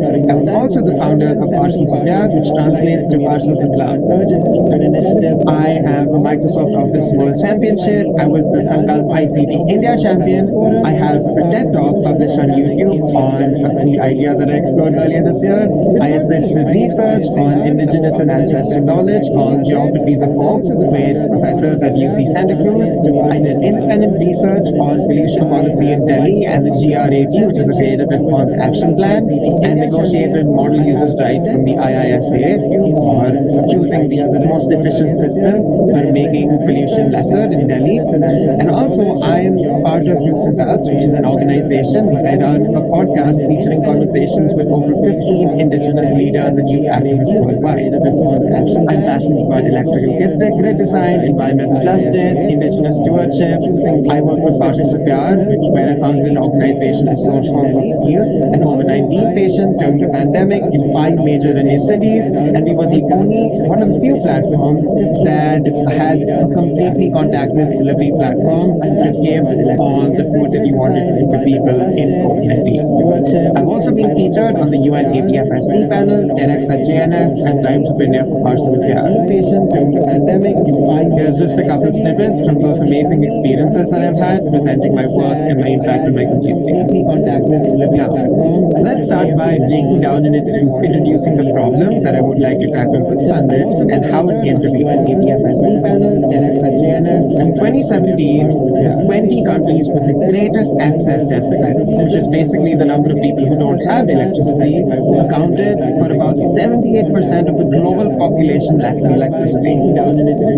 India is a part of those 20 access deficit countries. Now, to understand how this came about, we'd like to take a moment to understand a bit about Indian geography. We are an incredibly geographically diverse country. We have mountains, plateaus, rivers, cutting through communities, people, and a lot of land. India, this is amazing and it is important to us, but what it also has made is give us obstacles to actually creating electrical grid systems and giving everyone sustainable and reliable sources of energy, especially covering that baseline.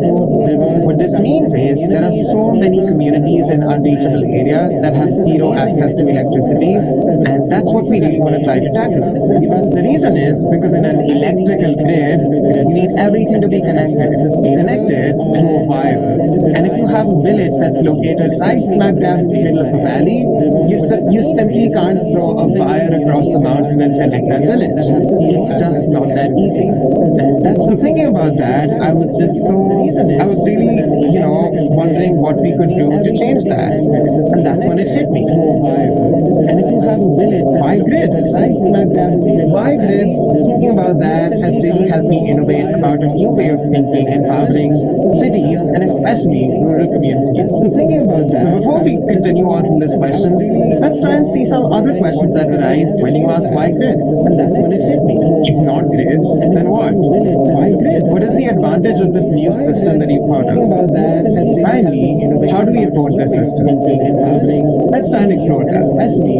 So the first question, if not a grid, then what? The first thing that comes to the mind to many of us is an off-grid system, which is basically making a grid of your own in any location. And recently, it wasn't possible because you need coal power plants or fossil fuel power plants. But renewable energy like solar energy has helped make off-grid systems like this incredibly possible. Now, I'm not exactly talking about this. The problem with such a system is, especially in villages, in my state, we get record-breaking hurricanes, typhoons, and cyclones every single year. Along with being in an unreachable area and the amount of cost that it takes to set up such a system, wires get spoiled, panels break, and this system is incredibly fragile for rural communities in India. If not this, then what? I thought, let's completely dissociate ourselves from the idea of what a grid is. Instead, let's try and think about what else we can make. A grid is essentially connecting a main source of power to your utility and the appliance that's actually going to give you the service that you're going to use. So if we just do what? So if we just try and couple those two things in, we get a new system. If we have the power that's generated and the utility of the service put in one single module or a package, that's what I call modular renewable appliances. For example, a solar lamp. A solar lamp has the source of power, which is the solar panel, connected right next to the appliance of the service, which is the solar lamp. So you don't have to have an extensive grid, you don't have to have large amounts of load and battery and storages that usually cost a lot, especially in solar systems. Instead, you have your service right connected to the power source, which reduces costs significantly. Another example, which I'll be talking about later, is a 3-bulb system. Instead of a lamp, if you connect 3 bulbs and you extend the wire range of the same thing, you can increase your effective impact and reach more people and just basically increase the efficiency of this grid and make it more stationary than mobile significantly. Now, thinking about modular renewable energy and these appliances, in what way are they even better? Let me tell you. First, mobility. You cannot move those bulky off-grid solar energy systems only because they're connected to so many different homes. We still have nomadic communities. We still have communities which have so much of their area flooded or completely unreachable during certain seasons. If you have a solar lamp that you can charge and disconnect and take along with you, you can have that light with you practically anywhere. Similarly, to a 3-bulb system, which is easy to disconnect and is easy to move away. The cost, these appliances are significantly much more cheaper than their counterparts in the off-grid system. And what this does is, not only does it improve the impact that you're having, but it also brings it in the range that you fundraise this amount and make an actual impact in their communities. I'll talk about the second factor a bit later. Finally, durability. As compared to the off-grid counterparts, as I spoke about, these aren't as susceptible to environmental factors as rain and certain things, and are much more easier to handle as they're mobile appliances. And also, if they get damaged, you don't have a hefty maintenance cost. They can either just be replaced or they can be easily repaired by contacting the manufacturer. Finally, let's talk about cost. How do we afford such technologies? So I've taken a short case study of actually what our project is dealing with right now. So the average cost for an off-grid solar system, the one picture I showed you earlier, for example, a 1 kilowatt off-grid system with a 12-volt potential will cost you around 50,000 rupees, which is approximately $630 US. This is an incredibly conservative number. You can find much higher rates than this, but that's taken as an average from multiple sources that have been linked below. A modular appliance, on the other hand, a mini LED lantern, as shown earlier, will cost you just 1,000 rupees per unit, which is around 12 USD. A solar home lighting system that is 3 bulbs will cost 2,500 per unit, which is 30 USD approximately. So what this means is that for the cost of one kilowatt off-grid system, we can get 30 solar lanterns and 10 3-bulb home lighting systems, tripling the impact that you're actually having. Isn't that amazing? That's where Sunlit was born. Sunlit encourages encourages youth to generate funding to light villages in India through modular solar powered appliances like the lamps, solar street lights, solar lanterns, and even heaters instead of the conventional grids. This allows youth to access this sort of latent market of renewable energy and renewable action that helps so many communities in such innumerable ways. So let me tell you this three-step process through which Sunlit works. First, Sunlit connects with the lightless off-grid communities or rural communities that are in need of the utility that they want, so it's lighting, heat, and we sort of start doing research about what their need is, determining how much will be best for them when we do that initial research. After that, we start crowdfunding money for the determined need that we have, and after we reach that, we start purchasing them. We already are in contact with local manufacturers and vendors, and all we need to do is arrange the procurement of the products, the delivery, and finally the distribution and assemblage. After products have been distributed, we will educate community members on how to use them and how to maintain and upkeep the products that they have. That's how we illuminate unreachable locations through low cost and sustainable means. How will Sunlit grow? We have a lot of aspects that we can branch into. We're still a new initiative, and hence we have a lot that we can explore. Vertically, we mean deepening the scope of our solution. Currently, Sunlit only covers light, but as another UN SDG goal states, moving away from biomass for cooking is an amazing thing that is required from multiple low developed countries or not developed countries. So extending our coverage to heaters, radios, pumps, all powered by solar energy and all still modular is something that we can still do. Appointing community representatives in the village to have periodic check-ins to increase our relationship with the community is something that we want to look into. And finally, we want to negotiate our long-term contracts with local suppliers. So next time we have an initiative in a similar area, we have lesser costs endured and we can increase our effectiveness. Horizontally, you look at it, Sunlit is a modular initiative for modular solutions. And this essential basis or model can be transferred to any location where there's a need. So wherever there's a need, we can communicate with that particular community, find vendors in the area, and actually set up a drive there. What we will require is youth. So we want to create that youth network all across India and the world where they bring their lived experiences and find out the need in their community and notify us. We can set up a drive for their location. I'm currently working on this right now and actually set up a drive for collective impact.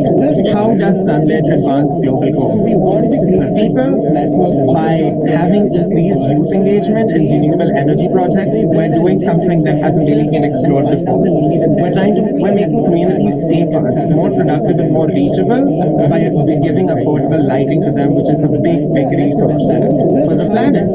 By not giving unsustainable means that would require fuel or biomass, we're giving renewable lighting systems, which effectively gives them a carbon-free lighting source or a carbon-free energy source, which is amazing for climate change. And finally, pollution issues that are caused by inefficient biomass use or wood burning for lighting or cooking will be negated and improves the health of people. For prosperity, Sunlit targets schools and vocational centers as the first places where we want to install solar lights and solar lamps so that we can allow children, farmers, parents to enroll in educational courses and improve the quality of life and boost the economy and improve the health of people. This is where Sunlit is right now.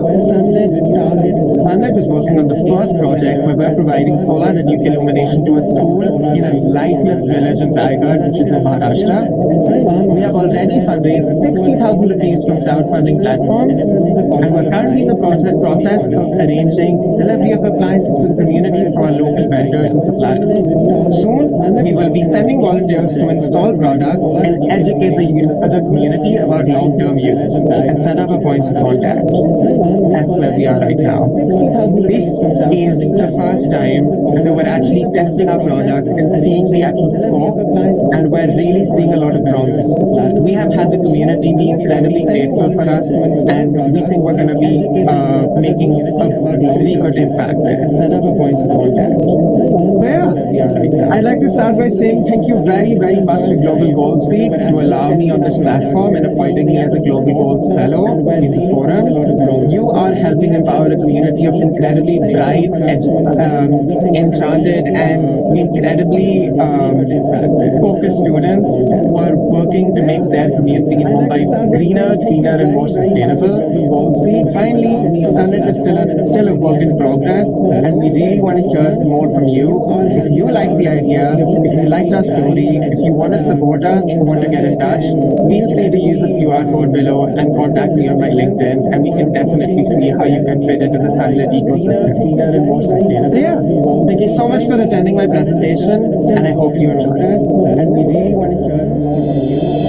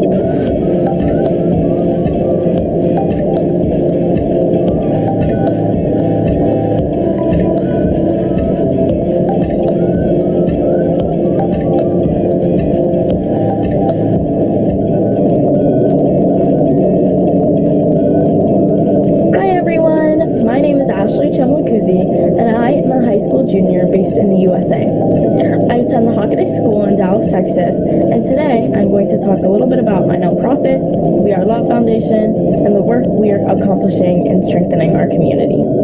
So first, a bit about me. As I previously mentioned, my name is Ashley Chimalakuzi. I'm the Executive Director of the We Are Love Foundation and also the founder of the We Are Women Initiative, a program founded under We Are Love and that I also plan to speak about today later in the presentation. Our community. So now for a quick overview of the We Are Love pillars. So We Are Love has three main pillars that we direct our efforts towards, which includes homelessness, health, and education.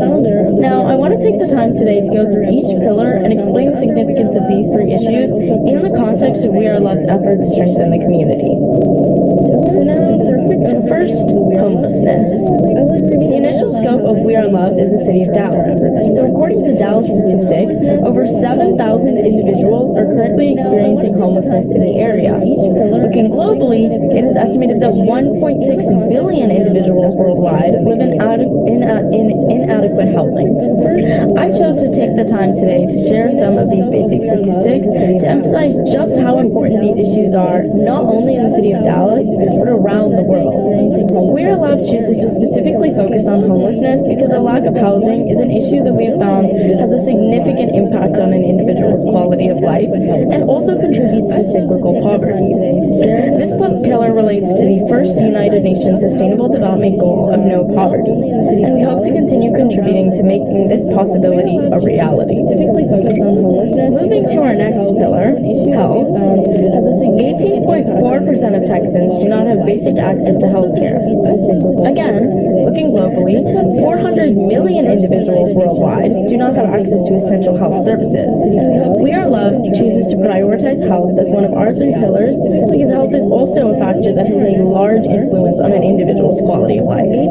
This pillar relates to the 3rd United Nations Sustainable Development Goal of good health and well-being, and we again hope to continue contributing to achieving this goal. Do not have access to essential health services. Now, I'd like to speak about our last pillar, education.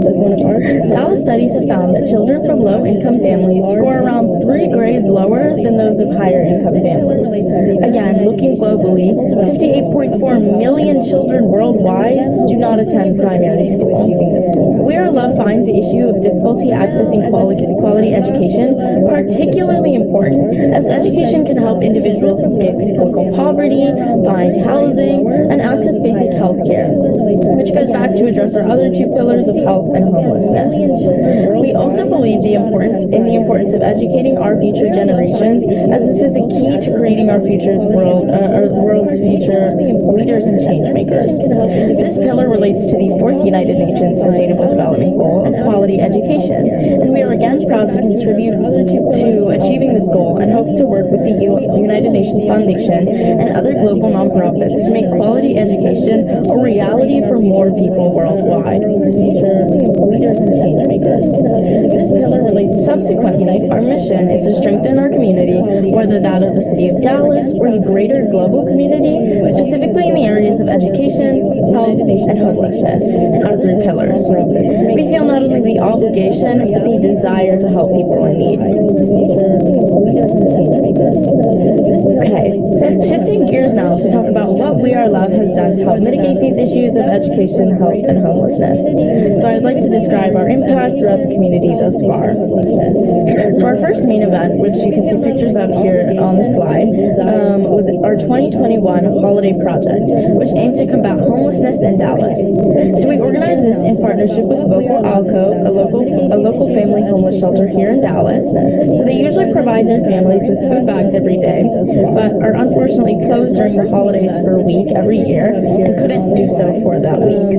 And so this is a vital food source for these families, and without it they would really struggle. So We Are Love saw this need and filled it by fundraising, purchasing nutritious food items, and gathering volunteers to pack and deliver 90 bags of food for each of the 90 families to last them for the week that Vocal Alcove was closed during the holidays.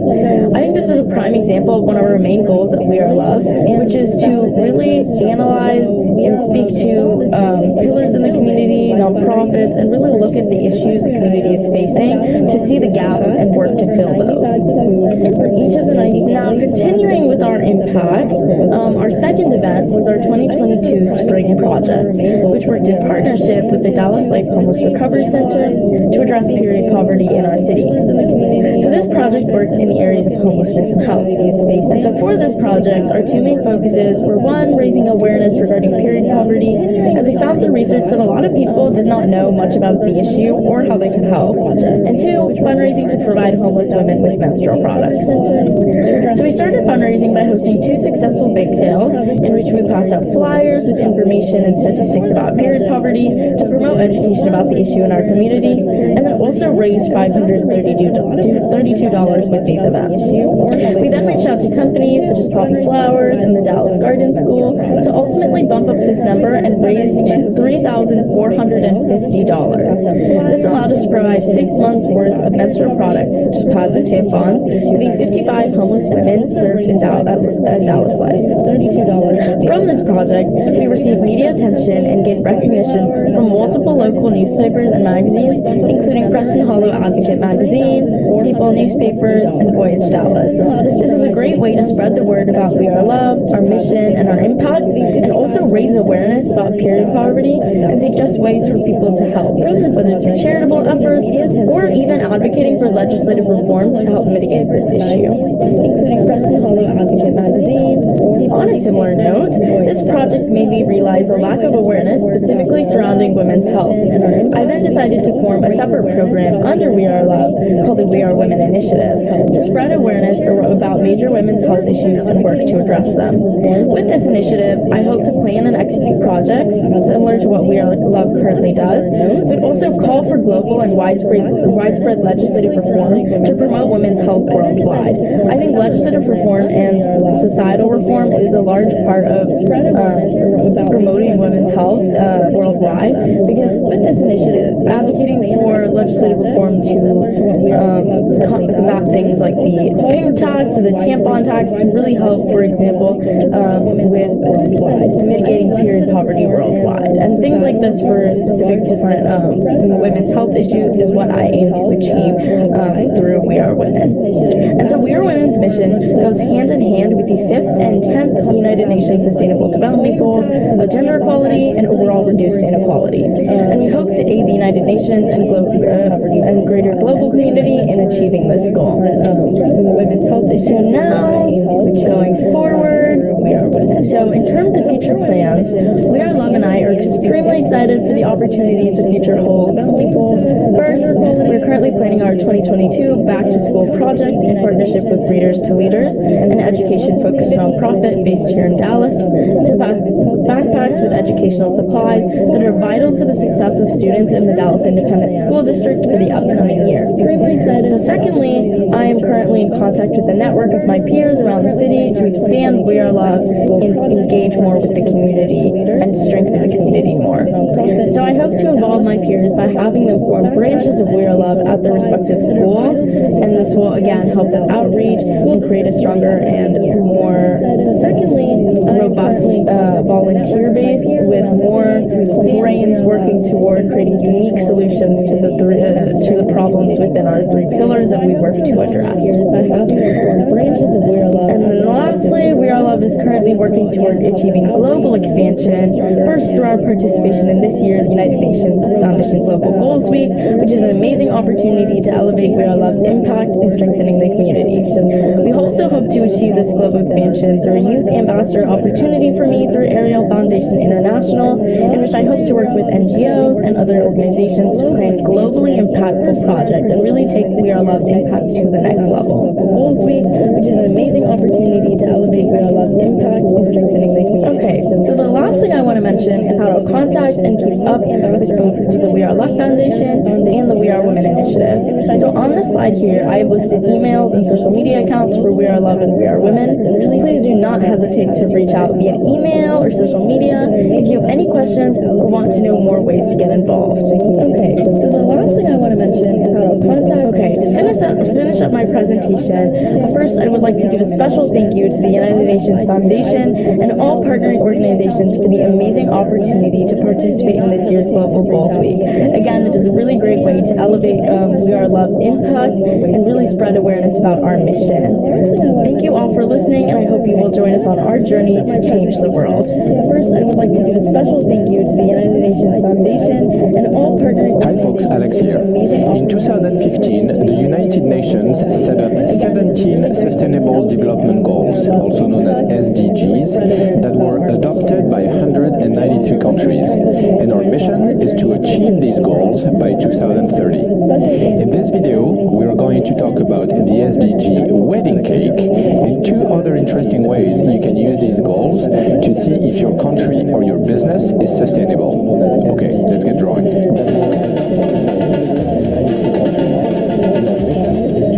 On this channel, we share tools to help you change the world, so subscribe if that's of interest to you. Wedding cake. To be totally honest, the problem with these 17 goals is that, well, there are 17 of them, which can make them look complicated and not easy to remember. But the good thing about them is that they are the result of many public consultations, and they provide a shared language for all countries to report on.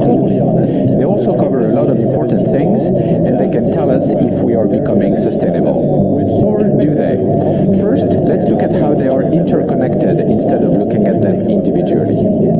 The Stockholm Resilience Center suggested organizing the SDGs into 3 layers. The environment as the foundation, supporting society, which supports the economy.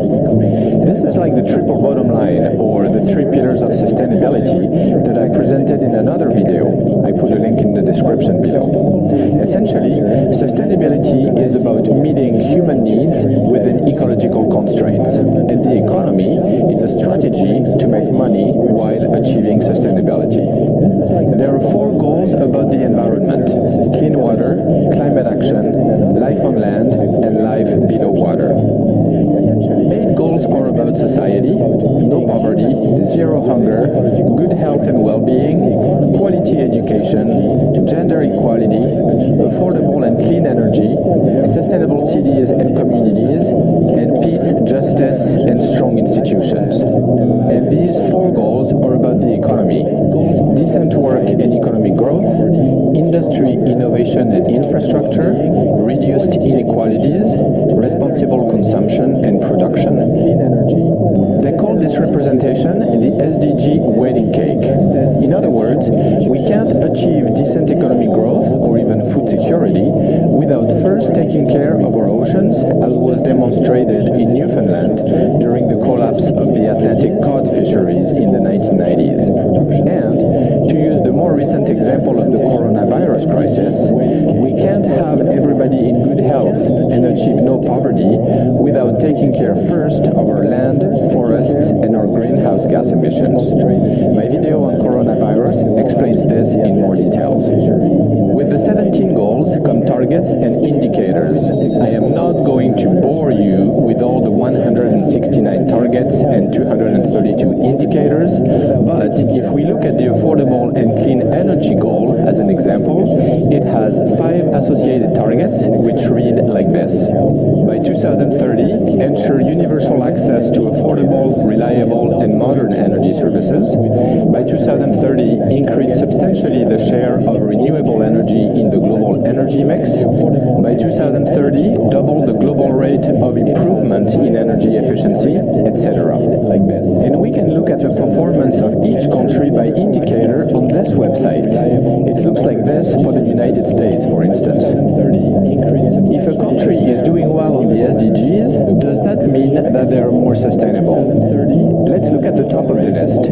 All these European countries are doing really well on poverty, health, education, etc. But they also have some of the largest ecological footprints per capita in the world. Although it is interesting to look at each individual target and indicator to see how a country is doing on individual goals, looking at the aggregate score of a country can be misleading, as developed countries look better as a whole, but tend to use a lot more resources and contribute more to climate change.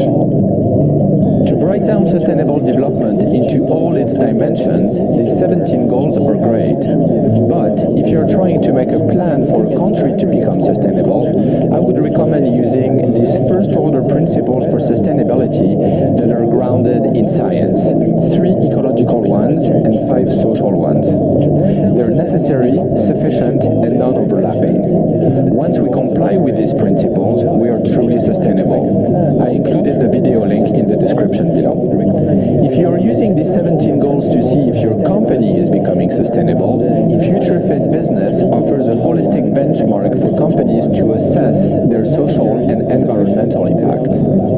This benchmark has break-even goals and positive pursuits beyond the goals that you can organize by SDG or by topic. Let's look at waste, for instance. For waste to not exist anymore, operational waste is eliminated as an action guide to help you prioritize your actions and monitor progress, and also to show the sustainable development goals that it contributes to. Imagine that the purpose of your business is to contribute to these SDGs.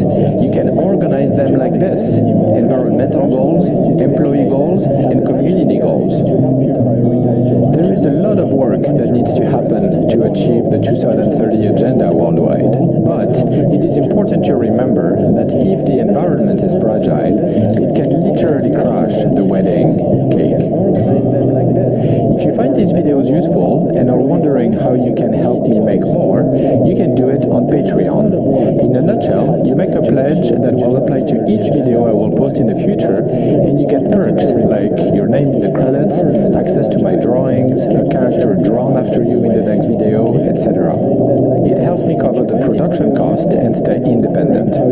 If you can't or don't want to contribute financially, no worries. You can always subscribe, give the video a like, and share it with your friends and colleagues. Thank you to all the patrons who joined recently, and special thanks to Chocolate Choice. Thank you for watching, and I'll see you in the next one. It helps me cover the production costs. If you can't or don't want to contribute financially, no worries. You can always subscribe, give the video a like, and share it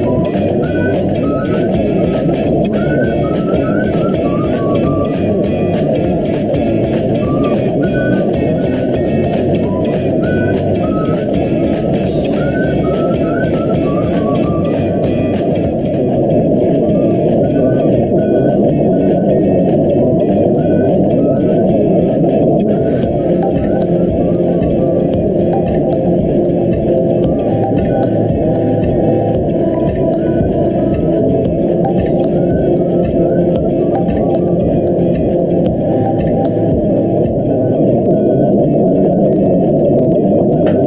friends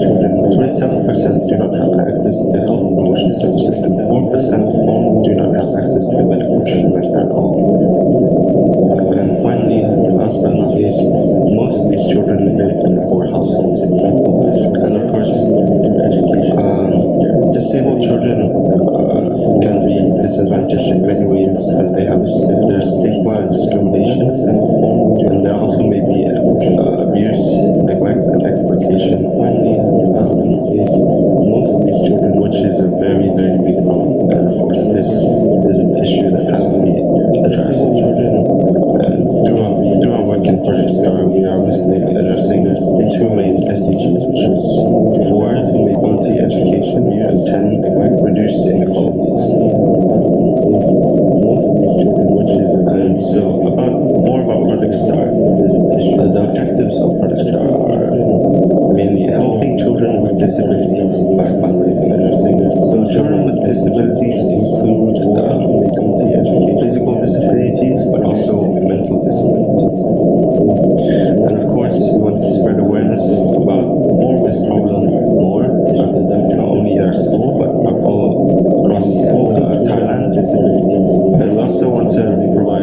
classroom materials for disabled children's homes, which is something that we're working on this year, as well as designing efficient learning materials.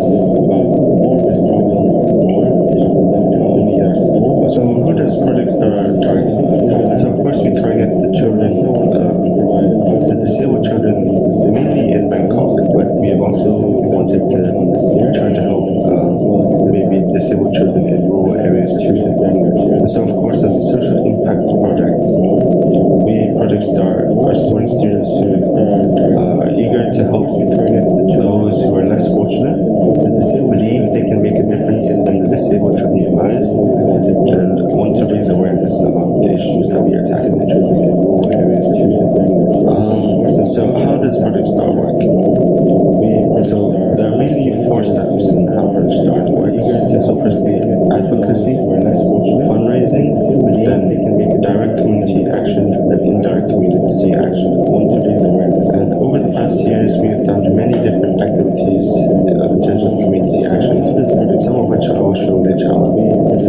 But they also include things like donation of classroom materials and actually visiting those children's homes and teaching them English. And over the past years, we have done. So in terms of our latest progress updates on community action, firstly, this year over 70 members have joined the club from years 7 to 13, which is great because we want a lot more involvement in the secondary school, and it's amazing to see how so many people are eager to help disabled children. In terms of our latest progress, and also in terms of our designing efficient classroom materials, we're currently working on a foldable desk backpack, which we have created a design and have a factory which is willing to and able to produce and how so many people are eager to. And finally, we have our new partnership with TCDF, designing efficient classroom. So a little bit more about TCDF. So it's a Thai Child Development Foundation, and basically it's an amazing foundation that supports and helps children with disabilities. And finally, they have the same main goals as us, which is to take care of children both in the medical side and also education side. And basically, it's an amazing foundation. So how can Project Star grow? So in the short term, we plan to organize more fundraising events. For example, in the past we have done music shows, also talent shows, education, many other activities. And also we want to provide more fun and interactive events within meetings in the short term. So competitions, games, topic discussions, and fundraising. Recently we have included Kahoots or quizzes to test the understanding of the talent of people in our club. Many other activities. Also donation using our club's budget and raising extra funds through fundraising is another important short-term goal. And expand our presence online, for example, improving our website and social media. And for the long term, we want to recruit new members, particularly those in Key Stage 3, for year 7s to 9s, to pass on the club and play a larger role in expanding our presence in our club, for example.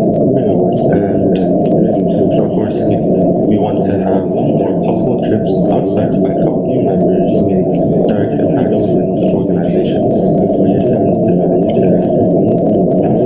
So, in terms of our past experiences, here are some pictures from a very successful past experiences. Of course, we want to have more possible trips outside. I'm very happy to say that all of our past trips have been a success, and they have reported that the children found it very entertaining.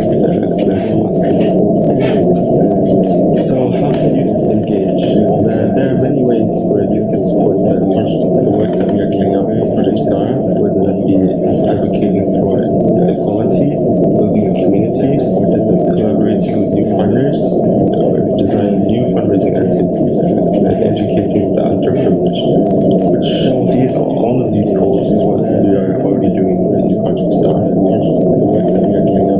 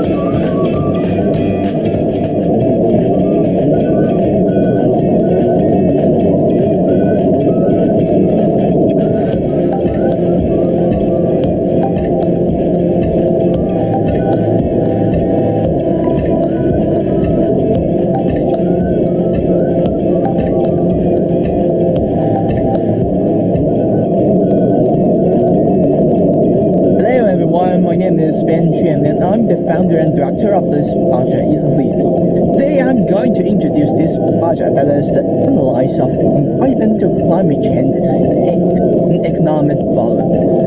I divide my speech into 4 parts shown here, and let's begin the first part. Our speaker, that is I come from Guangzhou, Guangdong Province in China. I have achieved more than 10 regional and national awards, including CIO-FPI, business, economic, statistics, public service, and research in fields. Finished totally 2 academical classes, respectively currency and marketing fields. I'm personally interested in the statistics and public services, and here are the brief summarization of the 2 projects that I have done related to this subject. The first one is about the effort of Swiss. The second one is about sexual education in China. Okay, let's begin our main topic. Introduction to ECC. What is ECC? Summarization of the 2 projects. We are the project and to analyze the relationship between environmental climate change and economic development, mainly focusing on the research of regional carbon emission, other environmental factors, and the analysis of local economic factors such as GDP. And in this PowerPoint, I would take China as instance, analyze its current situation, and to provide some possible solution to its current problems, the utilization of the past. Fathers that China's 13 and 14 5-year plan, China decided to impose restriction on carbon emissions, executing carbon emission trading policy, carbon downstream policy, and other related policies shown here. From 2016 to now, China's policy helped to limit the consumption of resources, promise positive externality to the environment and into long-term economic growth. Specifically, due to the closure of some factories in power and steel industry, for instance, low consumption declined average new rate of 0.4% from 2022 to 2030, thereby saving coal. So, the restriction of carbon emission factories in high-polluting industries forced to up their capital, such as the newest technology of cogeneration in steel industry, or to explore new energy resources, including hydroelectric power in the power industry. In this sense, besides the decline of carbon emission, pollutants involving the sulfur dioxide will be also reduced. In addition, according to the Harvard-Obama model, investment reach a certain level, capital stock will increase, promising the whitewashed shifts of China's long-run and supply curve, and thus promoting the economic growth. However, there are several negative impacts with the execution of these policies. In the short run, proposing these industry policies will cause the short-run supply move to left, resulting in decline of real GDP and rise of price level. In other words, the stagflation. So, due to the closure of high-energy consuming construction enterprises, supply of related components such as cement will be reduced. This increases the production cost of infrastructure, resulting in the reduction in this field. Promise the decrease in short-term increase of capital instead. And also, most important thing is that the related GDP growth rate declines during this interval, and the research shows that this is related to the imposed restriction. In order to solve these existing problems, we decided several different solutions. Here comes the first one: energy consumption regional discrimination policy. This policy refers to the release restriction the few energy consumption, few high energy consumption problems, and to loosen the management of other low energy consumption problems. For instance, strengthening the energy consumption emission policy, the Ill River Delta and Yellow River Delta always require enhancement of energy consumption this way. Both the carbon emission and the economic growth be allowed. And subsidy policy, next one. The renewable resources refers to each industry and factory will be given financial support based on their carbon dioxide emissions. This policy could be executed combined with another policy, which is the third one, regional replacement policy for new energy, which is to encourage different new energy development based on the geographic locations. For example, the areas that are low those to pollution will consider the utilization of combustible ice, which is so cutting edge. And these two policies provide actionalities of development of new energy resources and reduce other air pollutants. Also, these policies could partially reduce the economic impact.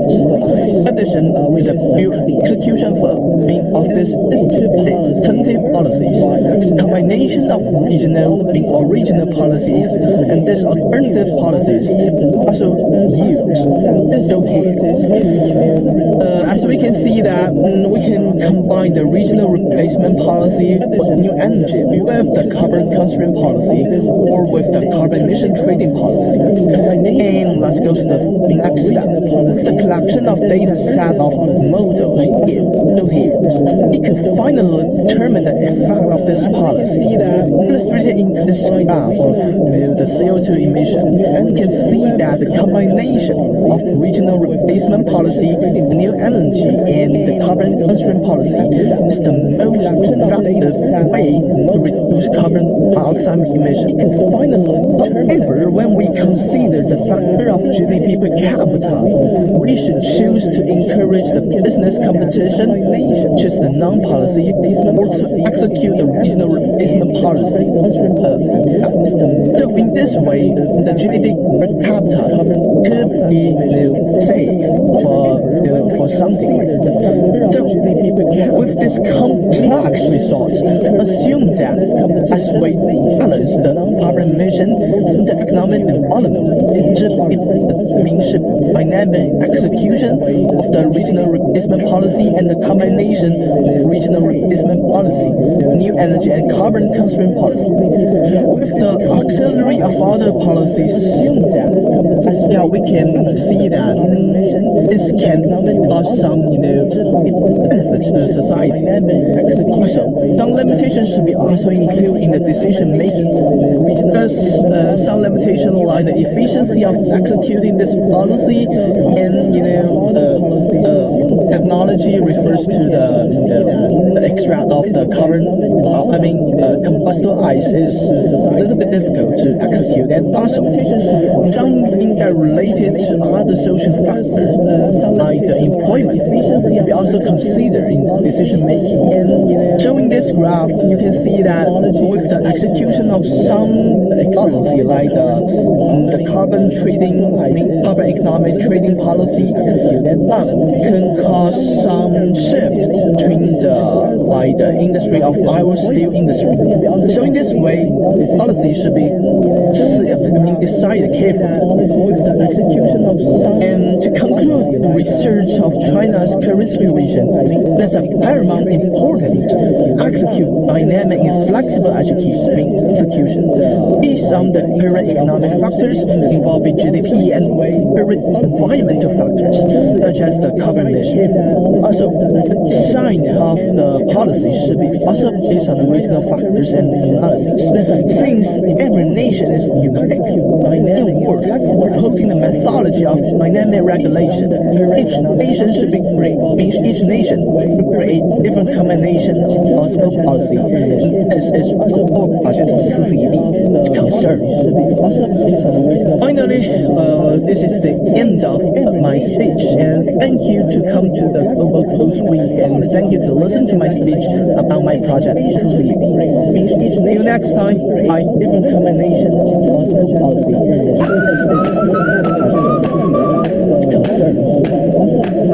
Finally,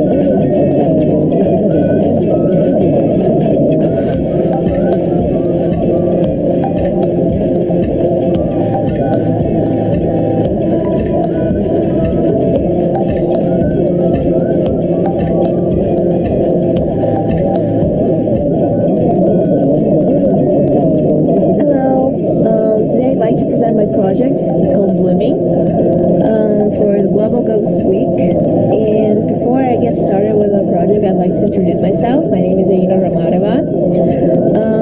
And I was born and raised in Yakutsk, the capital of Sahara Republic, or Yakutia for short. It's located in the forests of Siberia, aka a really cold place. I'm currently 17 years old, and I'm inspired to create change as an artist because I've always been really curious about digging into art more, digging into my own art further than just the pretty picture.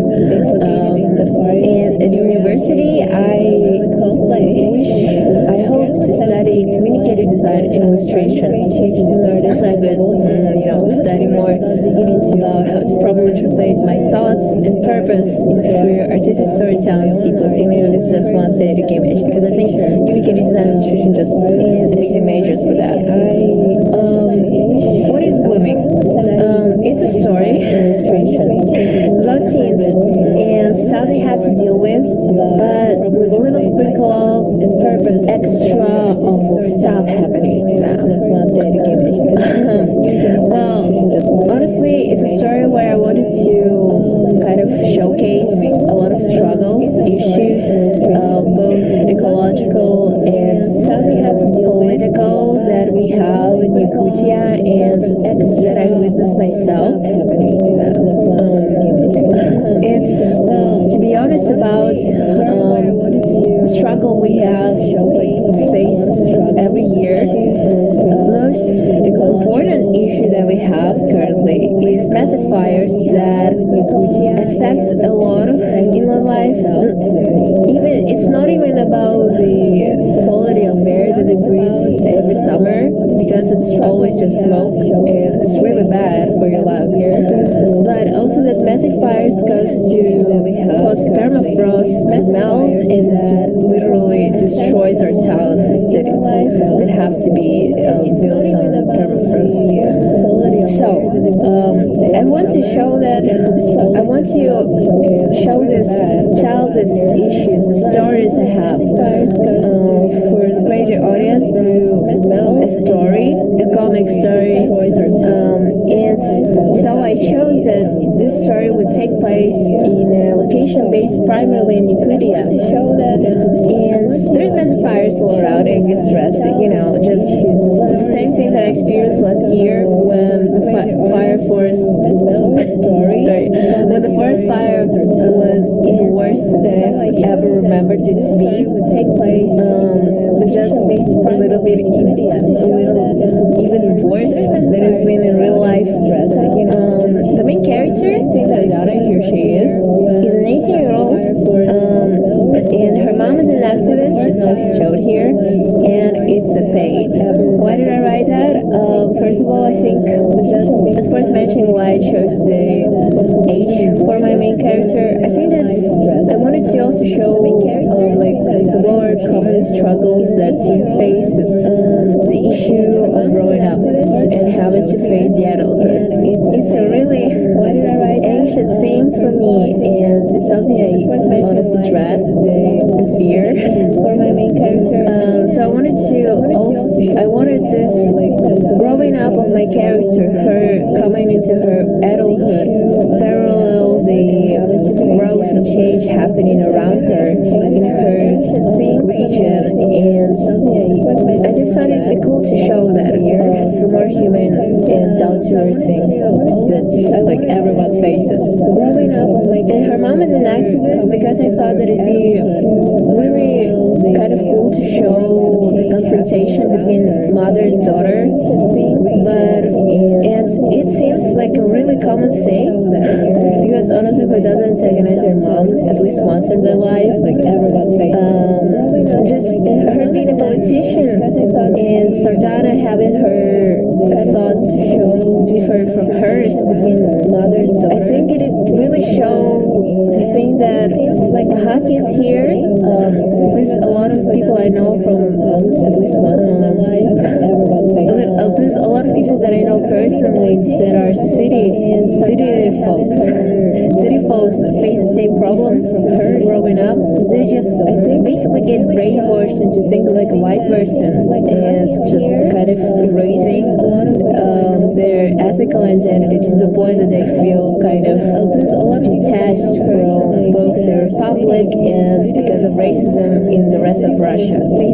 So I just really wanted to showcase it through more, how to say that, through more common ground to all people. And here's my another main character, Sardana's friend.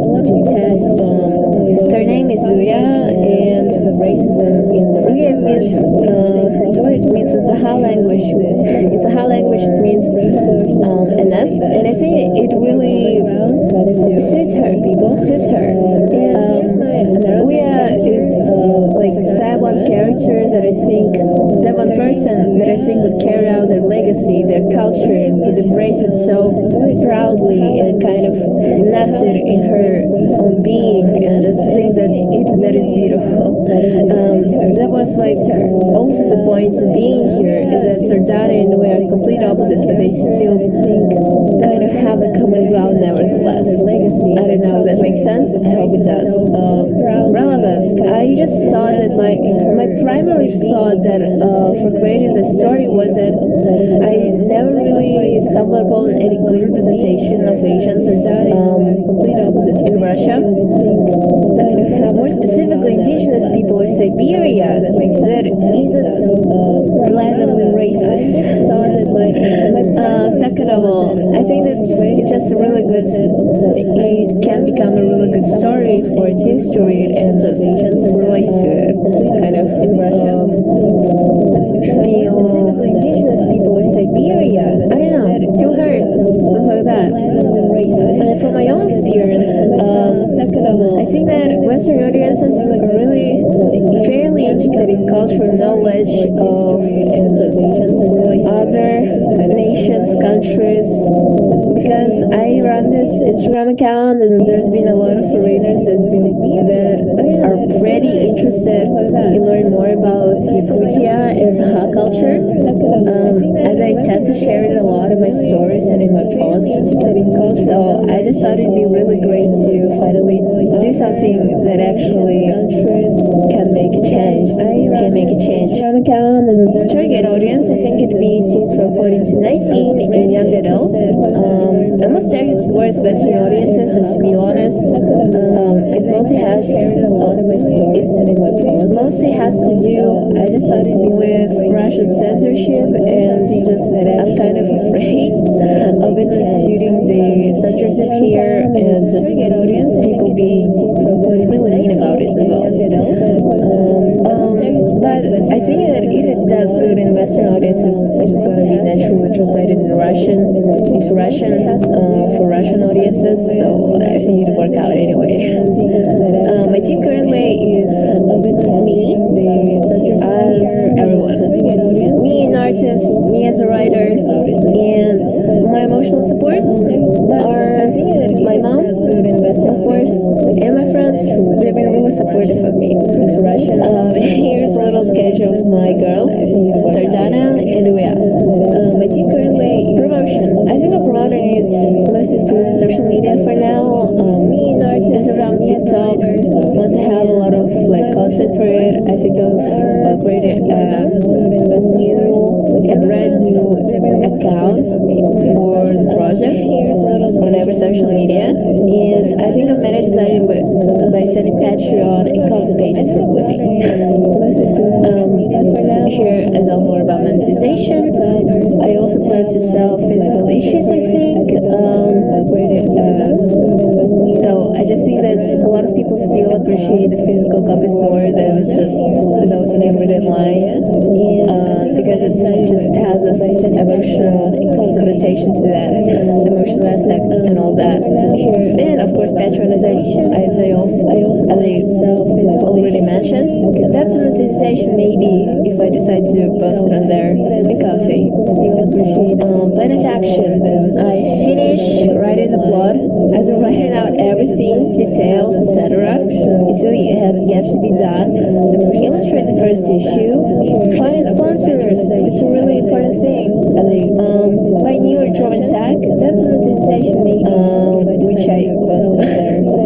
which I think is not really, how to say that, it's not really important, to be honest. It's just kind of like a secondary thing. I don't really care for that. And publish is either online or physical already, but to be honest, by now I think that I rather publish it online first and then just see how many people are interested in that. And so here's a little concept art I did for my project. It's Leons are down and looking down at their city covered in smoke and just fire all around it happening. It's just really something that I kind of drew from my mind, to be honest. Of course, so most of it is just kind of like imagined, abstract and stuff, but the colors and all of that is, to be honest, came from life, because I'm not kidding. That's exactly what our city, our Yakutsk, looked like last summer when it was covered in smoke from all the forest fires. And here's the louder principle that I aim to use for my promotion as well. I think that learning, opportunity, unity, deliberateness, and equality and respect are all the important qualities that I want to have myself, that I hope I have already, and I wish that more people had, like, more people valued all of it just as much as I do. I think that's learning, opportunity, unity, deliberateness, and equality and respect. I think it'd be a great tool to engage with audiences and to make a change that I wish to do with my project. And I wish that more people to help make art a mainstream form of expression, we need to get louder. So the louder principle aims to inspire my peers and other youth to step up and amplify the voice and issues most relevant to their future. Because I really think it'd be so much better if just kids around me didn't hesitate all the time and just sort of like said, oh, I'm gonna do that because I want to do that. And I think it's the right thing to do. Because, I don't know, I think everyone needs to be louder sometimes and moreover honest with themselves. And that's about it. Thank you for just watching my video. That was a presentation for my project that I presented at Global Girls Week. And so let's get louder for equality together. Thank you. Bye. That's about it. Thank you for just watching. Good morning, good afternoon, good evening, ladies and gentlemen. Thank you so much for joining us today at the Catalyzing Change Week 2022, the future of impact investment in designing an intergenerational framework. My name is Kenneth and I will be the moderator of today. Today we are so excited to have 6 youth from around the world joining us on presenting their ideas of what impact investment looks like from the Gen Z point of view. But before we start, as always, we would love to play a quick video to showcase the amazing work that Catalyst 2030 does to support our global community of, well, me, hopefully still young, but yes, everyone's young at heart, social entrepreneurs of the world to drive collective action and make this world better, more sustainable, more greener, healthier, and frankly, happier. Video to showcase the amazing work that Catalyst 2030 is a movement of social entrepreneurs and innovators embracing collective action to achieve the SDGs by the deadline 2030. Our 1,500 members are active in 197 countries. By emphasizing collaborations, Catalyst 2030 is leveraging the power of the collective to accelerate real change in the lives of billions of people around the globe. What do our members say about Catalyst? Catalyst 2030 is an invaluable global community of impact entrepreneurs. Our relationship with Catalyst 2030 has really taught us the power of co-creation. Join Catalyst 2030 and network, bond, and collaborate with our family members. And I like the spirit of bringing us together to share and learn from each other. Canvas really understands the transformative nature of collaboration. It's also a platform that can give us new tools and resources. Catalyst 2030 has put my work on steroids. But most importantly, to come up with solutions, practical ways where we can really make things happen, because social entrepreneurs are doers. Are you a catalyst? Join us to achieve the SDGs. Catalyst 20. So first, we would like to welcome Michelle. She will introduce herself later, but she is definitely one of those I look up to.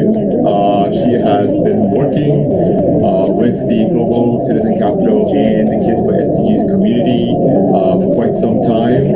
And yes, I would now love to welcome Michelle. The floor is yours. Michelle. Hi everybody, I'm Michelle Wang and I'm a grade 10 student from the ISF Academy, and I'm also one of the 2021 Unitar Youth Ambassadors. So back in November I founded my own youth-led organization named Mind of Arts, and this organization aims to encourage youth to speak up for themselves through the art of performing. So I'm so excited to be speaking today for the youth panel on impact investment, and I want to thank Kids for SDGs for this amazing opportunity.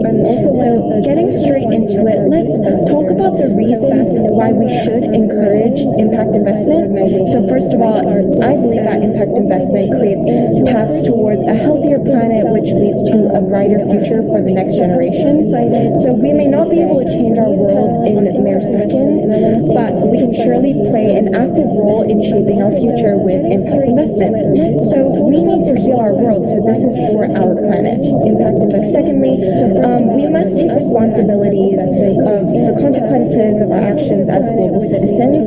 I think, to name a few SDG benefits, impact investing can eradicate poverty, it can eliminate hunger, and expand access to quality health care and education, which is exactly what we need for a brighter future to fulfill our ambitions. So this is for our people. And last but definitely not least, thinking from an economic standpoint, impact investment can spur systematic change in the global financial markets. So how we invest defines the world we want to live in, and impact investing offers investable solutions to addressing today's global challenges. So this is for our profit. So all in all, you need to remember only three things which impact investment does. So it is for the people, it's for the planet, and also for the profit. Next slide, please. The first industry we should focus on when impact investing, I believe, is clean energy. So for instance, clean water, clean air, reducing pollution by investing in renewable energy sources, and etc. This does massive benefits to our environment, and it is the first step in transitioning our world to a healthier planet, which mainly targets SDG 7, which is affordable and clean energy. And the second sector that should have increased alignment for impact investors is in healthcare, I believe. Basic affordable healthcare should be provided for all, and such as making vaccinations more accessible for people. So this way, it undoubtedly positively impacts global health, where people can connect closer with SDG 3, which is good health and well-being. And number 3 is vocational education. I think that it is so important to provide vocational training, which builds skill and knowledge while simultaneously changing people's lives one step at a time. So this targets SDG 4, which is quality education. Next slide, please. So to engage and immerse yourself in the world of impact investing, you could, number 1, simply vocalize yourself through social media. So you can raise awareness and educate by creating knowledgeable posts on impact investments to spread the word to a wider range of audiences. And secondly, you can attend summits and conferences and competitions. So for instance, CDNIS recently hosted their annual SDG Summit that was extremely insightful with more than 600 audience members. So with COVID COVID, it is so easy to just join a Zoom meet, and it's also free as well. And thirdly, you can become the founder of your own youth organization that tackles one of the SDGs while highlighting the significance of impact investing. So all of these steps you can take, especially the first two, are so simple yet so impactful. So I strongly encourage you to take action. And I would like to take the lead in organizing one of these opportunities by firstly forming a school-based SDG council that will be named the ISF SDGC. The council will then host annual SDG summits and competitions where global NGOs will be speaking on what they do to give the students a chance to speak in the youth panel right now. So lastly, I aim for the ISF SDGC to educate all through social media by actively posting and educating the audience on important global events. So thank you so much for your time, and I really hope that you are all able to drive our planet to a healthier and happier state by not only impact investing, but also practicing small, sustainable habits so the next generations can have a brighter future. Thank you so much. Educate all through social media. Thank you so much, Michelle. And we're all very proud of the work that you're doing. And it's your debut in Catalyzing Change Week. So looking forward next year when you come back and you present more exciting ideas for all of us to engage in. Thank you so much again. Next up, we have, as we make the edits, 1 second, yes, Mr. Sheng, hailing from beautiful Taiwan. So the floor is yours, Mr. Sheng. More exciting ideas. Thank you, Kenneth. Hi, everybody. My name is Christopher Sheng, and firstly, I would just like to thank Catalyst 2030 for giving me this opportunity to speak at this conference. So currently, I'm a sophomore in Taipei American School. I own a startup sustainable fashion brand called Tomorrow Co. My startup uses sustainable fabrics, and we plant trees for every purchase made.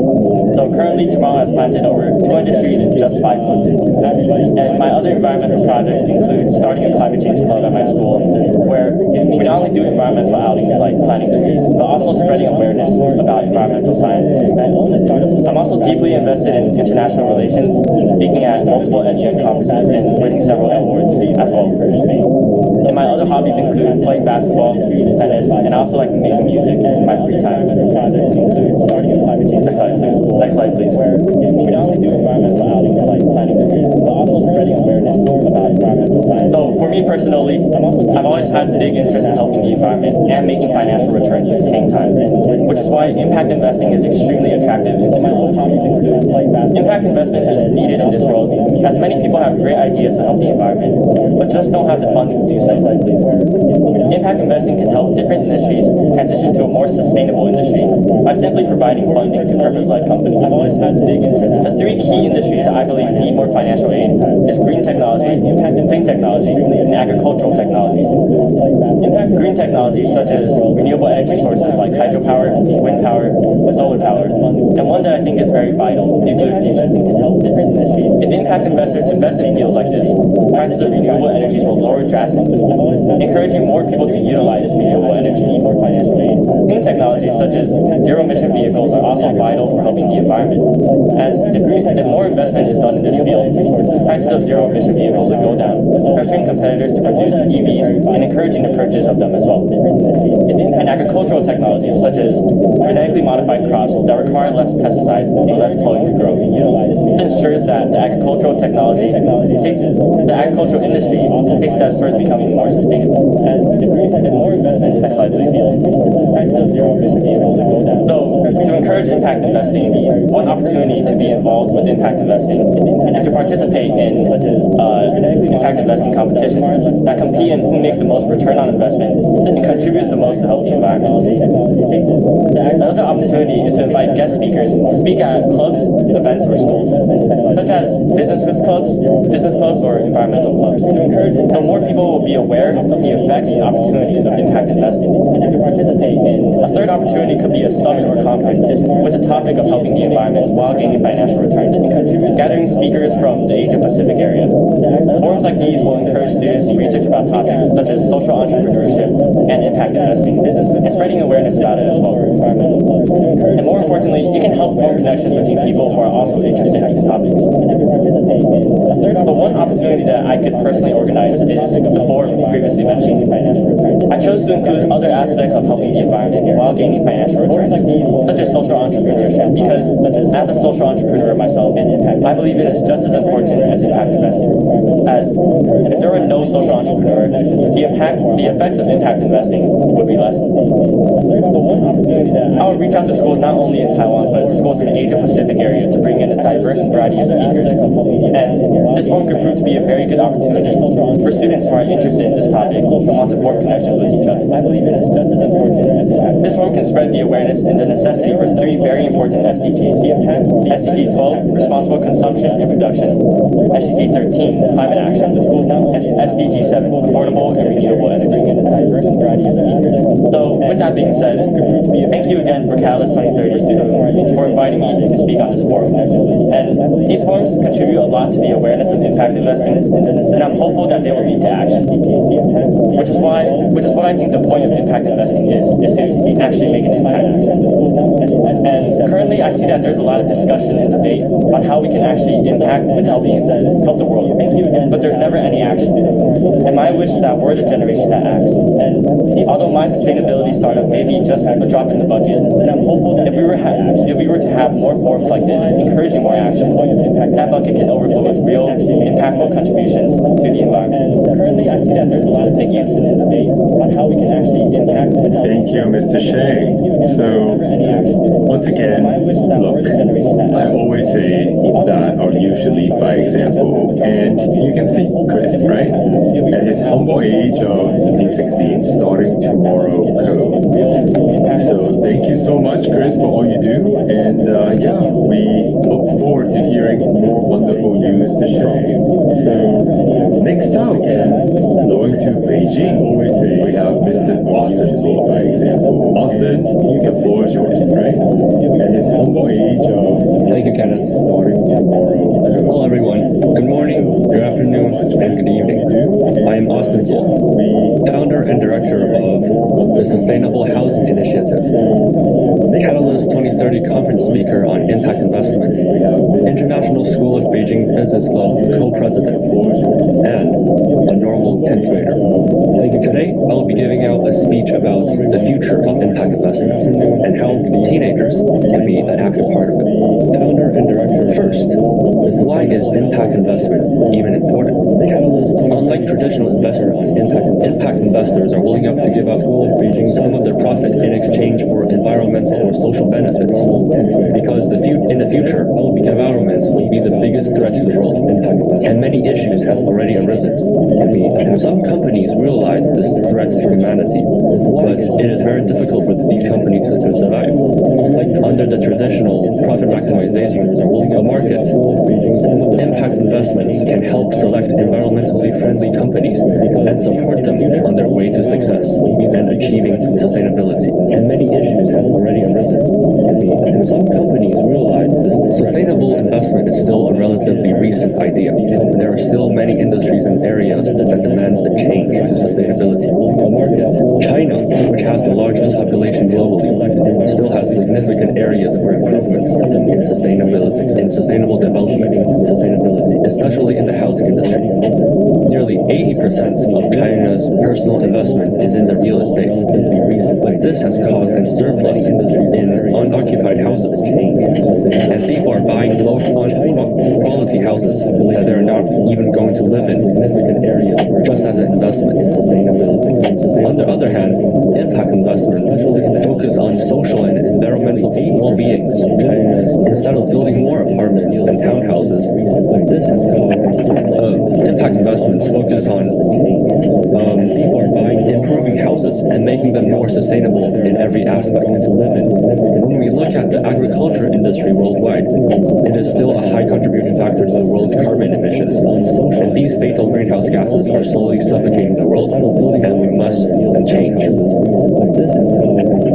starting with advocating and educating the public about sustainability. We need both allies and supporters on the way to success in sustainability. When we look at the agriculture industry worldwide, it is still a high contributing factor. I believe everyone can participate in the new journey in impact investments. The energy, enthusiasm, and integrity of the youth should not be ignored. And as teenagers, we can advocate and raise awareness on the matter. Sustainable cities has become one of the most significant areas for impact investment.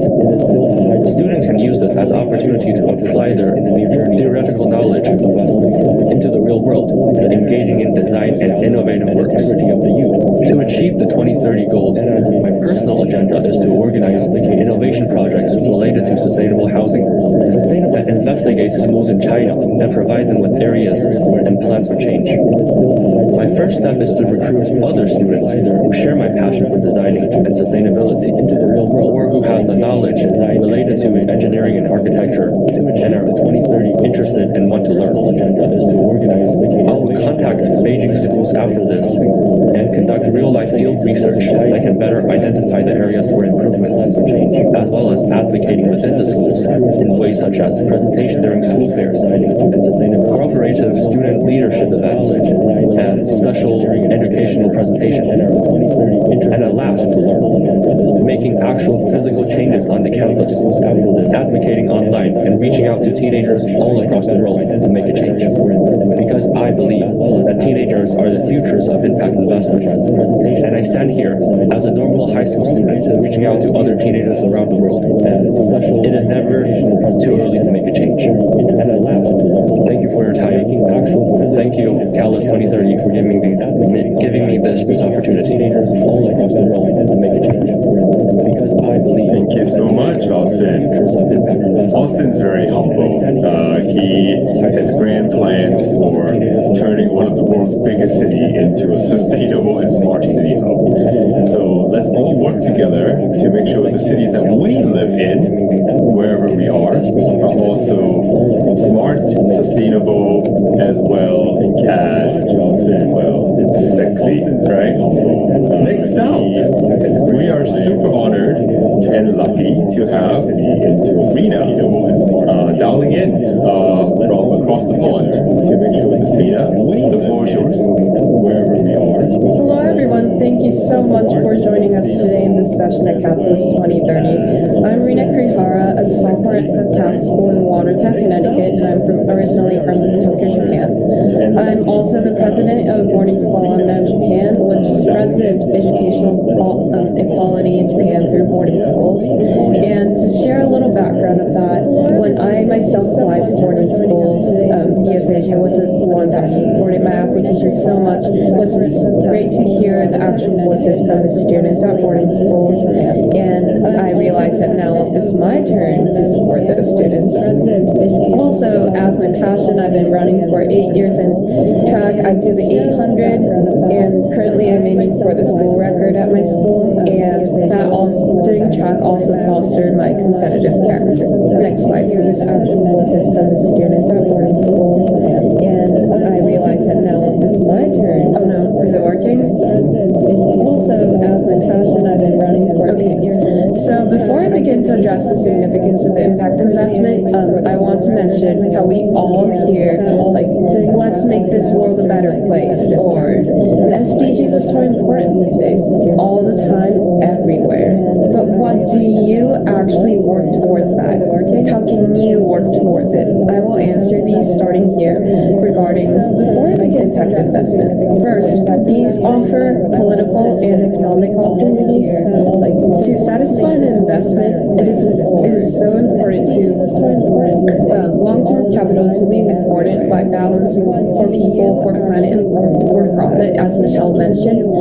And also, working towards a worldwide issue will be significant. Solutions must be adapted to change as the world keeps changing every single moment. If you are keeping up with the news recently, you can see how renewable energy, for instance, is growing into a huge market right now. Also, establishing for the next generation will be crucial.